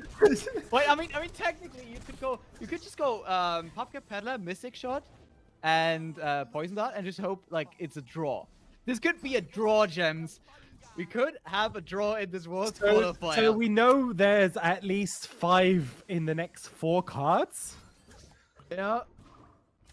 And they're going down, and there could be more now because obviously we shuffled more potentially. We know there's at least 5, so it's close. Ezreal coming in. 11. 11 drawn on the other side, and how many did we draw? 3. It's not enough. Oh my goodness.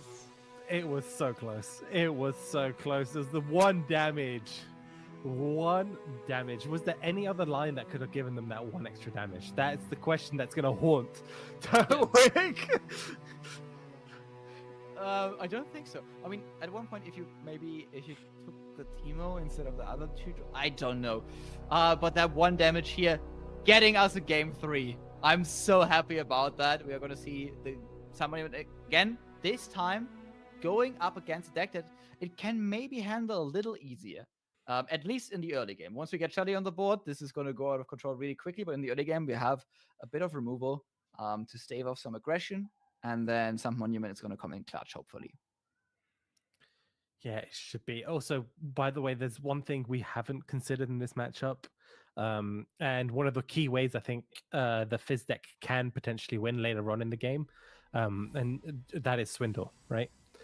So if you can at any point swindle a Corinna, you just straight up win.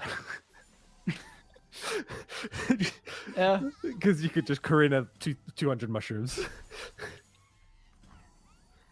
which is huge, by the way, in this matchup. So if some monument does come down, sort of thing, you can then, yeah, you can swindle away. Okay, listen. Even condense is pretty broken in this matchup, by the way. You can condense your Shelly. Or Burblefish, or anything really. Yeah, I don't mind Time Trick here, because your hand's a bit weak, and you can use Time Trick now to just start searching through the deck a little bit. It's an additional spell. That condense, while it's good, isn't really going to be played anytime soon. That, yeah, but it is, again, it can get you a Corinna once your opponent plays a Corinna. It can also, like, interact with your own win conditions as well. But yeah, again, this extra draw also pretty good. Teemo coming down, probably also getting either stunned, removed, or blocked here. Oh, we find Shelly. Do we take it already, or is it a little bit too early? We need more spells in hand for these purple fishes as well, so it's a bit of a tough call. I wouldn't mind Pirouette just to kill the Teemo. But you already have one in hand, so you could just skip and be okay and look for something else. Thing is, you also want a Spirit set up currently for the Father Fury. Obviously, you get the Plunder triggers as well. Tough decision here to make for the Dime early on already. Gets the Period.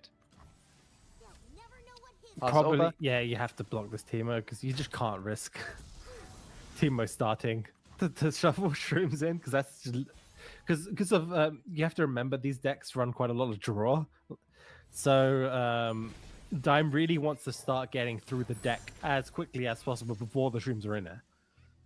Like an Inferno here would have been fantastic, right? Because then you can just start popping off all your draw before there's any mushrooms in.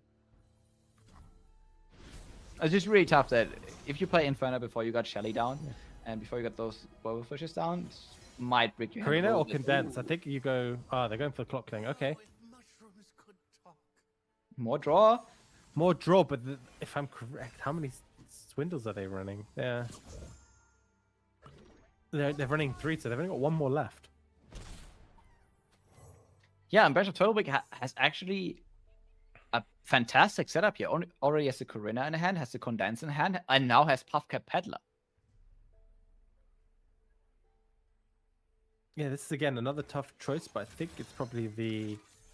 I mean, Fizz is great, but Father Fury would have been fine because I think you really just want to find as many activators for Burblefish now. You're on like the Burblefish find Shelly now game plan.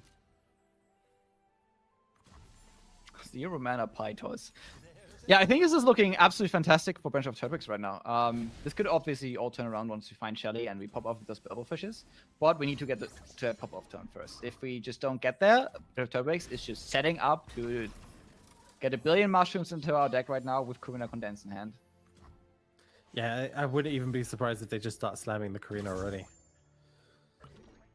But there's no even need. There's no rush. Okay, now they've drawn even more generation. This is going to be fine. Yep, I like this pass from Turtwig. Turtwig recognizing, look, I don't really need to do anything. The longer this goes on for, the better it is for me anyway. Go in with the stun. The Fizz is trying to put some pressure on. Samira is also here. We can't ignore Samira. Still one of the strongest champions ever added to the game. Can still pop up with the rally potentially, especially because of those Burble Fishes. They are getting very, very low, getting down to 0, generating us more cards, which gives us more combo triggers for Samira to eventually get the level and then the rally. Yeah, I'd like to maybe see a Mystic on the Samira at some point. We're just, if you're the I love this line, by the way, just all in, got all out too. Play all these burbles. You haven't seen the monument down come yet. This is your last sort of avenue to get any damage in. Obviously, Turtwig, we know has Pytos as Mystic Shot, but from Dime's perspective, I'm really liking this line quite a bit. What I'm not liking are those 2 cards that those Burble Fishes gave us. They found some absolute trash at the bottom of the ocean and dug it up for us. The 2 worst cards you can get.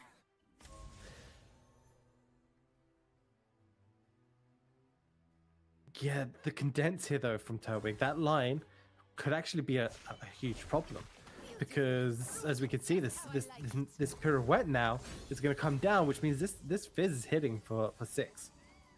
We're hitting for 10 already. 14 Nexus HP. We are actually 1 off lethal here. Yeah, with all out in hand, this is. Yeah, so you can all out, keep your units alive. Follow me. How close is that? That's 1 off lethal. Yeah. Because Samira generates you another 0 mana 1 damage ping. Really well played from the Dime though. The pirouettes coming into fruition here, doing incredibly well. Branch of Turtwig had options there to remove more units but just ended up getting punished by the multiple pirouettes. So I you don't think you play it there in case you get plunder trigger. Yeah, you right? don't need to, because like now, even if you get another Samira, she generates, like once she levels Yeah. up, she loses the text that if you have one in hand, she doesn't generate stuff. Oh, now we get Inferna a little bit too late. Oh, some monument on the top. I mean, to be honest, at 1 HP is also a little bit scary, but it kind of protects you against something like a warning shot top deck, especially if you get it as the first action that you can do in this is immediately slam it down and you immediately protect it against something like warning shot. Yeah, I or mean, stylish shot. Turtwig was probably feeling like, oh, they played that the Samira spell, right? So they probably have a warning shot, so let's just slam it, right? That's probably the read you would have in that scenario. Like they have like a a stylish shot or something, like, right? Absolutely.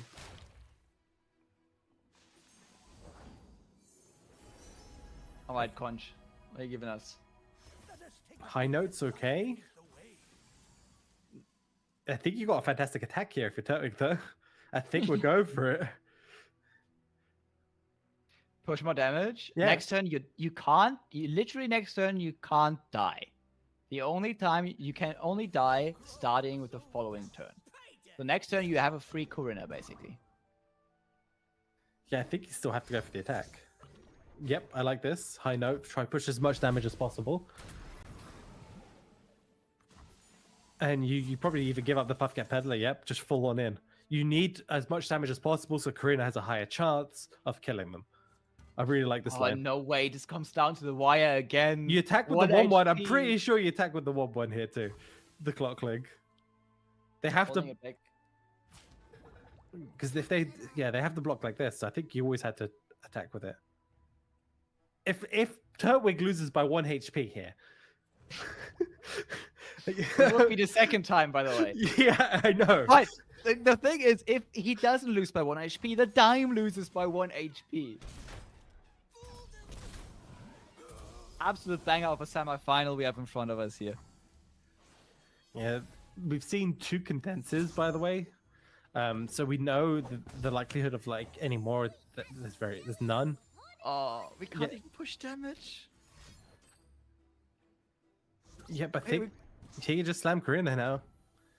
Oh, I like this actually. Yeah, they're playing around the possibility of obviously having a couple more elusives. So by doing that, got himself an additional turn. I like that. Yeah, the dime also not drawing any damage here. We can't even push damage. The elusive units can just get yeah, Exceptional Swarm. I mean, it's technically one more unit, right? Yeah. It denies some shrooms. It should deny shrooms because it's on the top of the deck.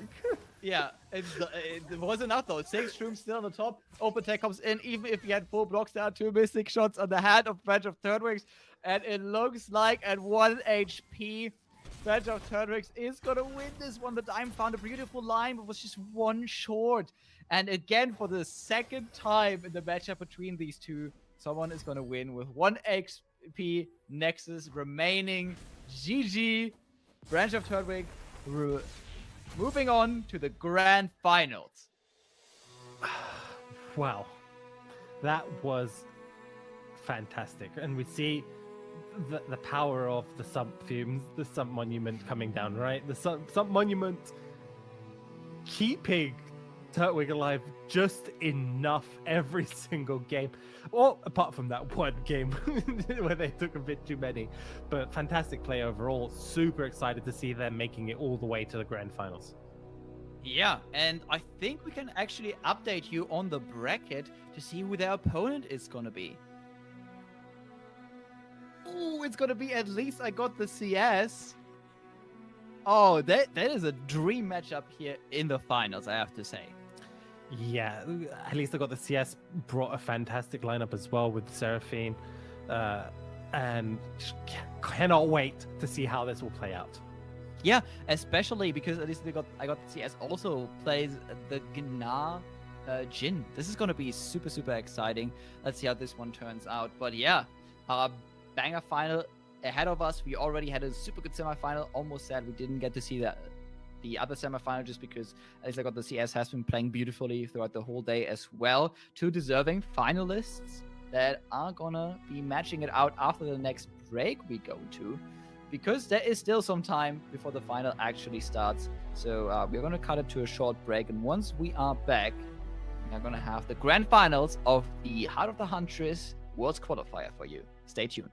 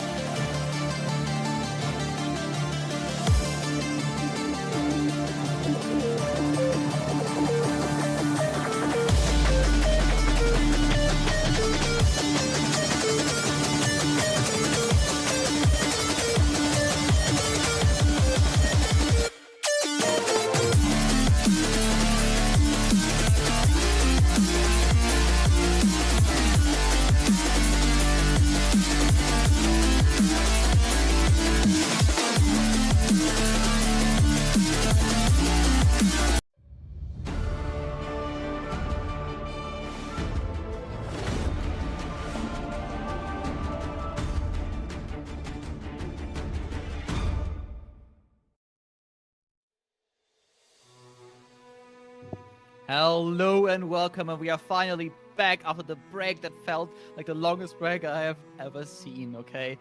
It wasn't actually that long, but the matchup for the finals is so exciting that it felt a little bit longer. It's still Ice-T, it's still Gems. Gems, are you hyped for this absolute banger of a final?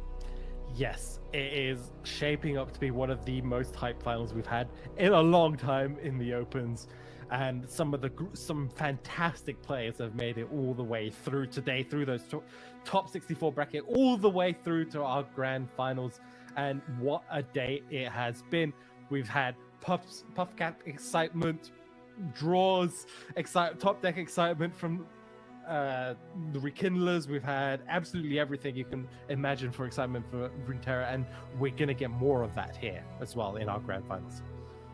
Yeah, again, just the last semifinals, we saw an absolute banger series that just came down to the wire in 2 games. So one Nexus HP was all that mattered. And if that is any indication on how the finals are gonna go, I'm so goddamn excited, especially because the lineups for both of these players are just really fantastic. And you know what?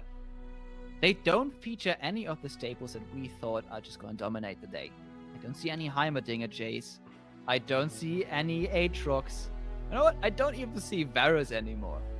They have all been wiped out by decks that, you know, people have written off, by champions that people have written off as mediocre. But this just shows how diverse the meta currently is and how exciting it is to play this tournament format currently. Yeah, it's been such a great format. The openness allowed a huge amount of variety across the board. It allowed players to experiment with tech choices, allowed them to bring decks comfort picks as opposed to necessarily counter picks, or they could have specifically brought count. Basically, the opportunities were endless. They could have brought whatever they wanted and potentially have done well. and so much expression as well allowed because of this for each player to bring stuff that they specifically or uniquely might be good at, as opposed to necessarily as the best deck. Yeah, we saw overwhelm today, right? Yeah. Everything can happen, everything is on the table, and now we are down to the final 6 decks for today, which, you know, these 6 decks, very much decks that we have seen before, but not the decks that we specifically expected to be here. The players, though, were 2 players that already showed throughout the whole tournament that they can do it, that they have it, and that they could be the champion, but only one of them can take it. Branch of Turtlewigs and At Least I Got the CS here going up against each other. And we see obviously a lot of Bandle, we see a lot of PNZ in both of these players' lineups, but very different decks outside of Gnar Jhin Nora, which is a deck that a lot of people have written off a little bit. It fell out of favor on ladder and in tournaments, but has been back huge here in EMEA. Yeah, both of these players bringing it, and it's paid off for them. It's paid dividend, right? They've been able to beat a lot of maybe the other sort of Jinx decks with the ping package. They've been able to beat sort of the other weapon-based decks, potentially sort of the slow and mid-range decks, because you have so much removal options. And it's just a deck, as you mentioned, had fallen a little bit out of favor, but showing some very strong performances today, specifically.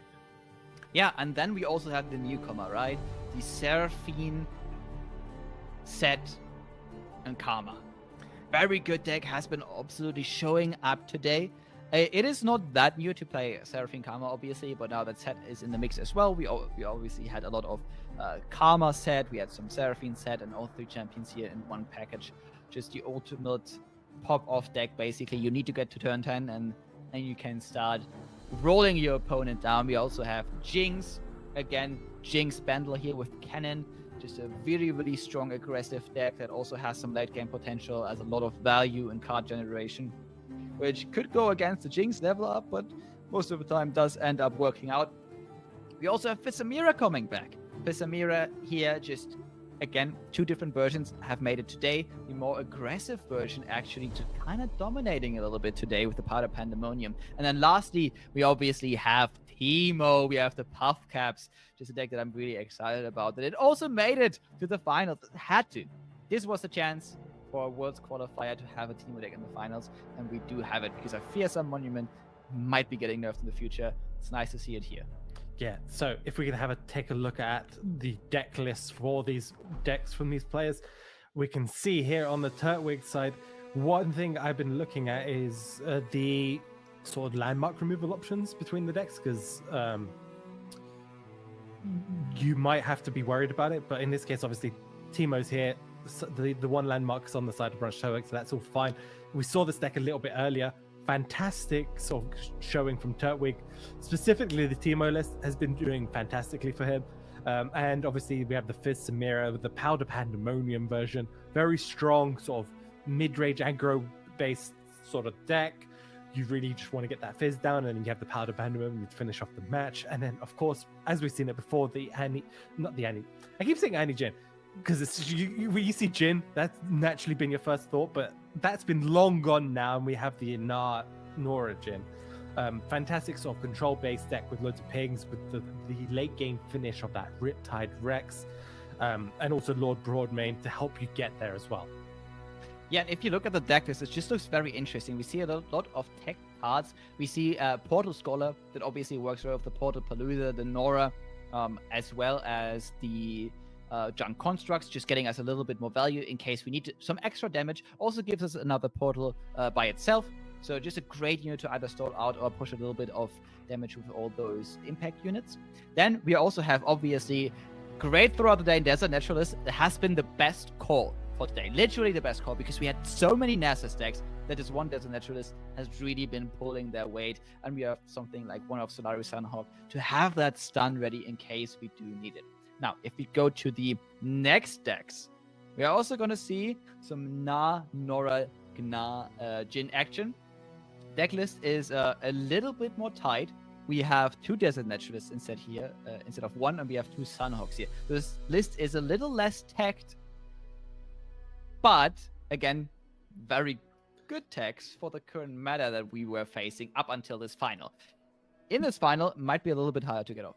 Yeah, so the reason there's an extra, actually, I was going to bring this up, is if they do choose, if at least I got the CS chooses to leave TMO open, you have an answer for Sump Monument as a potential. So what you could do is, a theory, if you got a turn where you're attacking potentially for lethal, but they slam Sump Monument to stop you, you can Desert Naturalist, right? And then get your attack still on the way.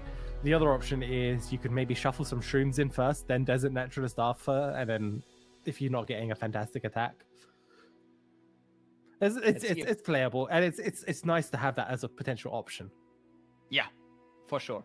Let's see how that goes in the finals, because I believe that in the sum of it, I don't think the matchup often comes down to you needing to destroy that landmark. I think most of the time you just like could die to mushrooms anyways, and we also had obviously the big Seraphine list there. Okay, Seraphine, the only 3 off in the deck. We have 2 sets, 1 Karma, and then everything else just, I think, a 1-off, maybe as like 1 more 2-off in the deck, maybe like 2 Mystic shots, but mostly just 1-offs. An absolutely gigantic list. Really excited to see that one potentially, if it doesn't get banned, because bans are going to be really tough for this one, especially for both players, because they have been facing largely other lineups and not lineups that do include something like Jinnar, right? This is something that they played, they didn't need to play against it. Yeah, I suspect we are likely to see sort of a Jinnar mirror, and the players are going to ban out the sort of list they really just don't want to deal with. So there's a chance. I don't think the Seraphine will be necessarily banned unless they think their Teemo list is going to be banned, because Teemo, I think, is going to be the toughest to deal with from both sides. Yeah, for sure. So on one side, obviously with Teemo, you do have the eventuality of the win just because you do shuffle a bunch of mushrooms into the deck. On the other side, again, your opponent does have a couple of tags with 2 Desert Naturalists that could go against that. Also, if you go up against the Nar version, it has like a couple pings to get rid of your early units, get rid of your Teemo, so you're probably not getting that through. Could be a little bit dangerous. So maybe this is something that you have to think about when you get into the bans. So you kind of have like an okay matchup into it because of your tags, but what if those don't work out? Is this just an absolute wipeout? And I feel like both players are going to spend some time in the bans, but they already did that. We are actually getting into game already. Mulligan is happening. The players are hyped to get into the finals, and so are we. And we are immediately going to get the Seraphine deck up against what looks like to be the Fizz Mira. Okay, so this didn't get banned. Yeah, so Fizz, so that still leaves Teemo as a potential ban. Still leaves a couple of other decks that are open. And this in general, because of the amount of 1-offs, could be okay for the Fizz Mira, but we have to wait and see what their opening hands look like here after the Mulligan phase. And for she's fantastic 1-drop for at least they got the CS. That's kind of what you want. It's some units, and this also just generates you 3 mana. And yeah, it looks like, if I'm correct, Teemo's just been straight out removed, doesn't want to deal with it. Yeah, that makes a lot of sense, especially because we got our Nar deck banned, which means that the only one with the tech cards got banned away. And when if we were expecting that, because as you said, this could be something that could happen. We don't really want to play against a Teemo deck at all, because I think like Karma Seraphine set must have an awful win rate into Teemo. Yeah, I assume it takes them way too long to ever set up, and the Teemo deck doesn't play that many units really. And it just slams Karina later on. But yeah, starting off here, we see the Forge Chief hit for 2. Nice little sort of early game chip damage for at least they got the CS. Branch of Turtwig does get that Fizz. Has got a couple of Plunder activators in hand. But one thing to note is Fizz in this matchup is probably one of the best cards. It is a nightmare for Karma Seraphine decks, like set decks to actually deal with, and it's primarily one of the bigger win cons for the deck. Obviously have backup for it in hand as well here, so no way to remove it currently. You could try to just remove the 3/2 here. Don't take that extra damage, but it will actually get met by an all-out, I imagine. And at that point, you're just taking 7 this turn. Yeah, this is kind of the thing, right? It's super Fizz, whenever it's on the board, is super scary for a spell-centric deck like this, because it's nearly going to just be guaranteed like sort of a 2 damage turn by turn cycle thing that you can't actually just stop. And you could, so we have the option here for all out to push for a little bit more damage. I like the stagehand here from at least I got the CS because it also generates a blocker for the 3-2. So this is it's not ideal, but it's a great option. I think it was the best option you Yeah. had this turn. It's like got CS going in.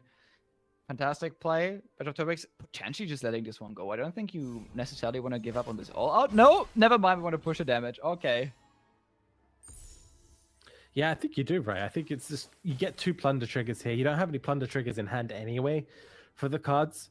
So you don't know when you're next going to draw one. So for like Father Fury and stuff, you can't really activate it yet. So I do like this. You probably just only attack with Fizz. Yeah, I don't think you want to throw your 3-2 into the ephemeral unit. But that means we are kind of low on resources for Battle of Turtwig. But that can change, obviously. Once we get plunder triggers, we can actually refill our hand Father Fury. If we get a little bit of draw, this will change as well. But right now, this looks like a fantastic setup for at least I got the CS, because I think we can stall from this point on. Gets a condense. Okay, so condense is actually super cool in this matchup. If you're ever struggling to like block an elusive, you can condense another elusive, right? And generate a blocker for Fizz. Probably one of the few ways you can actually deal with Fizz. For at least I got the CS here. So if for example Father Fury comes down, you can condense, grab your own, and then they'll be able to at least remove Fizz that way. It's not looking great, right? You have to go for the attack with the fearsome. It's going to be met with a high note. And if you don't attack with Fizz, you're basically giving, at least I got the CS information, there's no spells in hand. Oh, also, just a little update. We actually got the bans wrong. Teemo is actually left open. We actually banned Bandelnar away from Bunch of Turtwigs, and Jinx got banned away from the other side. That means if we get this win here with the Seraphine deck, that would be huge. Because that means we don't have to go up against the Teemo deck with it. Yeah, and this is looking pretty good for at least I got this. Yes, the lack of sort of activators for Plunder is a bit of a pain here for Turtwig. And now Set comes down, another one of those removals for Fizz. Like, there's only a good few ways for, at least I got the CS to safely remove Fizz, and Set's one of them. And Condense, and just grabbing another elusive unit was one of them. So this is a fantastic option here for at least I got the CS really stabilizing here. And no development basically on Turtwig's side is really not what they want to see. It almost doesn't look like at least I got the CS is stabilizing. Almost looks like they're pulling ahead at this point, okay? At some point, Badge of Turtwig also has to be caring about their Nexus health if this goes on. Already so augmented clocking another elusive blocker as well. Probably want to just pirouette the Nexus to get a plundered activator for the Father Fury, right? It's fleeting anyway.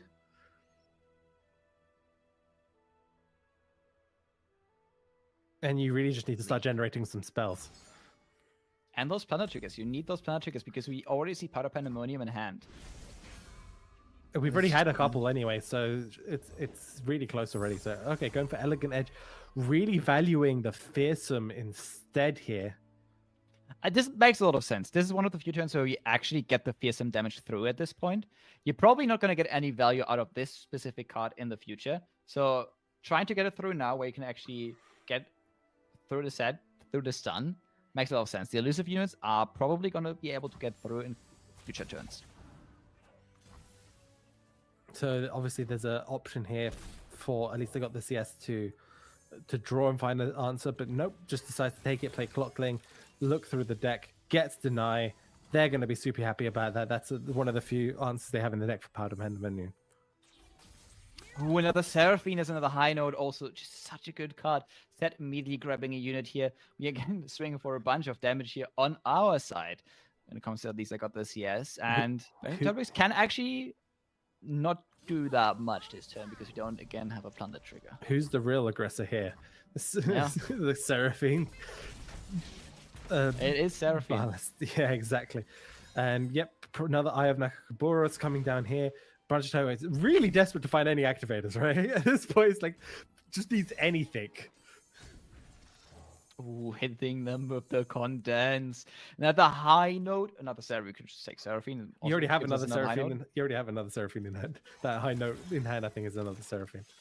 Yeah, and then you could take another Seraphine, which then becomes another high note. Hey, boss, check out the size of the crowd. Set's probably getting really close here now to leveling up. Seraphine as well. This game is slowly getting out of hand here for Turtwig. Oh, it has been getting out of hand after turn 2.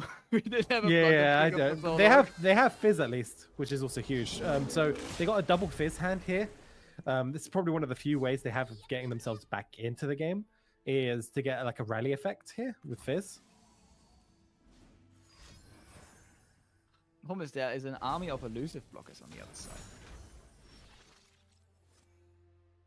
Oh, that is a good spell to generate though. Yeah, the Tailstone coming in gives a couple of options, so you can chum the waters as well from it if you want. Allows you to potentially push a little bit more damage. Concussive Palm here is pretty good.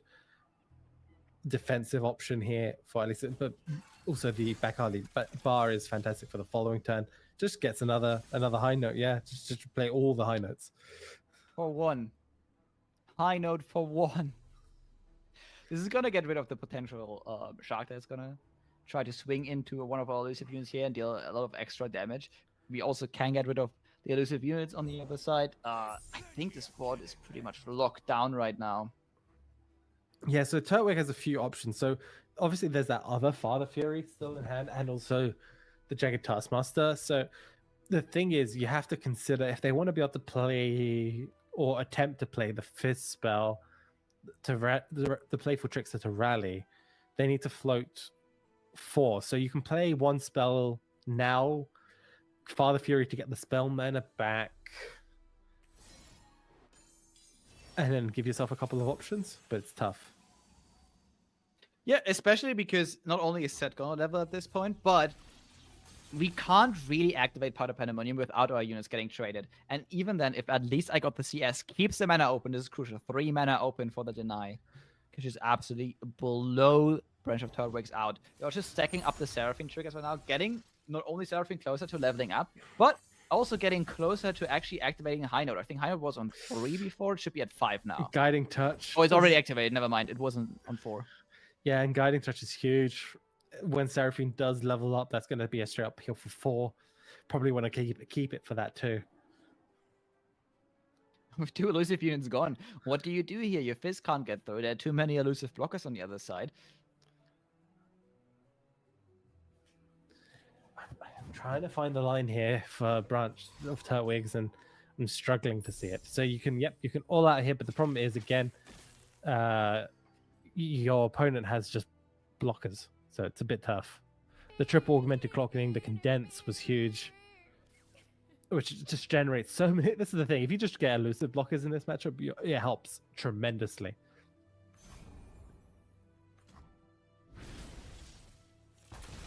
So we gotta keep an eye. Did they use all out the wrong way around? Maybe. Yeah. That shouldn't have happened, I believe. Oh, that's why the emote came in. Yeah. I mean, I thought the emote just came in because, like, oh my god, I'm losing this game. All right, you have it. But like, the emote came in because, oh, I kind of used it the wrong way. I made a little oopsie. Not that that little oopsie actually matters at the end of the day. It doesn't matter, but it could just be a sign of nerves, right? This is the grand finals. The winner of this does get a direct invite to Worlds. You can practically coast your way throughout the year all the way to Worlds. No need to even bother with like opens or anything. You got a guaranteed spot. I like what we're doing here. We're basically setting the entire board up for like the big set of literate. Okay, but if we swing in here, obviously we do have a couple blockers. Yeah, it doesn't really achieve anything, which is a bit unfortunate. You kind of actually want your board to be removed, and just going for the Guiding Touch now instead of waiting for the Seraphine level up. Don't mind it. Yeah, you're super chilling. You got Deny. There's Pursuit of Perfection. There is Seraphine. Now you're about to hit Level. me. This is, from bad to worse. It's from bad to worse, right? Yeah. Next turn we just, I think, we don't really have lethal quite yet. But we're getting there. We're getting there. You can time trick and look for it. You get a double draw. Oh, yeah. With time trick, for sure. There has to be a Mystic Shot in there somewhere. Okay, we look for it. No. I mean, it doesn't have to be Mystic Shot. I believe we also play Wuju style. That could also be it. None of that is quite it. Okay. Find a Karma. Got some bomb. Okay. Close enough. Close enough. Because you can play Karma plus... Can you even get the set spell this turn? No, I don't think so. No. No, because you can't spend 12 mana, unfortunately. Unless you somehow get coins. And you have tag out. Okay. Nearly. The problem is you already played coins, so it's not a unique spell, so Seraphine actually doesn't double it.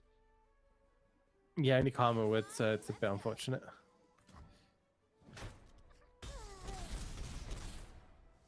But, I mean, you can also do that next turn. I don't think you're that afraid. Yep, we have enough mana for a deny here. I don't think there's any reason to let this go through. Yeah. No, none. You just deny it. Unless It's you want to not- make the finals a little bit more spicy. At least I got the CS, maybe delivering some hype here. Saying, okay, I'm taking the 6. No. I don't know what else you'd even deny in this matchup. Chum the waters? Yeah, why would you do that if you have stuns and removal? Yeah, 'cause I'm just trying to think of any other card you would deny in this matchup. And that's the only one I'm thinking. Pirouette? More healing. Ooh, So if it's this turn, at least you play Mixologist, you play Tag Out, you play Mixologist, you play Tag Out. And you watch Branch Turtwig have no answer to this at all. Yeah. It's super unfortunate, but super powerful turn here for at least they got the CS.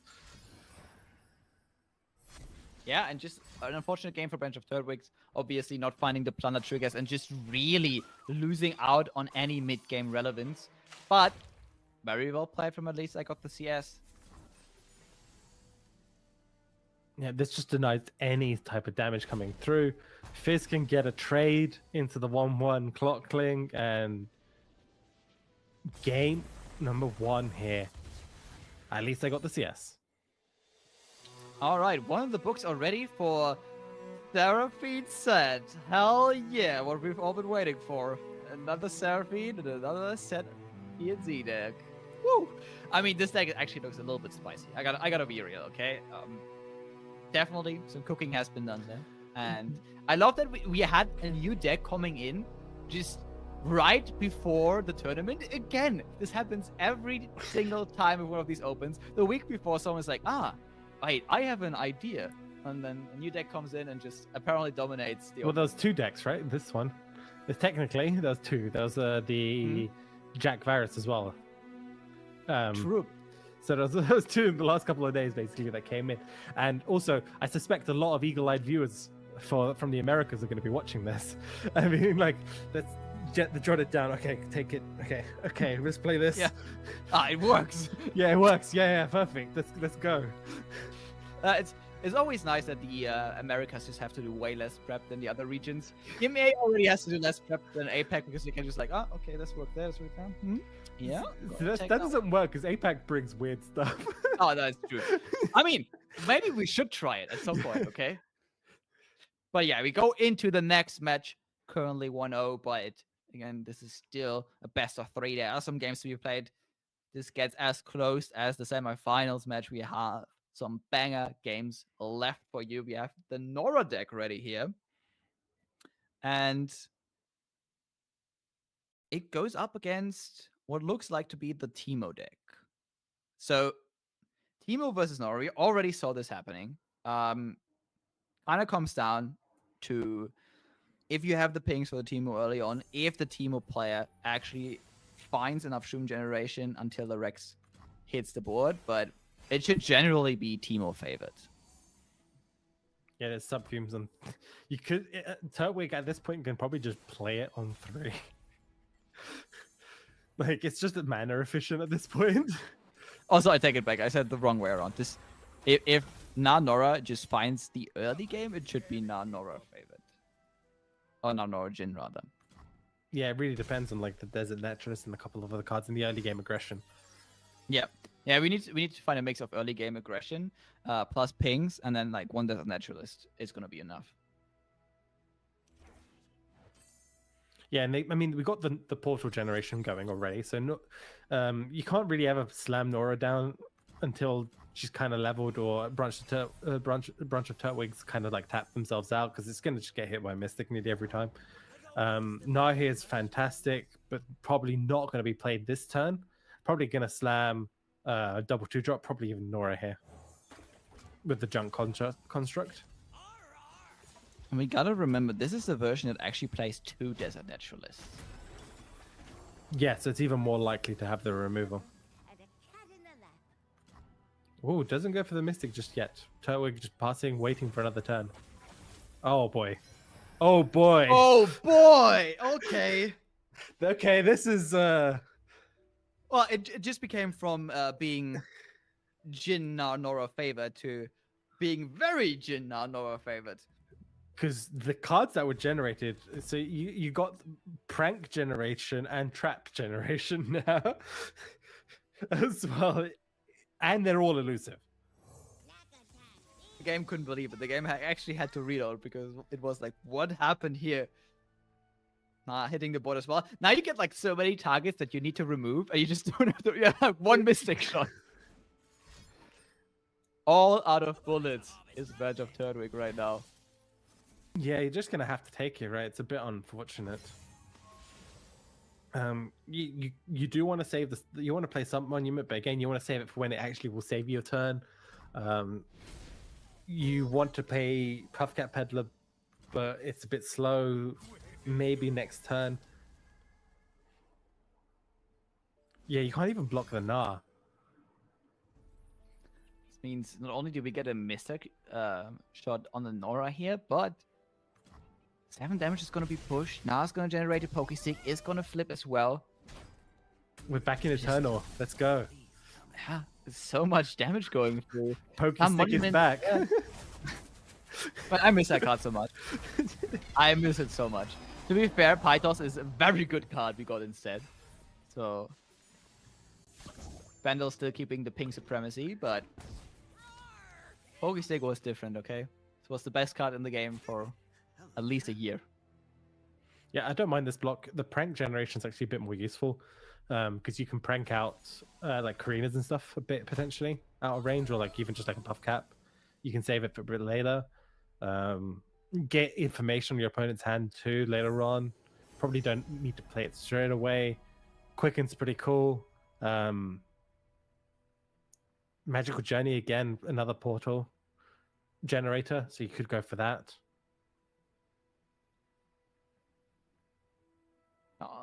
Can't discount Proximity Puff Cap.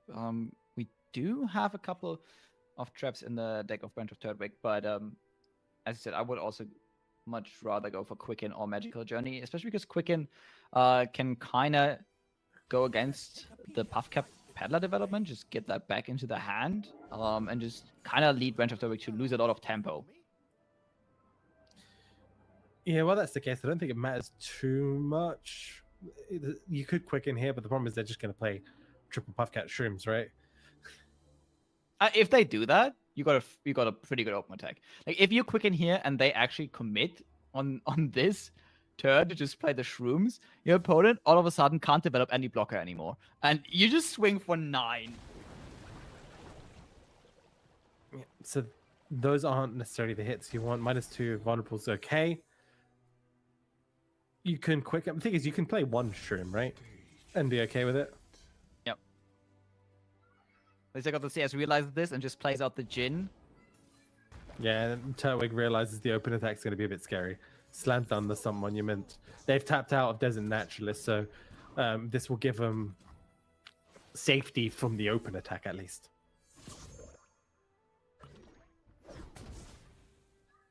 Oh, Broadmain. Second Sun Monument. Okay, so we have answers for Desert Naturalist now too.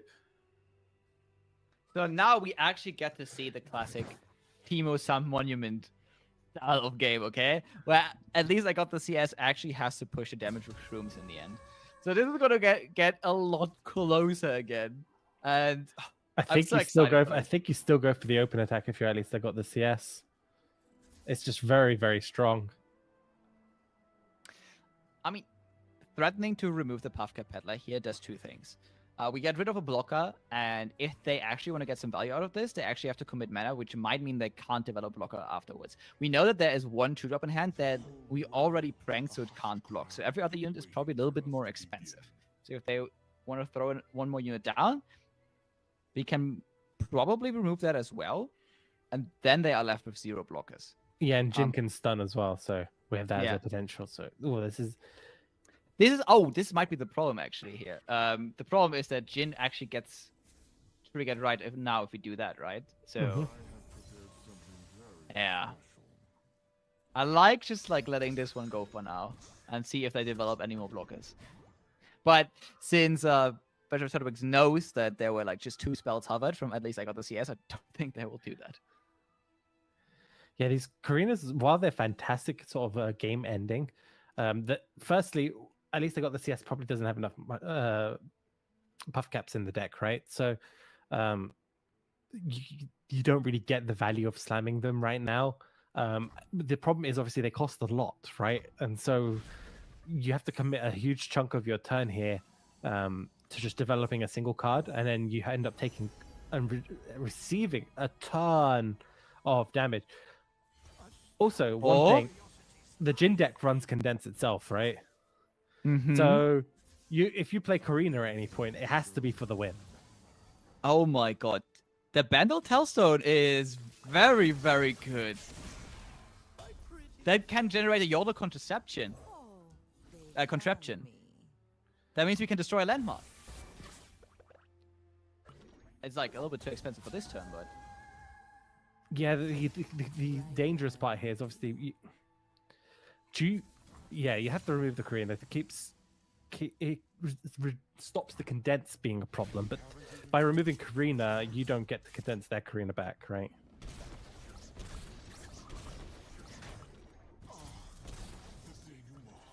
I'd like everyone to ignore... Oh, I just misspelled contraption, by the way. Yes, there's the naturalist that we've been speaking about. Yeah, we can actually remove both some monuments this turn. I think you have to go for it. Oh, okay, Jin. I mean, Jin comes in now, then go there's a naturalist, then you notice, oh, okay, they have another one, and then you can do it next turn as well. Tarwick has to play the other one, right?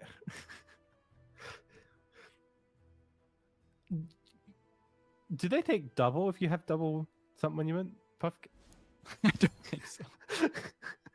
That would be hilarious, though. Oh, but tapping out of it. Okay. A little bit dangerous. Frank the wall up here. Yeah, perfect. There's a naturalist comes in, gets rid of the monument. Just beautiful play here from at least I got the CS. Brent of Turbic just holding on, but I mean, look at this. Perfect cards drawn here.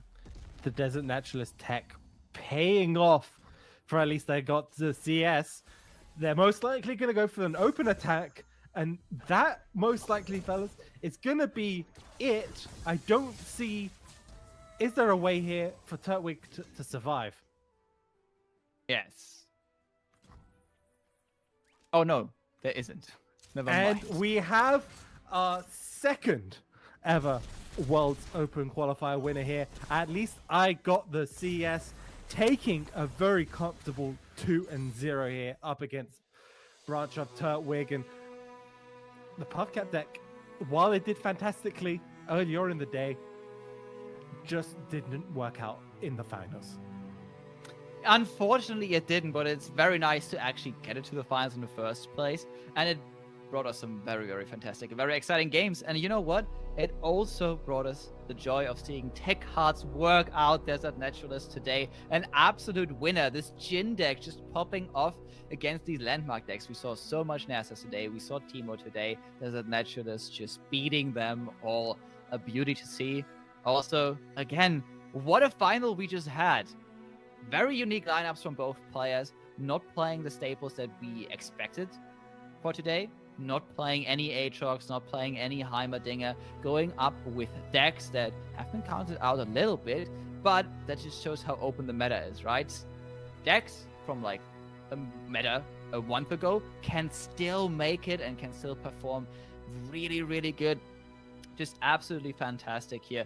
And at least I got the CS test. Just been playing so good throughout the day. And now got that champion title, got that money, and got the Worlds invite. We have another Worlds qualified player from EMEA here. At least I got the CS. Yeah, fantastic gameplay from at least I got the CS.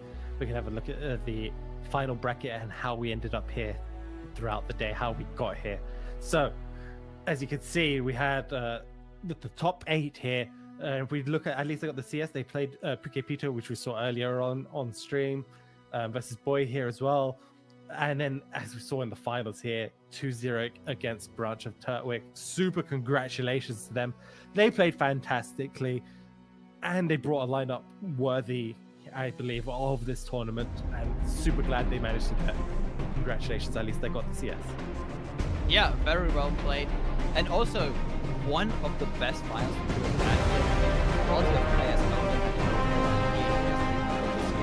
with the win at the end. And it's someone that we have seen before in the tournaments and has been making their way in the EMEA competitive scene. Now, getting a Worlds invite, absolutely fantastic. This is someone I would trust to represent EMEA at Worlds. Yeah, not only the Worlds invite, they get their points, should they want to, as well as the 5k prize pool for themselves. Also, 2.5k is going to go over to the opponent. So still, even though they came in second, they managed to secure themselves a decent chunk of World points, and 2.5k gives them a good chance of still getting in through this season. Yeah, Branch of Turtwigs totally can make it this season. As you mentioned, 15 points, nothing to scoff at. Good second place here as well. And with that, it's just a fantastic tournament throughout the day, now really finding its end.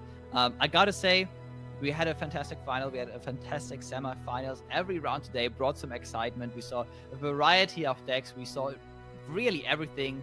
Why LOR competitive is so fun and so great. It's just one of the games that really has diverse metas, great players, and I gotta say, had a really, really fun broadcast today. It's been awesome, and I cannot wait to do more. Talking about more, there is more today, because this is obviously not the last open for today. We already APEC, we now had EMEA, but next up we actually have the Americas. Starting at around 10:45 to 11 a.m. PST, the Americas are actually going to be up next, and they are going to bring you guys some more action, and I think some more Seraphine. Be excited for that deck. If you liked how that deck plays, you can probably see a lot more over there, because this is where the deck originates. So I think a lot of people are gonna look at EMEA and gonna say, hey, we can do it better anyways. We are the Seraphine players. We are the Ionia PNZ players. We're just gonna bring that as well. But yeah, this is gonna be at 10:45 a.m. PST to 11 a.m. PST is where it begins. It is gonna be cast by Skarzik and Boulevard, two fantastic casters as well. Two of my favorite LOR casters. Really excited for that one. But that has been it for the EMEA broadcast, everyone. I want to thank everyone that has been watching. I want to thank the players for bringing us some fantastic games, production, and everyone in the back for supporting us here on cast. And I want to thank you, Gems. It was so good to finally get one of these big casts with you, and I hope we get to do more. It's been fantastic. Thank you very much for having me as well with you, Ice-T. All right, and with that, we're going to say goodbye, and until next time, stay tuned and tune into the Americas.